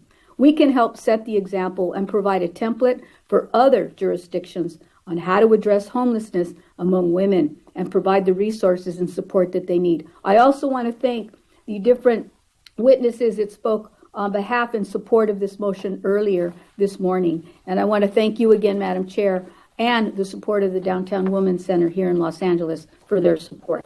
Thank you, Madam Chair. Thank you, Supervisor Solis. And I have to say it's my honor to co-author this motion today with you, and thank you so much for allowing me to be a part of it. I'm extremely proud to bring attention to this particular group of highly vulnerable individuals experiencing homelessness. This board has seen the impact that designation, enhanced advocacy, and focused resources can have on specific subpopulations. I take veterans as a prime example. We understand that veterans have unique experiences, strengths, and challenges. As a result, we identified veterans as a particularly subpopulation, formalized a designation for that subpopulation, and started collecting better data on their specific needs. Then we began to tailor resources to meet those specific needs. This means that housing, services, and the delivery of services looks a little different for veterans. That kind of focused effort can have incredible results. Veterans have been the focus of most of the federal, state, and local investment over the past decade. To date, more than 78 communities and the entire states of Connecticut, Delaware, and Virginia have effectively ended homelessness among veterans. And since 2011, the number of veterans experiencing homelessness nationally has dropped by 43.3%. I believe that we can apply the same kind of enhanced efforts to focus on unaccompanied women experiencing homelessness. This is a group of individuals who are highly vulnerable when experiencing unsheltered homelessness alone. They are at higher risk to be victims of crime, including sexual assault. They are often highly acute and lack the ability to seek out safe housing or supportive services on their own. And they do not qualify for the enhanced resources of the family system because they are on their own without children. It is a group that requires special attention and focused resources. I'm excited to begin that process today with my co-author, Supervisor Solis. I truly, as you said, Supervisor Solis, believe this is going to be a model for many to replicate.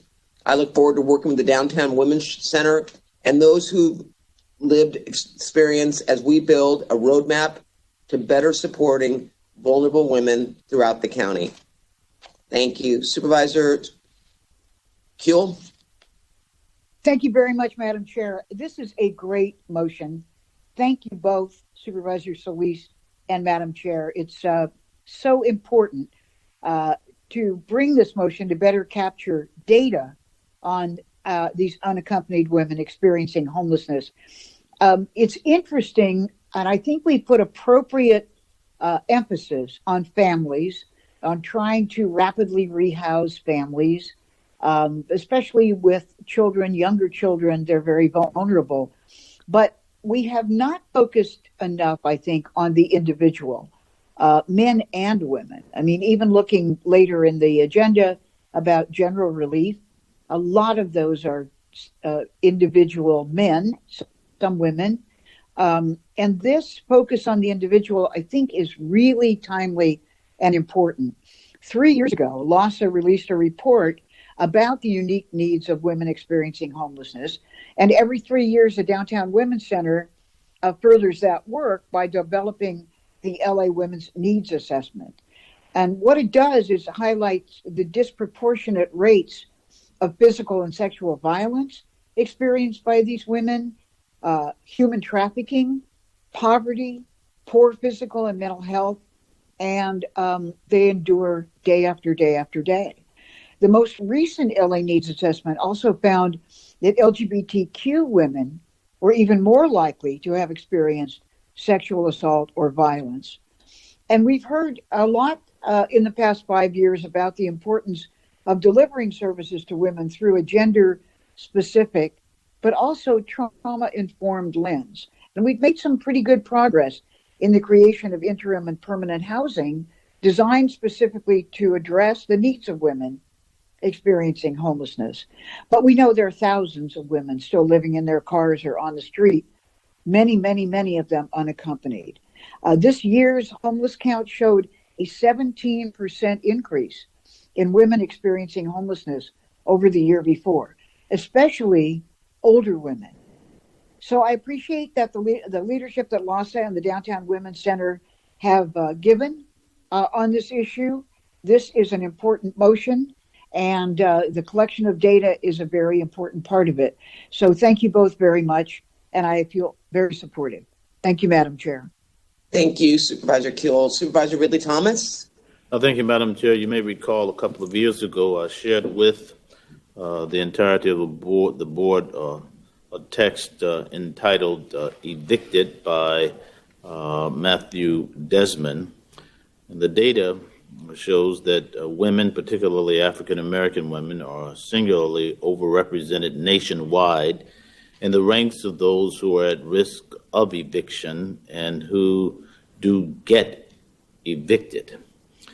And when they become homeless, single, unaccompanied women experiencing homelessness are in danger of being targets of violence and undergoing high levels of trauma. And that's why in 2016 it was a good thing that we were called upon to support women in supportive housing, otherwise known as the WISH initiative, led by Downtown Women's Center, DWC, and that was in collaboration, I wanted to be noted, with LA County's Housing for Health, who deserves a shout out in this regard. And so this WISH initiative dedicated street outreach, housing, and intensive services to hundreds of women who deserved and were ultimately housed. This motion will ensure the appropriate spotlight on this population with requisite data analysis, community-based research, and advocacy for targeted state and federal resources. And I think it should be said that our anti-racist work is intersectional in this regard, Madam Chair and colleagues. And unaccompanied women experiencing homelessness in Los Angeles and in Skid Row in particular are predominantly African American women in their 50s and 60s. And I think we have to pay attention to this with great care. So I hope that we can ensure that the voices of these who are identified as unaccompanied will be represented, will be heard and acted upon, and that a racial and gender equity lens will be brought to bear in a creative, imaginative, and forceful manner to get to solutions. And I think it's fair to say that we all have a part to play in ending homelessness, and if we want to do that, we need to look to this very issue of those who are unaccompanied women. Thanks to Supervisors Solis and Barger for bringing this forward. I look forward to continuing to be supportive of the DWC and the work that looks through an equity lens, both race and gender, as we tackle the issue in front of us. Once again, I thank you for the opportunity to be heard, Madam Chair. Thank you. And I do remember you providing that book, Supervisor Ridley Thomas, and I think it was like the second week that I was supervisor, and I would encourage everyone to read it and may pull it out again. Thank you. All right. Yeah, with that, item number 8 is before us. Moved by Supervisor Solis. I'm honored to second it. Madam Executive Officer, please call the roll. Item 8 is before you. Supervisor Solis? Aye. Supervisor Solis, aye. Supervisor Ridley Thomas? Aye. Supervisor Ridley Thomas, aye. Supervisor Kuehl? Aye. Supervisor Kuehl, aye. Supervisor Hahn? Aye.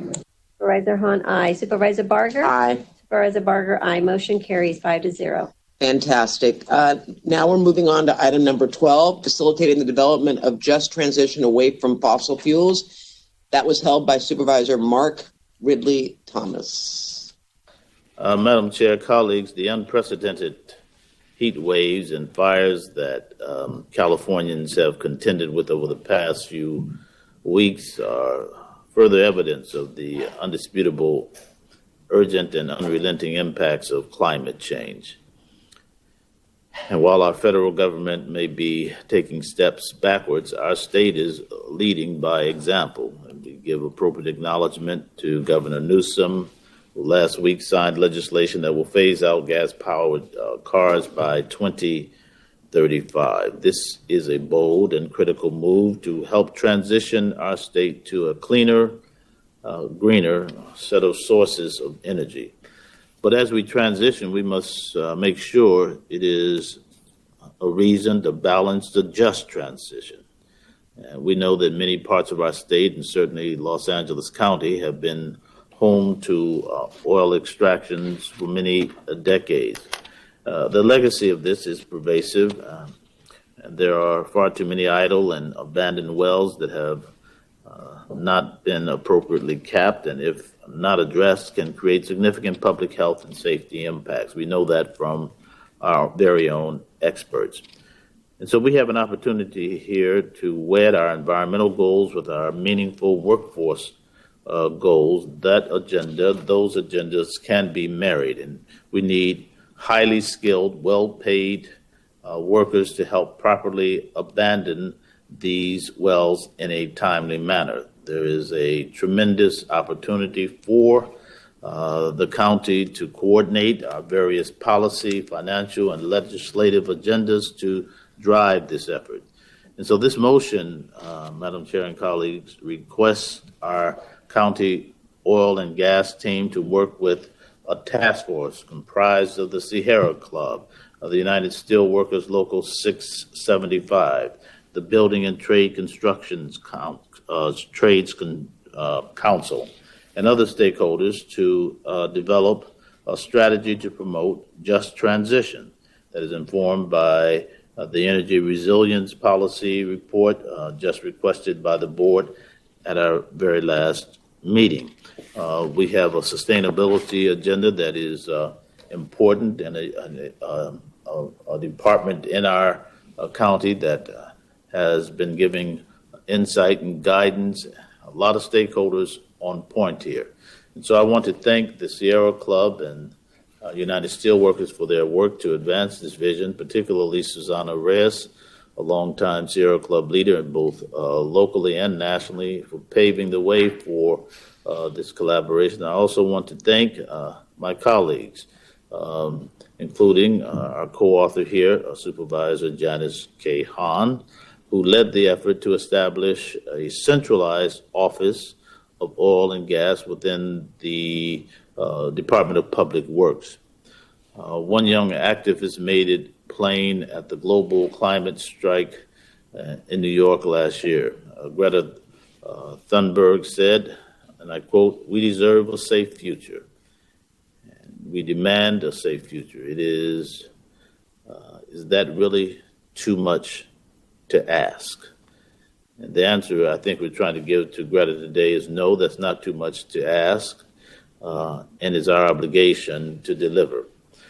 Therefore, I think that the County of Los Angeles has a big role to play in helping to drive that change, helping to lead the way, change in the name of safety, in the name of economic stability, in the name of workforce development, in the name of sustainability. So, Madam Chair, I thank you, colleagues. I thank you for the consideration of this motion, and Supervisor Hahn, I thank you for co-authoring. Yes. Supervisor Hahn and then Supervisor Kuehl and Supervisor Solis, will you take over the board meeting for 5 minutes? Sure. Thank you. Thank you, Madam Chair. And thank you, Supervisor Ridley Thomas, for asking me to join you on this extremely important motion. As we transition away from fossil fuels and create a safer and more climate resilient region, we must be strategic in the way we shift towards these changes. We don't have to choose between clean air and good jobs. We can and we should have both, but we need to be intentional about creating these jobs. It's our responsibility to make sure everyone has access to the support, resources, and training they may need in order to transition into those green jobs of the future. This motion before us is that first step in ensuring that we do that. And also included in this motion, as you said, Supervisor Ridley Thomas, is the work of our Office of Oil and Gas, specifically with identifying priority wells in the county that should be abandoned. And you're right, you and I co-authored a motion in 2018 to establish this office. And we had the hope that it would serve as a central point of contact for the community, the industry, and all of our departments. This office will play a critical role as we begin to transition away from fossil fuels. I'm glad that we're including them in this conversation now. We must always remember that our goal is to make sure LA County is a place people can continue working, breathing, and living in for generations to come. I urge all my colleagues to support this motion, and thank you again, Supervisor Ridley Thomas. Okay, very good. Supervisor Kuehl. Thank you, Madam Chair. This is a really important step, as my colleagues have indicated. Actually, the start of a critical conversation that we need to continuously have as we push to move from an extractive economy to a regenerative economy in the county. So a just transition strategy, as has been mentioned, will help ensure that our shift away from fossil fuels doesn't come at the expense of people's jobs or health or safety or dignity. The issue of the idle wells in the county left to spew harmful pollutants for years, disproportionately affecting low-income communities of color, is alarming, to say the least. And I'm in full support of having these idle wells properly plugged and abandoned.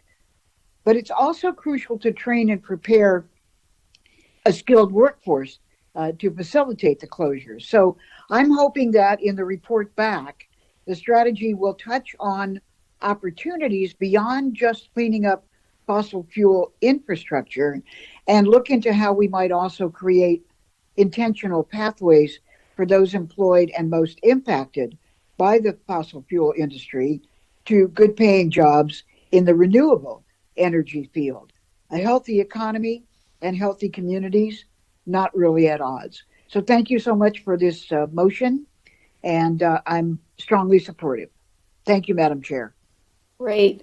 I also want to congratulate and thank Supervisor Ridley Thomas and Hahn for bringing this motion before us.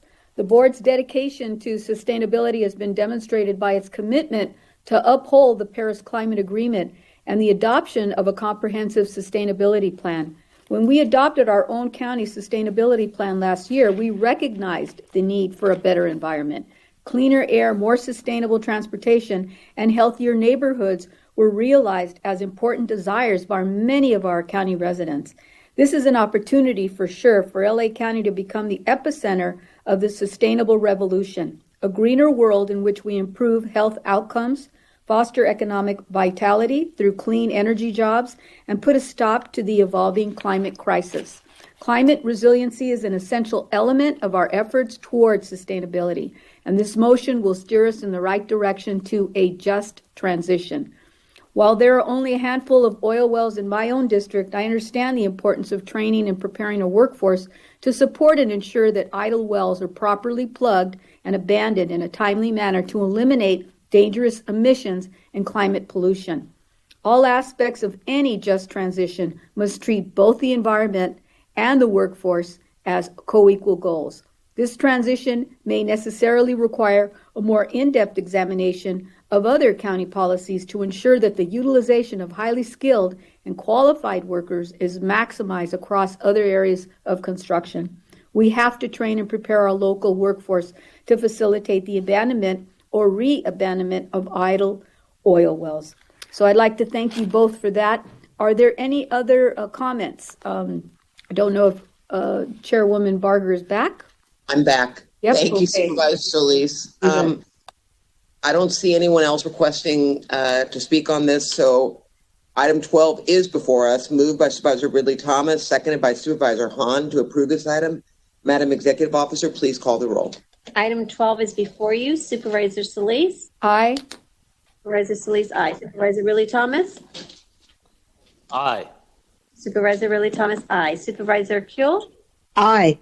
Supervisor Kuehl, aye. Supervisor Hahn? Aye. Supervisor Hahn, aye. Supervisor Barger? Aye. Supervisor Barger, aye. Motion carries 5-0. Fantastic. Now we are on to item 13, presenting the Acting Chief Executive Officer's report on establishing an anti-racist Los Angeles County policy agenda. This was held by Supervisor Ridley Thomas. First, we need to vote to convene a public discussion of the board on the Acting Chief Executive Officer's report on proposed anti-racism policies at today's board meeting. Moved by Supervisor Ridley Thomas, seconded by Supervisor Solis to approve this item. Madam Executive Officer, please call the roll. Supervisor Solis? Aye. Supervisor Solis, aye. Supervisor Ridley Thomas? Aye. Supervisor Ridley Thomas, aye. Supervisor Kuehl? Aye. Supervisor Kuehl, aye. Supervisor Hahn? Supervisor Hahn? Supervisor Barger? Aye. Supervisor Barger, aye. Motion carries 4-0. Supervisor Ridley Thomas, please unmute your mic and you can make your remarks. Thank you. Well, thank you very much, Madam Chair and colleagues. This is a motion brought in for the purposes of setting forth an agenda. We're going to hear from the Acting Chief Executive Officer in advance. I just want to say thank you for the work that has been done by Ms. Davenport and her team in such a short time frame. It was a unanimous vote just in July, and in just these past few months, we've come to grips with COVID-19 and all of what it has claimed in terms of the number of lives. Nearly a million or more Angelenos have filed unemployment insurance. The civil unrest has not abated, and more is continuing to happen as we invoke the names of George Floyd and Jacob Blake and Dijon Kizzee and Breonna Taylor, Andres Eduardo, and more. People continue to be concerned at alarming rates, so that there's no time to waste in getting to the root of serving our constituencies fairly, that is to say, equitably by ensuring that our practices are rooted in an anti-racist sensibility, as is indicated in the text by Ibram Kendi, How to Be an Anti-Racist. And so, Madam Chair, with your consent, I would pose a few questions, but I think it would be appropriate if I were to do so after hearing from our Acting Chief Executive Officer, and then I will resume at that point. Thank you. Absolutely. I know Supervisor Solis is requested to speak on this item. Thank you, Madam Chair. I want to thank Supervisor Ridley Thomas. You know, this is such an important issue for us here on the board because the discussion centering around racism and efforts to ensure that our county services are delivered in a manner that really considers race and strives for equity for all. Achieving social, economic, and racial equity means taking a really hard look at the deficiencies in all of our systems: justice and public safety, health, mental health, healthcare, homelessness, housing, economic, workforce development, education, child and family welfare. This board must be at the forefront in the calls to dismantle systems that have perpetuated such inequities. Communities of color continue to bear the brunt of the COVID-19 pandemic, and our communities have lived with the systematic and structural inequality for far too long. There are many indicators we can analyze to prove time and time again how racial inequity is rampant in LA County, including median household income, food insecurity, who lives in a crowded household, who is more likely to fall into homelessness, what groups rely on public transportation, who has health insurance and who doesn't, the digital divide in access to computers and high-speed internet, the ability of certain individuals to work from home and other essential workers who can't work from home and risk exposure, and many other indicators that show us we have much work to do to close these gaps. The United States economy was built on and continues to thrive on the exploitation of people of color and their hard labor. People of color find themselves with the lowest rates of graduation from high school, lowest rates of college degrees attained, and they earn lower wages and fewer benefits than other races and ethnicities. And the list of examples of racial and economic disparities goes on. Moreover, the wave of civil unrest continues to grip our county and the nation as we witness the preventable clashes and sometimes violent and fatal confrontations between law enforcement and our communities of color. Our residents will no longer put up with the status quo, and they shouldn't have to. My office and that of Supervisor Barger joined representatives from philanthropy, academia, business, education, the health field, and community on the Committee for Greater LA. The group met consistently for several months to produce a No Going Back LA, a thorough report that not only illustrates the economic and racial inequities in LA County with overwhelming data, but also makes bold and feasible recommendations of how leaders and the community may begin to address them. As the county begins to advance our anti-racism strategic plan, I ask that we also look outside the county, such as the No Going Back LA report, for ways we can set out to eliminate racism and bias in LA County. I believe we can root out racism in the county. If we're going to be successful, we need the imagination, commitment, and action of every single LA County resident. Thank you very much, Madam Chair. Thank you. Supervisor Kuehl. Thank you, Madam Chair, and thank you, Supervisor Ridley Thomas, for bringing this to us and understanding that we have been thinking about this, we have been wondering about what to do, and feeling that it is a time of opportunity, not only for the county, but across all of our geographies, but perhaps most importantly, with each of us individually.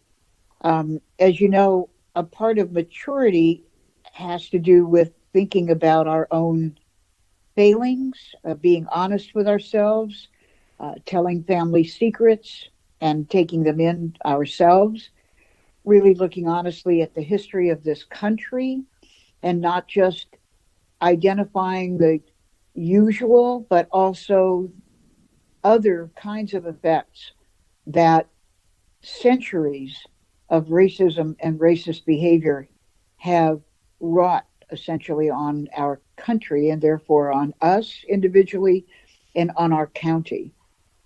I'm really proud to be part of this board. This board is not afraid to face issues that are difficult. And this is definitely one of the more difficult for our time. We see it through different lenses now, in addition to the usual lenses. We look at the cries for criminal justice reform and the recognition of the disproportionate impact on Black, Indigenous, and people of color. We look at poverty. We look at sickness. We look at the distribution of resources.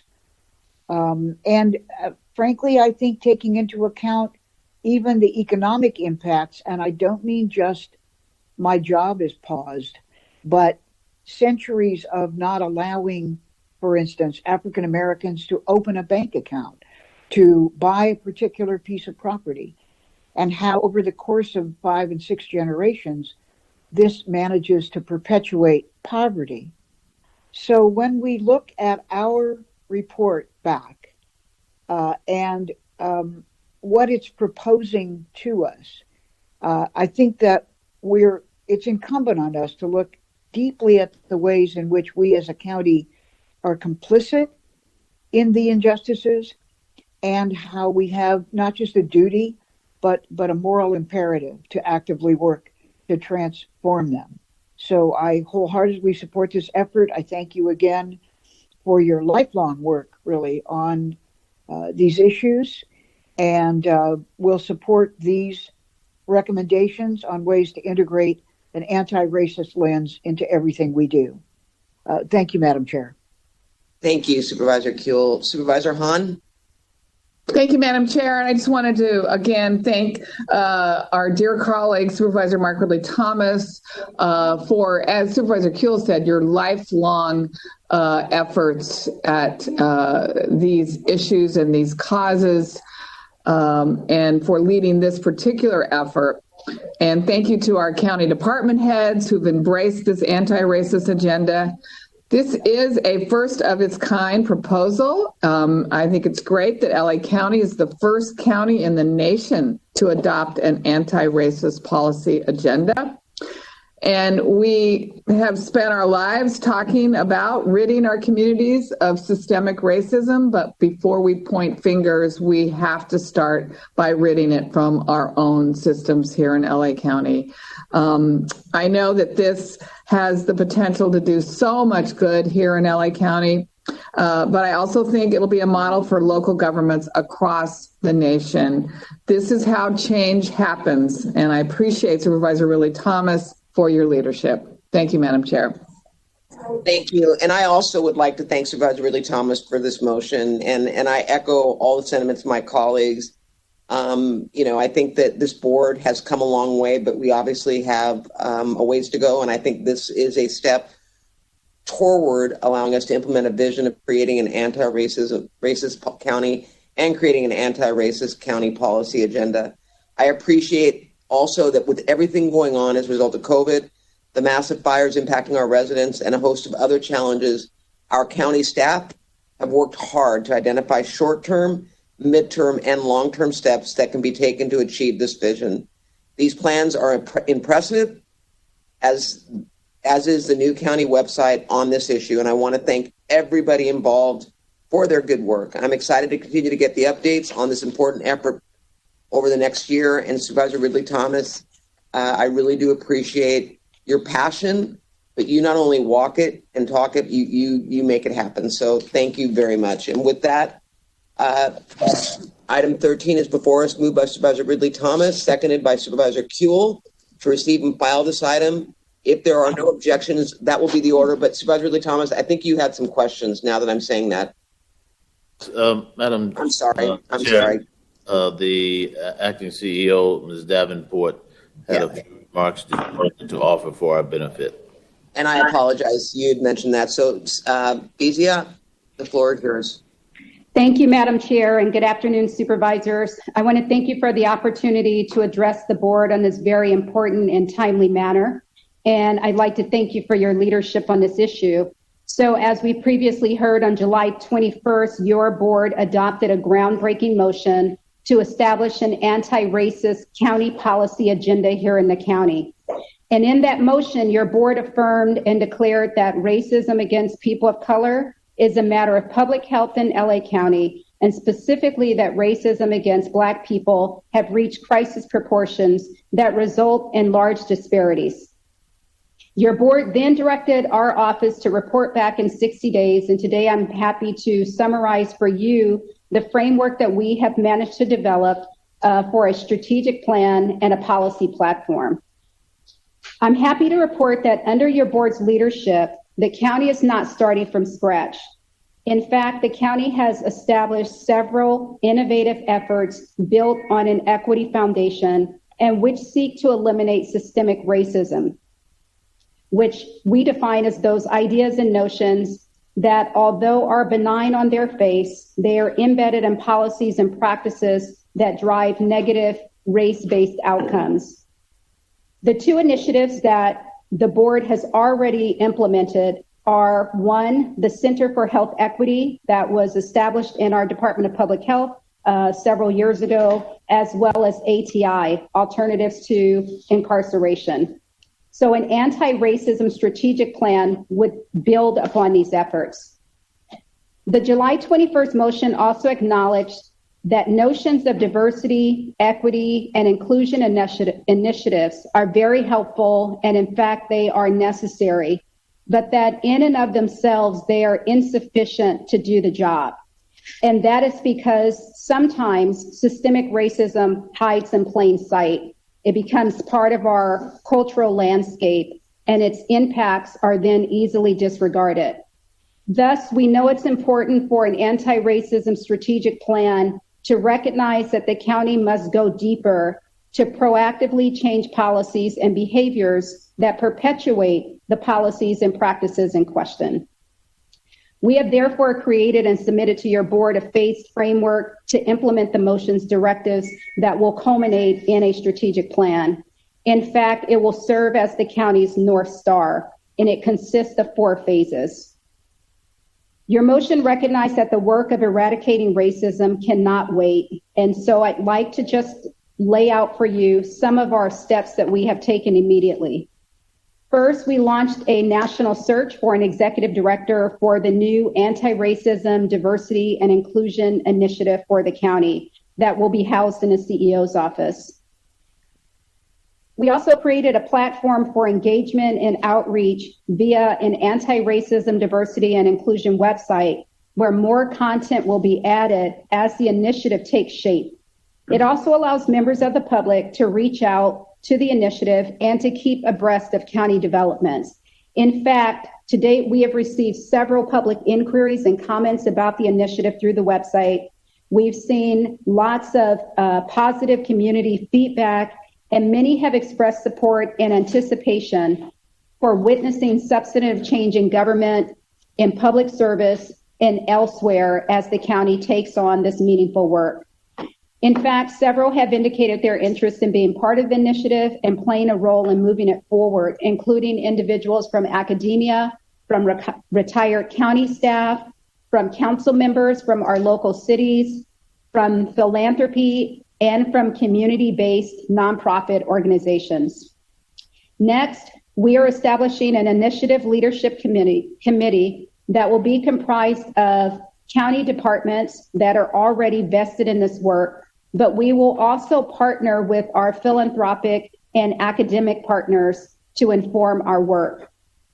We are also collaborating with the Government Alliance on Race and Equity for training, coaching, and strategic counsel. Finally, we have begun strategizing with our colleagues in our Intergovernmental Affairs Unit to identify legislative opportunities and develop recommendations to support implementation of the strategic plan. We will also likewise convene equity summits and forums in our communities to further inform that strategic plan. In sum, the report for today is that the work is underway and we are grateful to be a part of the initiative. We expect to provide your board with further reports after we have hired an executive director to further guide and move this work forward. Thank you, Board of Supervisors, and I am happy to answer any questions you may have. Supervisor Ridley Thomas, the floor is yours. Thank you, Madam Chair. I think the report was sufficiently informative to the point of having exhausted the questions that I might have posed, and I'm perfectly good with that. I thank Ms. Davenport for her thorough presentation. I just wish to add that the City of Los Angeles has advanced a Chief Equity Officer who I expect will be in collaboration with us as well. She's Brenda Shockley, Esquire, and it would seem to me that the more partners we have across the county from our respective municipalities, the better for the whole region. Thank you, Madam Chair. Thank you, Supervisor Ridley Thomas. So now that item will be moved by Supervisor Ridley Thomas, seconded by Supervisor Kuehl. Without objection, to receive and file this item. If there's no objection, that will be the order. Now we are going to move on to item number 15, implementing reentry employment support for AB 109, fire camp participants. It was helped by Supervisor Kuehl, and this is an excellent motion, Supervisor Kuehl. The floor is yours. Thank you, Madam Chair. I always like to have the word excellent appended to any work, though I owe the excellence of this motion to Shelby King on my staff, who has done all of the work on this issue the whole time she's been with us. As you know, California is experiencing, I guess to call it a record-breaking fire season would be so much of an understatement. Over 8,000 wildfires have burned over 3.7 million acres in California, and that is in this year, 2020. So far this year, 5 of the 6 largest wildfires ever to happen in California history have occurred in this year, in 2020. Here in LA County, the Bobcat Fire, the Lake Fire, have collectively burned over 145,000 acres, and now I think it's more by today. There have also been nearby fires in Riverside and San Bernardino counties. So many fires that they even collect together, and they're like, a cluster of fires or complex fires. So this year we were forced to reckon with our somewhat unhealthy reliance on inmate labor to fight the fires. The number of incarcerated people in our fire camps was drastically reduced this year because, fortunately, many of them were released early to prevent the spread of COVID-19 in the jails. And in LA County, our inmate crews will likely be reduced from 24 to maybe 8 because of the reduced custody population.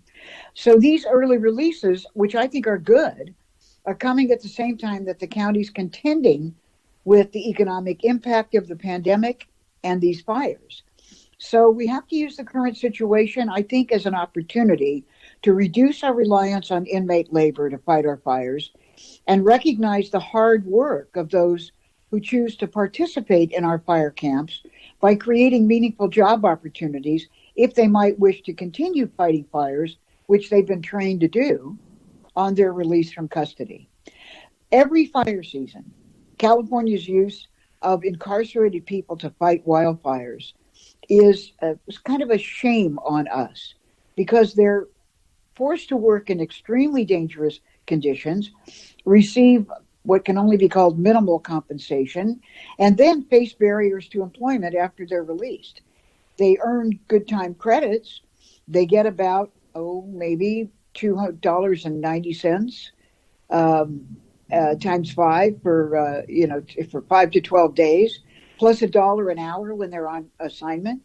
But in fact, the history of inmate worker programs is rooted in the use of inmate labor. After the abolishment of slavery legally, it was still a way to extract free labor, primarily, as we've talked about in other motions, from Black and brown people. So as LA County furthers its anti-racist policy agenda and its alternatives to incarceration agenda, this is how we can do more to help those who are willing to risk their lives to fight our wildfires while they're in jail. Last year, I brought a motion with Supervisor Solis to explore re-entry employment support for the population, and now it's time to act and implement those supports to ensure that these fire camp participants can find quality employment. This motion presents a short and a long-term vision for improving employment linkages. In the short term, to link fire camp participants to existing county jobs and create a job classification in the fire department for which fire camp participants will be eligible, provide more programming while people are in the fire camps, and create a plan to implement AB 2147, which can help eligible fire camp participants expunge their records. In the long term, we are exploring the creation of a reentry job training program where fire camp participants can receive a paying job, training, housing, education, other services, and help with job applications after release from jail.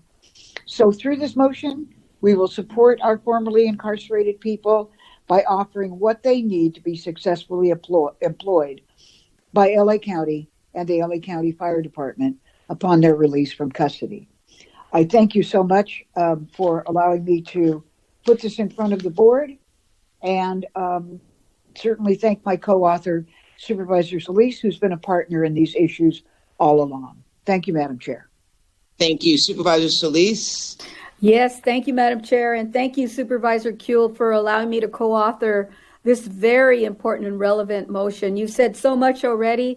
I don't want to repeat everything, but I will tell you that this is something I know early on when you and I came to the board, we had a lot of discussions with some of the folks that brought this idea to us, and it just wasn't getting through. And now finally, because the state has taken action and it looks like the stars are aligned, that we have the right ingredients to move forward. So I'm very hopeful that this will do all the things that you mentioned, create pathways, a good pipeline for good paying union jobs and benefits, reduce recidivism, and help to create a sustainable pool of qualified, experienced people who can fight our fires.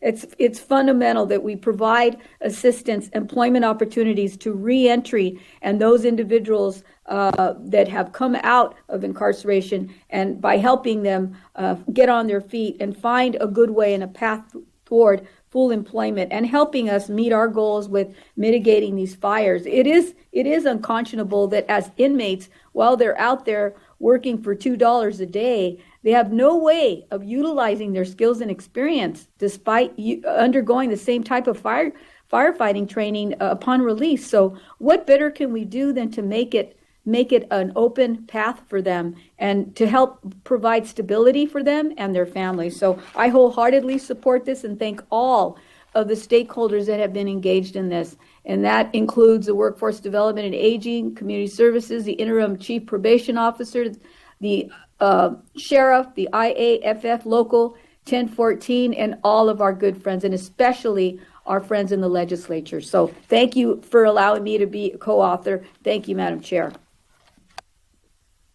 Thank you. And I also, as I said, Supervisor Kuehl, when you were beginning to talk, this is an excellent motion. And I know I've talked to Scott Budnick, who really, this has been a passion of his for years, as well as Dave Gelati, the president of 1014, who has worked collaboratively with Scott to really look at how this can benefit not only fire, but also the lives of these young people that for under any other circumstances might not have the ability or opportunity to be a part of an amazing group of firefighters. And so I think that this truly is an opportunity. We have great candidates for early release from state prisons who have historically served our communities well through their collaboration and bravery, but have not been able to reap the benefits of their training upon release. And AB 2147 reconciles that issue on allowing for our brave men and women who have been volunteering with our fire crews to now petition for dismissal of their conviction, removing barriers to employment upon reentry. For those who have not only served their time, but also served their communities in times of crisis, they deserve the opportunities for success as they return home.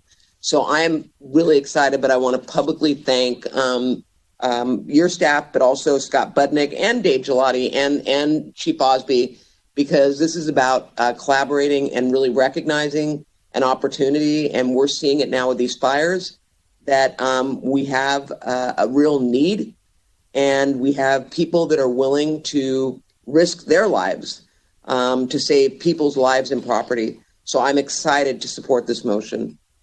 So with that, item 15 is before us, and it's moved by Supervisor Kuehl, seconded by Supervisor Solis to approve the item. Madam Executive Officer, please call the roll. Item 15 is before you. Supervisor Solis? Aye. Supervisor Solis? Aye. Supervisor Ridley Thomas? Aye. Supervisor Ridley Thomas? Aye. Supervisor Kuehl? Aye. Supervisor Kuehl? Aye. Supervisor Hahn? Aye. Supervisor Hahn? Aye. Supervisor Solis?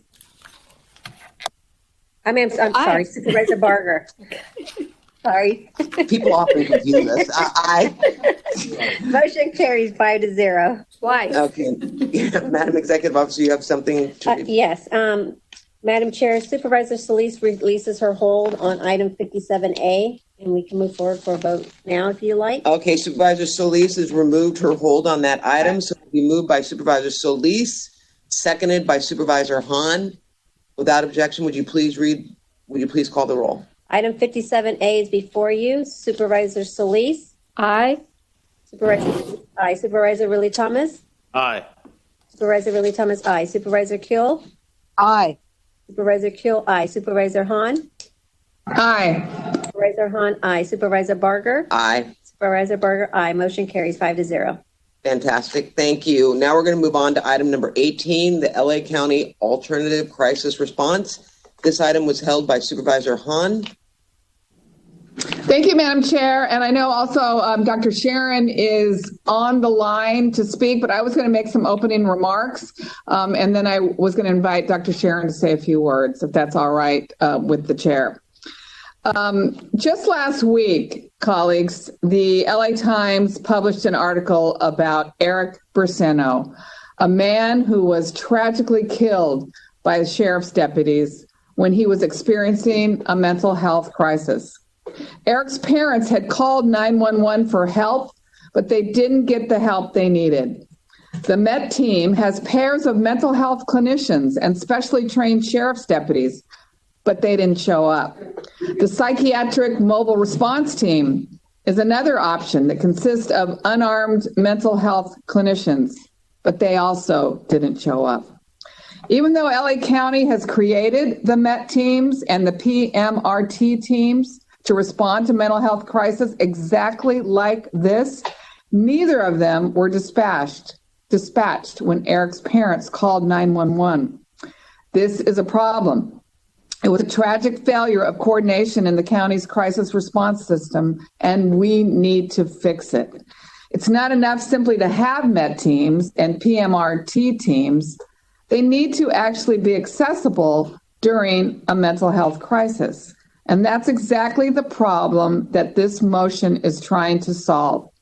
The Alternative Crisis Response Steering Committee brings together all the major players in our county's first response system, like the fire department, the sheriff's department, the Department of Public Health, the Department of Mental Health, and many more.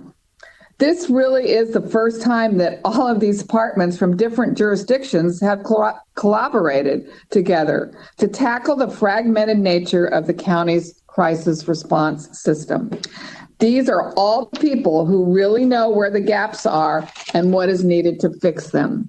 In fact, this motion today addresses one of those gaps that the committee has already identified. Up until now, there was no way for law enforcement to triage 911 calls to the Department of Mental Health. So we're now directing the Department of Mental Health to establish a direct line between law enforcement and the DMH access line. This will allow 911 calls that do not require a law enforcement response to be quickly and efficiently triaged to our Department of Mental Health. This is an important first step in creating a coordinated alternative crisis response system, but we know it's not the last step. And that's why we're also creating subcommittees within the larger ACR steering committee to delve deeper into how to streamline and coordinate the system. Again, I want to thank particularly Dr. Sharon for his leadership and his vision specifically in this area. And I'd like for him to explain more about the work of ACR Steering Committee and already what's been done and what our next steps should be. Dr. Sharon? Hello, Board. Can you hear me? Yes, go ahead, Dr. Sharon. Yes. Oh, good. Hey, John Sharon, Department of Mental Health. Supervisors, it's great to be presenting to you. Of course, I would prefer to do it in person. It's been a while, and I want to salute you all for your courage going after reform, and in particular, Supervisor Hahn and her steadfast nature regarding the importance of non-law enforcement crisis response. I also want to thank many leaders from across the county departments, as well as cities that participated and beyond, all of whom worked with me really aggressively on the Alternative Crisis Response Steering Committee to put forth our initial response. And also to recognize precursors, because the dialogue around this has been going on for some time. I'd also like to thank Barbara Ross, who is my co-chair, and as we all know, chaired the ATI. And I think most importantly, the communities who have come together to demand reform and done it as a collective. In terms of the context, I would say that health and safety reform is in the spotlight right now for very, very good reasons. And we've been talking about it all day. And the time is now.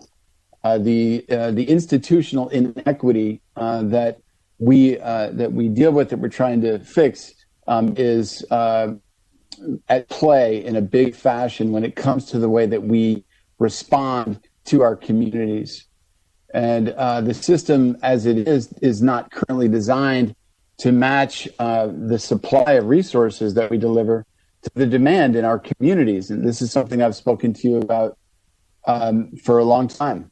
We need to meet the health and human service needs in our communities with health and human service response. While it's not a new idea, there is a new intentionality with this board, with our partners, certainly from the community, and there's a new level of commitment. We have to lead with and double down on our investment in care first approaches whenever possible. This is a classic example. Those who are suffering from being ill need to be triaged to resources for being well. We have to be able to identify people that are suffering and get them treatment, not punishment. In many ways, we will be relieving law enforcement from scenarios that require a primary behavioral health response, not a law enforcement response. With respect to the steering committee, many of these principles are established. There's been prior work here, and there's also been prior work nationwide. But there's this new infusion of energy and expertise, buy-in and coordination. And, you know, as we're hearing, and I've been on since 9 o'clock, there will be a significant resource requirement for us to do this that will be ongoing. Our phase one effort was very fast paced. We did a lot of research. We had dialogue with outside experts and a series of robust meetings with all the principals. We had significant consensus in terms of our need for a massive overhaul and a rebuild of our current systems. There was general agreement about the 3 operational domains that really can be summarized by having in place someone to talk to, someone to respond, and somewhere to go for when there is a crisis. The first of these, someone to talk to, we need a regional call center that connects our current centers as a live network, and that can be accessible through 911 as well as other numbers in an automated fashion. And you should know that the FCC at the federal level has now mandated 988 as a crisis response number that will be fielded here and will be very critical to the development of a regional call center. This effort will require significant one-time investment as well as ongoing investments. The idea is really that there's a team approach when calls come in with multiple subject matter experts from different agencies, and it gets filtered from them for an assessment, a triage, and a dispatch. In addition, a regional call center has the capacity to provide air traffic control. The second piece, the second operational domain, is response teams that get dispatched. They need to be right-sized in number and type to deliver upon dispatch. This will require significant ongoing investment. They have to be equipped for health-related matters across the spectrum, and they have to have mental health and addictions experts as first responders. And a big piece of the response will need to be individuals with lived experience, what we call peers. And I would like to recognize on this note that on Friday, our governor signed Senate Bill 803, which will allow us to get access to federal funding for peers. And this board and this county has been a big mover in that effort. We sponsored that bill. In addition, we have to always make sure that we have co-responses when necessary, because some of the things in the field are unknown and cannot be predicted by a call and by a sophisticated triage. The third piece, the third operational domain, is receiving facilities. This is going to be a massive one-time investment up front. We need many more urgent cares. We need more residential treatment beds. We also need to be able to connect people to care whenever we meet with them, and that requires a place to go, a receiving facility in real time. In terms of the motion and the directives, I really, really want to reiterate the connection to the ATI process. And as I said, many other processes that are ongoing and predate ATI. The ATI had 26 foundational recommendations, and in my reading, this effort accounts for about 5 of them. So this is significant, and it's entirely in keeping with our policies and our approach. In terms of quick wins, as Supervisor Hahn mentioned, the Department of Mental Health is about 2 months into getting and I'm sorry it takes that long, dedicated line for law enforcement. And I want to recognize and thank John Gannon from the Sheriff's Department for pushing really hard on me from day one to get this established. I signed the contract today. It will be live in mid-October. We also, as many of you are aware, are deploying therapeutic transport vans, and we're doing this in collaboration with others, including LA City, to make a 24/7 response capacity available in Los Angeles County. And we should be announcing that partnership formally sometime in the near future. Otherwise, in terms of phase 2, which is really what this motion is all about, we have to have subcommittees to dig in on each of those 3 operational domains, and each has to have subject matter experts from across the continuum, including those with fiscal expertise. And in keeping with the ATI tradition, we have to have a forum to vet regularly with the community what we're identifying as opportunities and what we're identifying as priorities. We also are going to require external assistance from other jurisdictions who have done parts of this work. Although when I speak to folks nationally, there's a great deal of interest in Los Angeles County and a hope that we, as this massive jurisdiction, can pull all of these pieces together, which has really never happened in a fully consolidated way to date. Another very important thing is asset mapping and a gap analysis. These are critical aspects because while we need to figure out the quantity and type of resources required, not all of that will be built anew. We have to integrate a lot of our existing infrastructure and capacities into our plan, and that would include a significant increase in the number of urgent cares, as well as a recognition of a bed pilot that the department has been moving with the board's support since before COVID.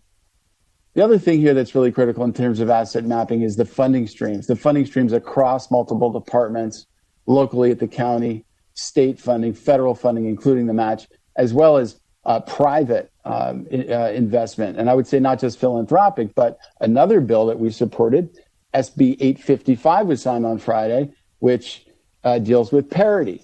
So private insurers have to make sure that they are playing in this solution, because there are people who need assistance in real time, require transportation, and require urgent attention and emergent attention. That can't fall on the safety net.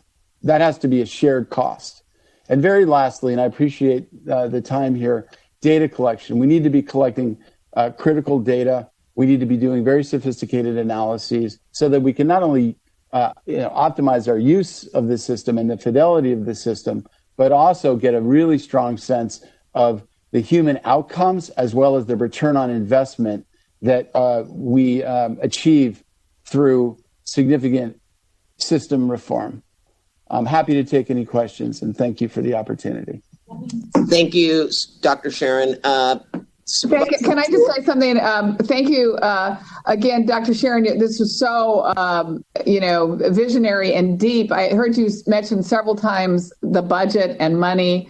So I'm guessing at some point after you have a better handle on what this is exactly going to look like, you're going to attach a budget. But I am hopeful that the budget we pass in the next, within today's agenda, as it relates to ATI, could also obviously be appropriated towards an effort like this. Well, if I just could make a quick statement, what I would suggest is that there are roughly 5 foundational recommendations that I believe are covered in by the ACR steering committee. So I would suggest that those would be, opportunities for the ATI money, among many other things. That was really quick, Dr. Sharon. Well, thank you. Yeah. Anything else, Supervisor Hahn? No, thank you, Madam Chair. You got it. Supervisor Kuehl? Thank you, Madam Chair. When I was a contracts professor, we used to say, you don't gain anything by adding, and I really mean it, into the terms of a contract. But that is not the case where the county is moving from an idea to an action, from talking about something to implementing it. And I really like this motion, and thank you, Supervisor Hahn, for bringing it. And thank Dr. Sharon and Dr. Ross, the chairs of the ACR steering committee, as well as everybody that participated, because the crisis system that's envisioned by the steering committee represents the culmination of a number of other steps we have taken to kind of underscore the reality that not every call for help should be answered by law enforcement. In this space, the county created the psychiatric mobile response teams, the mental evaluation teams, and other programs.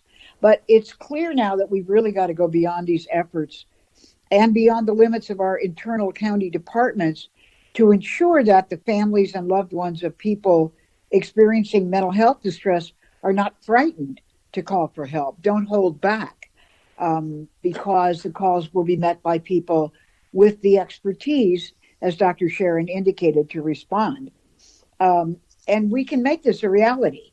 The alternative response under this plan would begin the minute a call is made into a state-of-the-art call center where the calls are triaged, and then account for every decision that has to be made along the way so that people in crisis have the right place to go based on their level of need. So we see the vision, and we're ready to move forward and support the work. I also appreciate two more things.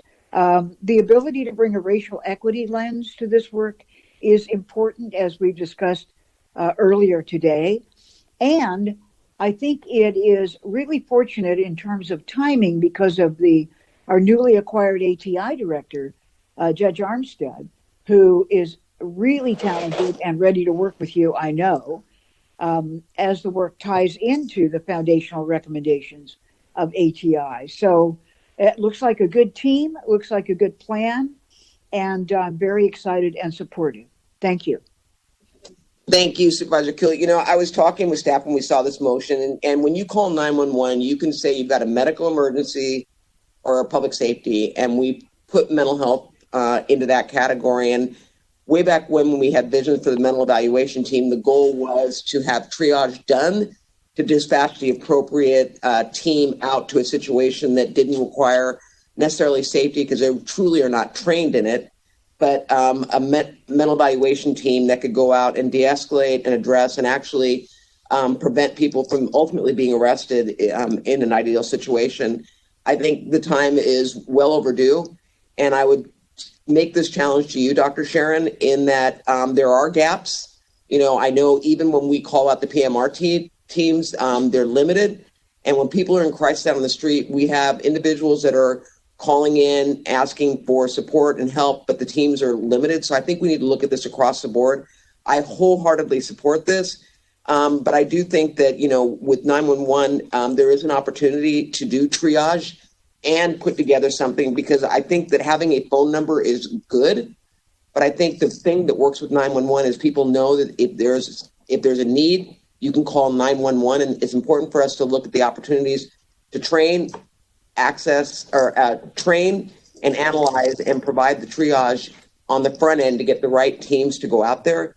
I think, again, this is an opportunity, and I believe it's going to be very fluid, but it's obvious to me based on the situation that we've heard, and you outlined, Supervisor Hahn, family members, when they call, when a loved one's in crisis, they don't want them to come out and end up, killing or tasing or taking them into custody. They want them to de-escalate and get them the help that they need and that they deserve. And so I think that this motion is incredible. But Dr. Sharon, my challenge to you is to look holistically across the board, not just at those calling 911, but for the public that calls in and calls 211 and identifies somebody in need and talks to someone on the other end, that they are ensured that they are going to be able to get someone out to at least help a person in crisis so they don't end up getting called on a 911 call. So that's my 2 cents. Accepted. And I would just say that, the idea of a regional call center is to create a portal where we can bring in, requests from a variety of different people and scenarios and have them analyzed and lead to triage, and we'll gain capacity just by doing that efficiently. But we are going to have to invest significantly in the number of teams. I mean, my teams are going nonstop. That's you just made my point. I think that's also where we need to invest. Yeah. I'm not being critical of your teams because you can only be in one place at one time, but I think that we need to look at it holistically across the board. I would also challenge all of us to call 211 and test it, because I know, Supervisor Juan, you had an experience with 211 on a homeless individual. I think we need to make sure that when we throw out the 211 line, that we are ensuring that they're getting the proper training and resources to activate when they get the calls. Agreed. Yep, because we've talked about it, and I know Dr. Sharon. All right. Do I have any other comments? And I really appreciate it. Thank you for your report, Dr. Sharon. Thank you, Supervisor Hahn, for bringing this motion forward. I think it's fantastic. So with that, Supervisor Hahn moves this item, seconded by Supervisor Kuehl to approve the item. Madam Executive Officer, please call the roll. Item 18 is before you. Supervisor Solis? Aye. Supervisor Solis, aye. Supervisor Riley Thomas? Supervisor Riley Thomas, aye. Supervisor Kuehl? Aye. Supervisor Kuehl, aye. Supervisor Hahn? Aye. Supervisor Hahn, aye. Supervisor Barger? Aye. Supervisor Barger, aye. Motion carries 5-0. Thank you. We are now on to item number 27, various capital projects for the Department of Health Services facilities. This was held by Supervisor Solis. Yes, thank you, Madam Chair. And I will say that there are many projects that are listed on item 27, but I wanted to pull out in particular the LAC-USC Medical Center, the Child Care Center in particular, and the Recuperative Care Center. And I want to thank you, Madam Chair, for the time and opportunity for me to speak on this. I want to highlight and thank all of the departments for moving forward with the funding for phase 1 of the Restorative Care Village and the Child Care Center at LAC-USC Medical Hospital. You know, these projects will bring much needed services to patients, staff, and nearby communities, and they will sit among the rich history of service that the medical center has provided to the downtown and east side Los Angeles community for well over 100 years. The Restorative Care Village has various phases, but phase 1 consists of 96 recuperative care beds and 64 crisis treatment residential beds. And as I said before, these restorative care villages are a model for the country. Patients receive excellent care from LAC-USC Medical Center, but for some people, once they leave, their recovery can be jeopardized because they lack safe and a stable home to rest and complete their healing process. And without a safe home and a care network to assist them, their chances for a successful and complete recovery diminish significantly. These villages will provide interim housing for vulnerable people so they can heal in a safe environment. The Restorative Care Village will provide transitional housing and services to ensure discharged patients can have successful recovery and a continuum of care service to support their ongoing healthcare needs. The Restorative Care Village, or as it is known as RCV, represents a fundamental shift in how we approach what we call whole person care. Particularly, colleagues, this board has taken a strong position that our mentally ill should be treated with comprehensive services in mental health facilities as opposed to being incarcerated in jails. The importance of the project has far-reaching benefits beyond just health care. The new child care center at LAC USC Medical Campus will bring a newly built care center for use by both staff and the community, where parents can feel confident that their children are in a safe and nurturing facility. The child care center will accommodate 72 children and will have indoor and outdoor spaces for the children to learn and play. These projects are changing the landscape, no doubt, at LAC USC Medical Center campus for the better. And these are continued investments that will help to improve upon our healthcare facilities and our services to our local community. But what is an important point also to understand is that we're investing in local labor resources to construct the project. The project is one of many that will be built on this campus through the help of local and targeted worker hire policies. And each of these projects has included an increased local worker hire goal of 50%. And that means these projects will not only service the community, but they will be built by the hands and sweat of the community that they serve. The county is excited to work with our construction industry partners to meet these requirements and to continue to enhance them further. I'm so proud of the hard work that so many local community members have given to the process, and I honor them for sacrificing their personal time to help bring these projects to the county. Through the Health Innovation Community Partnership, the community has been an active partner in development of these projects from the ground up.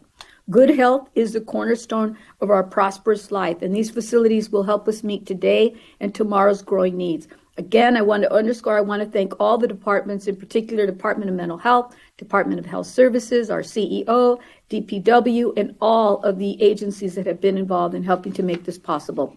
Thank you very much, Madam Chair, and I ask for an aye vote.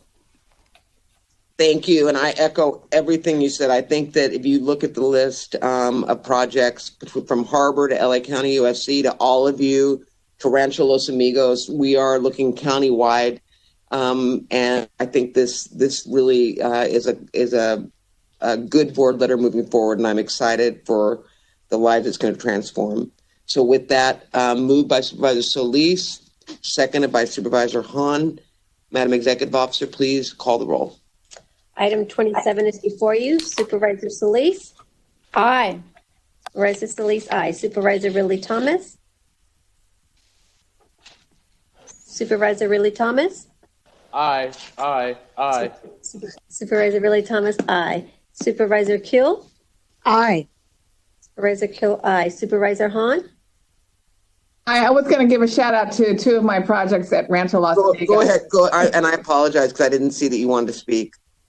No, I just wanted to bring those to the attention that these are going to be two great projects on the campus of Rancho Los Amigos. One will be a restorative care village, and this is a 50-bed recuperative care that will provide services for homeless individuals recovering from hospitalizations. And another one will be to take care of people recently released from jail and psychiatric units. Just another really good thing we're doing with buildings that were abandoned at Rancho Los Amigos. We're going to turn them into hope and help for people who need it most. And with that, I will cast my aye vote. Supervisor Hahn, thank you. Aye. Supervisor Barger? Aye. Supervisor Barger, aye. Motion carries 5-0. Thank you. And again, I apologize, Supervisor Hahn. Now we are going to move on to the supplemental budget. The acting chief executive officer will present each of the budget items in numerical order. Members of the board will be given the opportunity to speak after the acting chief executive officer has presented the item before taking a vote on the item.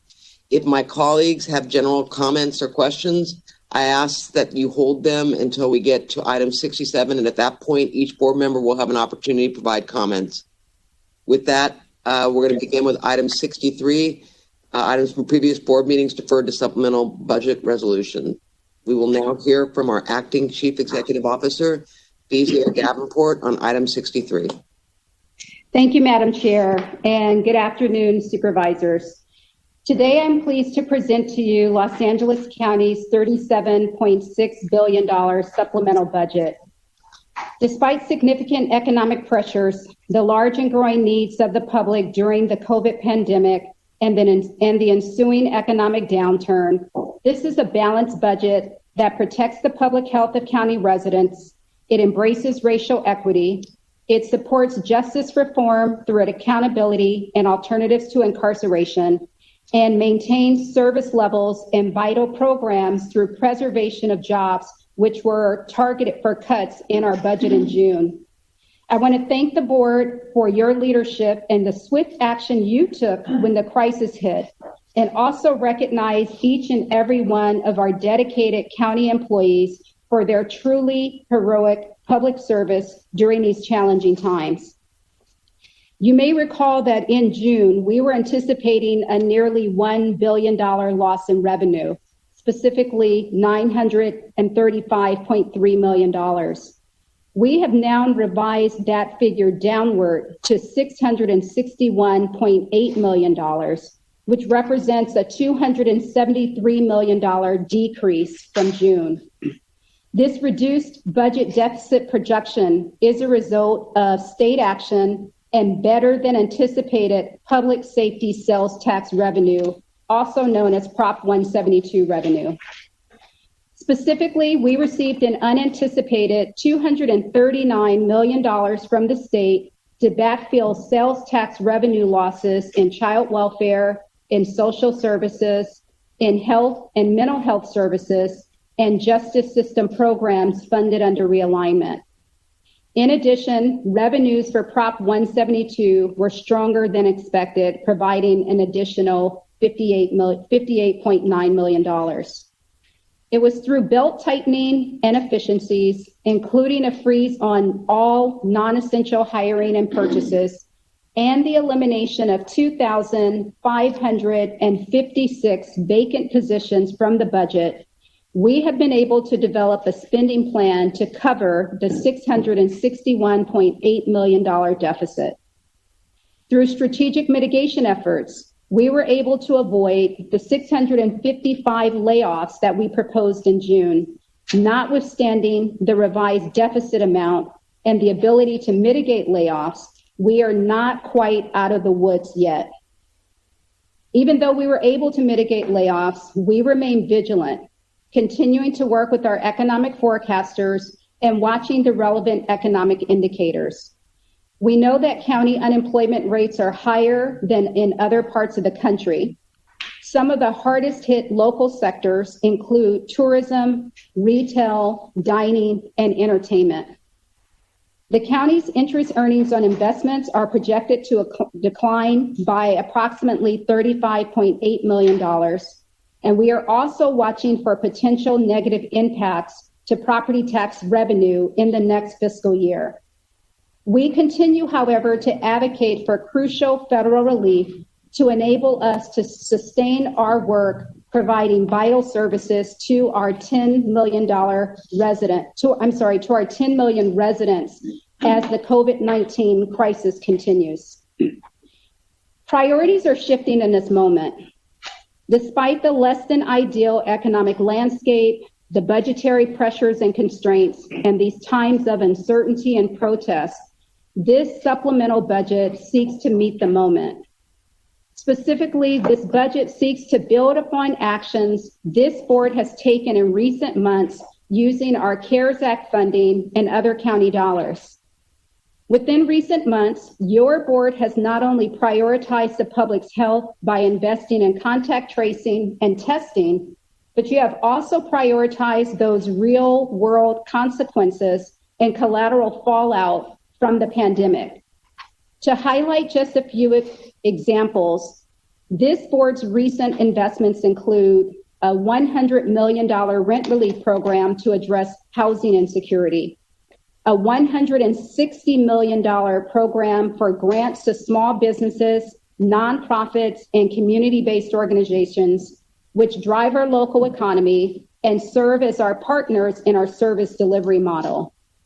$150 million to provide housing and services for the most vulnerable people experiencing homelessness. $5.5 million for foreclosure assistance to homeowners. $8.7 million for eviction defense and emergency eviction defense services to provide defense and eviction proceedings to address the mounting backlog of eviction cases filed with the Superior Court. And finally, $12.8 million to help address the digital divide by funding LACO's purchase of 28,000 laptop devices and hotspots for those students and school districts that are ill-equipped for distance learning. These investments strengthen our safety net, and the supplemental budget recommendations seek to build upon and deepen these investments by doing the following. First, we want to support racial equity through the lens of anti-racism.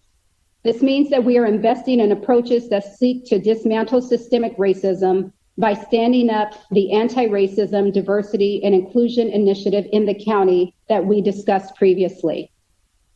Second, we want to invest in the Care First, Jail Last model. This budget proposes an allocation of approximately $104 million to fund two specific components of the Care First, Jails Last model adopted by this board. They are the Alternatives to Incarceration and the Office of Diversion and Reentry. Specifically, we are funding the new Alternatives to Incarceration initiative with $72.3 million in supplemental, with an additional $2 million that will be allocated in a future budget action. As our new ATI executive director, who started yesterday, comes on board, we will work with her to operationalize the Care First implementation plan while also identifying new and existing revenue sources to sustain and expand this essential work. Then there's ODNR. We're also putting $30 million into the Office of Diversion and Entry to support its work in community-based treatment and housing programs for people with serious mental illness and or substance use disorders who encounter the justice system. Pursuant to the board direction and consistent with the July 7th motion, we have identified the $30 million. We are mindful, however, that there is a need to fix the structural deficit as well as to enable ODNR to expand services. Our $661 million deficit has made this difficult and challenging, but we will continue to try and resolve the deficit and expand services, and we will return to your board 45 days after we have had an opportunity to review Measure J, AB 109, SB 678, Prop 47, and other relevant and potential funding resources.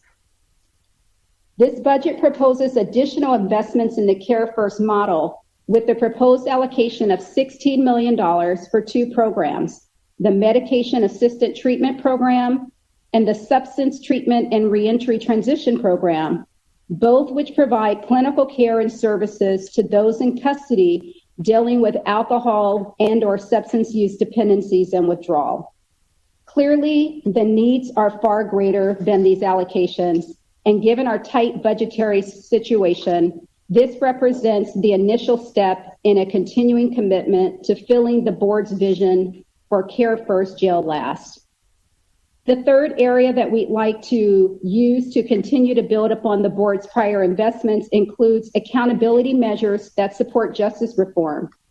As directed by your board, this budget seeks to enhance the county's ability to hold accountable departments serving our communities and justice-involved individuals. 3 programs come to mind and are recommended for funding, and they include: 1, the expansion of the Discovery Unit in the Sheriff's Department to timely respond to Public Records Act requests.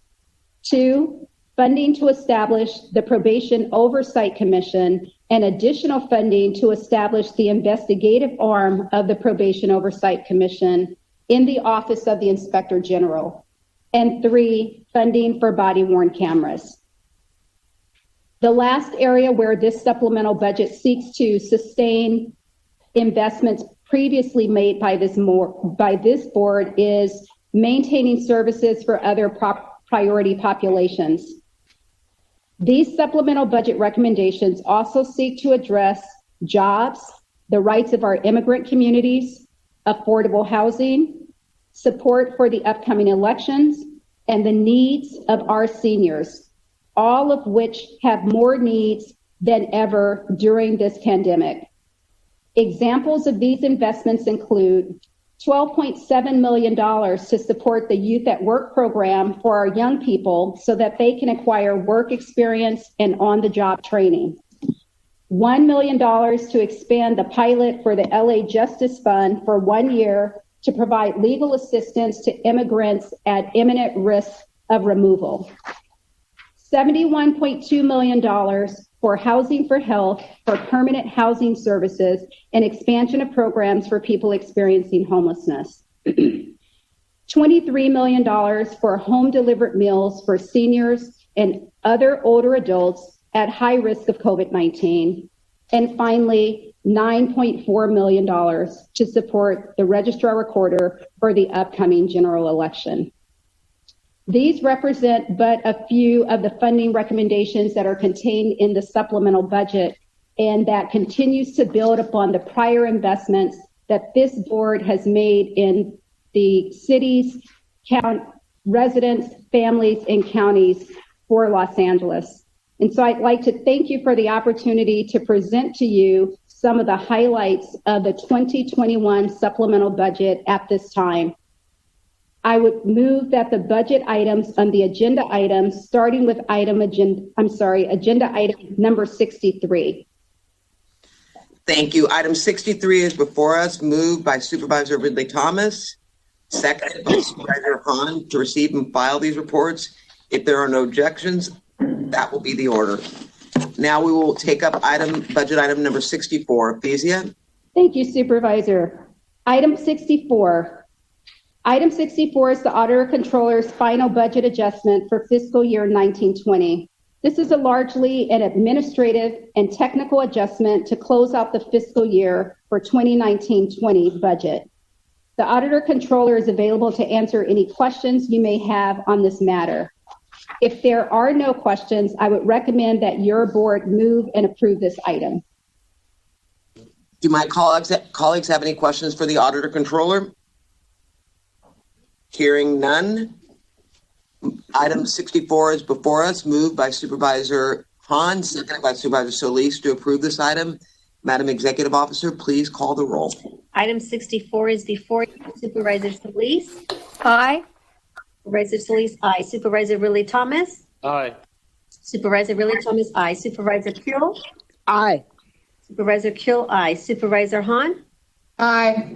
Supervisor Hahn, aye. Supervisor Barger? Aye. Supervisor Barger, aye. Motion carries 5-0. Thank you. We will now take up budget item number 65. Kezia, you will present on budget item 65, sections 1 through 4. Thank you, Madam Chair. Agenda item 65 is the Department of Health Services final budget adjustments for fiscal year 2019-20. These 4 budget adjustments and appropriation adjustments are administrative and technical adjustments to close out the fiscal year 1920 budget for the Department of Health Services. There are 4 actions being recommended. First, the first item is the year-end budget adjustment for the Department of Health Services.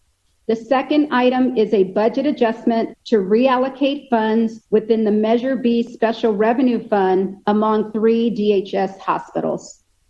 Next is an appropriation adjustment to adjust the long-term receivables for the cost-based reimbursement clinics at various DHS facilities. And finally, 4 is an appropriation adjustment to adjust the long-term receivables of the Enhanced Payment Program and the Quality Incentive Program at various DHS facilities. The Director of Health Services is available to answer any questions. If there are no questions, I would recommend that your board move and approve this item. Hearing none, item 65, sections 1 through 4 is before us, moved by Supervisor Solis, and I will second it to approve this item. Madam Executive Officer, please call the roll. Item 65, sections 1 through 4 is before you. Supervisor Solis? Aye. Supervisor Solis, aye. Supervisor Ridley Thomas? Aye. Supervisor Ridley Thomas, aye. Supervisor Kuehl? Aye. Supervisor Kuehl, aye. Supervisor Hahn? Aye. Supervisor Hahn, aye. Supervisor Barger? Aye. Supervisor Barger, aye. Motion carries 5-0. We will now take up budget item 66. Kezia, the floor is yours. Thank you, Madam Chair. Agenda item 66 is the Auditor Controller's Budget Resolution supplementing the fiscal year 2020-21 budget, which was adopted on June 29, 2020. This resolution established the actual fund balance for all budgetary funds since the adopted budget included an estimated fund balance. The Auditor Controller is available to answer any of your questions. If you have no questions, I would recommend that your board move and approve this item. Hearing no questions, item 66 is before us, moved by Supervisor Ridley Thomas, seconded by Supervisor Kuehl to approve this item. Madam Executive Officer, please call the roll. Item 66 is before you. Supervisor Solis? Aye. Supervisor Solis? Aye. Supervisor Ridley Thomas? Aye. Supervisor Ridley Thomas? Aye. Supervisor Kuehl? Aye. Supervisor Kuehl? Aye. Supervisor Hahn? Aye. Supervisor Hahn? Aye. Supervisor Barger? Aye. Supervisor Barger? Aye. Motion carries 5-0. Moving on to item 67, we will take that up. Bezia? Thank you, Madam Chair. Agenda item 67 contains the CEO's fiscal year 2021 supplemental budget request that reflects various budget changes and provides authorization to execute funding agreements. There are 4 actions being recommended by our office. The first item is to adopt the attached supplemental budget changes to the fiscal year 2021 adopted budget. The second item is to authorize the CEO to execute a variety of funding agreements with various entities and organizations. The third item is to authorize the CEO to amend a funding agreement with the Los Angeles County Development Agency.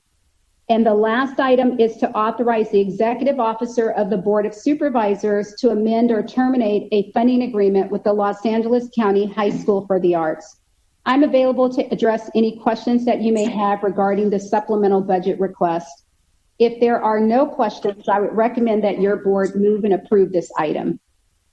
Thank you. At this time, it's appropriate for board members to provide remarks, and I will begin and we'll go in order, 5th, 1st, 2nd, 3rd, followed by the 4th. And I'd first like to thank our acting CEO, Beasley Davenport, Matt McGlowan, and our CEO budget analyst, along with our county department heads for their work in preparing today's supplemental budget. We definitely live in uncertain times. COVID-19 has put the brakes on our local economy. Although our supplemental budget is $37.6 billion, we have a projected deficit of $661 million. This board has worked together to address the public health pandemic and help support our residents through food distribution programs, rental assistance, eviction relief, access to Wi-Fi for those without internet, small business grants, and so on. This is in addition to the robust testing, contact tracing, and health programs that we have put in place to support the safety and the well-being of our residents as we address the spread of COVID. I'd like to take this opportunity to thank our county employees for continuing to provide essential services to support the needs of residents, businesses, and organizations during this time. We are all in this together. And with that, I would also like to thank my colleagues and partners for working so hard to maintain vital services to the communities that we serve. We as a group have worked diligently to address last year's budget deficit, and we will do so again during the current fiscal year. This will be an ongoing process, and we will work collaboratively with federal, state, and local officials, along with our labor partners. The supplemental budget has mitigated any layoffs so that our workforce can continue to provide essential services to the residents of Los Angeles County.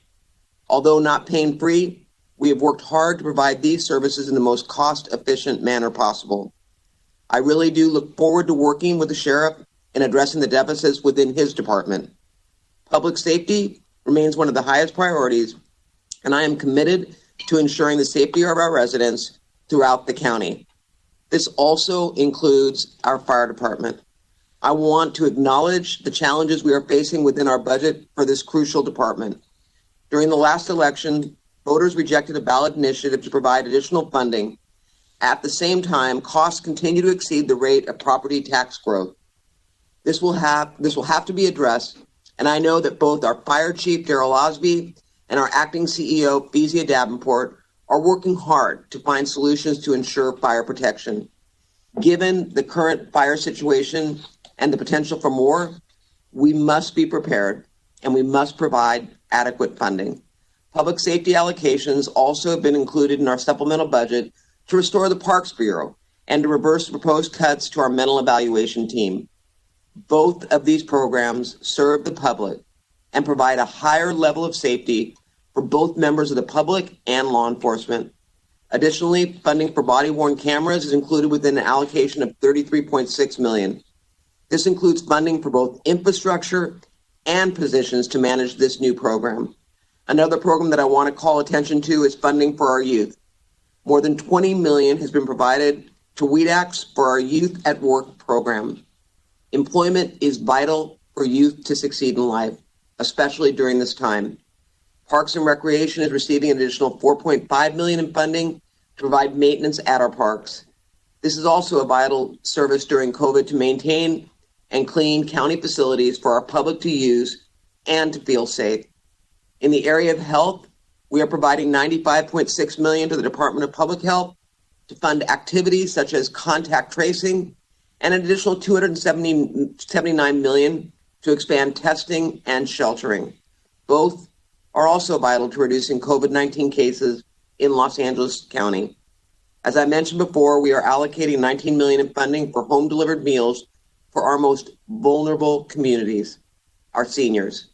Additional funding is also forthcoming for our elderly nutrition program and our Great Plates program to help those at the highest risk to stay home and healthy by delivering food to their door.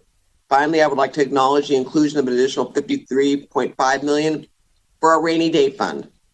We have learned how important our rainy day fund is and will be in the future when there is a crisis should the county's budget fall short. I would like to thank this board for this allocation, which is both fiscally prudent and necessary to maintain adequate reserves in our budget. Again, my thanks to Fezia Davenport and her team in the CEO's office and to my colleagues. But I would also be remiss if I did not mention Sachi Hamai, who began this process in Fezia. You picked up where she left off and you did it in a seamless fashion. And it's a credit to you and the team that's been put together down in the CEO's office. I look forward to working together to meet the needs of all of our 10 million residents throughout Los Angeles County. Thank you. Supervisor Solis?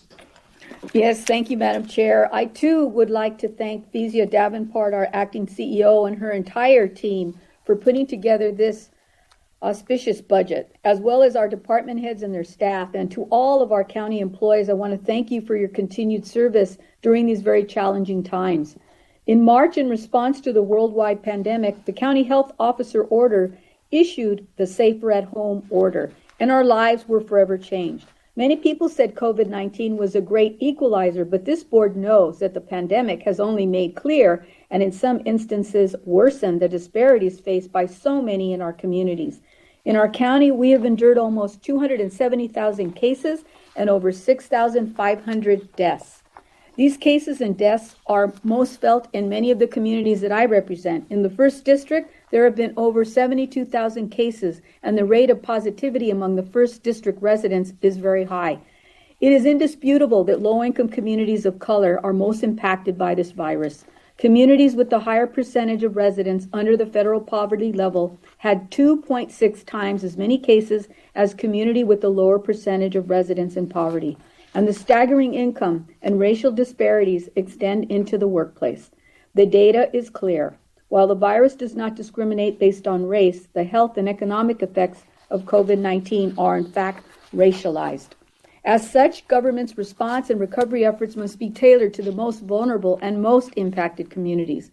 Our approach to the pandemic must be one that combats these inequalities in our long-term situation. Our residents deserve relief that isn't temporary, but instead results in lasting change. That requires us to be creative and go beyond the services and supports that have typically been the bread and butter of what we provide. And in response, the board took immediate action to approve a motion I authored for the treasurer and tax collector to cancel the penalty of late property tax payments for homeowners impacted by COVID-19, and a motion to implement a further to further extend the county's eviction moratorium to October 31st, 2020, which will support renters and landlords alike. The board also approved a motion I co-authored with Chair Barger to freeze the county's non-essential hiring and spending. And when the county received $1.22 billion in federal CARES Act funding to respond to the impacts of COVID-19, the county chose not to backfill its department's budget, but rather to get as much of the funding out to the public as possible. And I advocated along with this board, and we approved the following funding through the CARES Act: $100 million in small business grants, $60 million to help employers comply with worker protection requirements, $100 million for eviction defense and rent relief, $15 million for child care for essential workers, $85 million for food assistance for struggling families and our seniors, and an additional $50 million for food gift cards. $30 million to expand our Promotoras program that will hire and train residents from our most impacted communities, primarily our Black and Brown communities, and to serve as a cultural bridge to healthcare agencies and county resources. And I strongly supported Supervisor Kuehl's proposal for $12.8 million to provide computer devices and 12 months of internet service to support children who lack the necessary tools for distance learning. By June, the county estimated a deficit of $935.5 million due to a loss of revenue and an increase in spending that was necessary to respond to the pandemic. And as a result, 655 county employees were identified for layoffs. Since then, there have been improvements that have reduced our deficit to $661.8 million, and I'm pleased we were able to avert all anticipated layoffs. The improvement is due primarily to $239 million we received from the state to backfill some of the lost state revenue. And for that, I want to thank Governor Gavin Newsom for his continued and unwavering support of our residents in LA County. There was also an improvement in Proposition 172, the public safety sales tax, which helped to backfill some of the cuts made earlier to the public safety departments. The remaining deficit was addressed by no small feat through implementation of operational efficiencies, as well as curtailments in each county department, and several one-time funding solutions, such as using set-aside funds and departmental reserves. Together, these improvements help to preserve the safety net services that our most vulnerable residents rely on. Today, the 2021 budget is $37.6 billion, with 110,204 positions. And as we make these supplemental changes to the budget, I'm pleased to see that many of the curtailments that we adopted in June are being restored as motions I authored or co-authored as such. $20.7 million for the Youth at Work program through the Department of Workforce Development, Aging and Community Services, which provides work experience and opportunities for young people who are facing a devastated job market due to COVID-19. We normally fund the program with one-time funding each year, so I definitely appreciate that the CEO is including $5 million in ongoing funding, which signals the county's commitment to this very valuable program. Now it's time to invest in our youth and not cut back our commitment to them. This funding is a signal of that investment. The budget also includes the restoration of $3,100 for the Arts Internship Program, $1 million for the continuation of the LA Justice Fund, which provides undocumented individuals with legal defense by a nonprofit legal service provider, and $5.5 million to restore the public defender to avoid 34 layoffs and provide $736,000 that had been cut in the final changes budget, and $2.5 million to prevent 14 layoffs in the alternate public defender's office. For the Sheriff's Department, I'm pleased to see full funding for programs that directly impact our communities and that we heard from so many of our residents to improve the quality of their lives, such as the parks, the special victims, and major crime bureaus. And I'm also pleased to see that we're making investments that are intended to get one step closer to reducing our reliance on jails, which is far too long we have used to respond to our mental health and our homeless crisis. Simply put, jails are not the answer for these crises. The budget redirects funding within the Sheriff's Department to our host program that dispatches deputies specifically trained to respond to calls involving people experiencing homelessness, and our MET teams, which partners with the deputy with the mental health clinician to calls involving people with mental health needs. This is definitely a better approach and a better use of our funding. to pair a deputy with the trained clinician so they can de-escalate the situation and connect the person struggling with actual resources. And most notably, the 2021 supplemental budget sets aside $72.3 million for the Alternative to Incarceration Reserve. And just last week, the CEO identified $15 million in savings from the cancellation of the McCarthy contract for the Men's Central Jail Plan, which was canceled by a motion that I had last August. And I'm pleased that $2 million of the savings will be allocated to the Alternative to Incarceration Reserve. And $13 million of the savings will be directed to the Office of Diversion and Reentry, which brings ODR's amount in this budget to $30 million in one-time funding. We know that this is just a starting point and it's not the end point, and more funding is needed. And I'll continue to strongly urge the full funding of the Restorative Care Village at LAC USC and each of the county hospital campuses, which will build our capacity of clinical services as a critical component of the alternative to incarceration efforts. All of these investments get us closer to realizing a care first, jail last model. And the COVID-19 crisis has made clear that these are exactly the programs we need to fund. Let's ensure the lessons from this health pandemic carry forward in all that we do. Investments in health must not only occur in times of health crisis, but because that will be too late. Colleagues, we must use this opportunity to reimagine and transform Los Angeles County and how we invest in care. There's no going back. Thesia, you and your team successfully cobbled together funding, much of it one time, to avoid layoffs this year. That is key to serving our communities. So while your budget team will work with departments under the current constraints, I want to thank you and your legislative team for advocating on behalf of all of our 10 million residents for additional resources and support from the state and federal administration. I want to thank you and my colleagues, and to you, Madam Chair, thank you very much. Thank you. Supervisor Kuehl. Thank you very much, Madam Chair. I am very happy to join with my colleagues in praising many, many aspects of this supplemental budget, because as everybody knows, these have been really unusual, very difficult times, and it's been very interesting to me how the county is being called upon more intensely than ever to step up in a time when it means providing even more when we have less. As you know, over the past, maybe 30, 35 years, there has been a constant drumbeat by those who want to destabilize any kind of services for, I'd say, 99%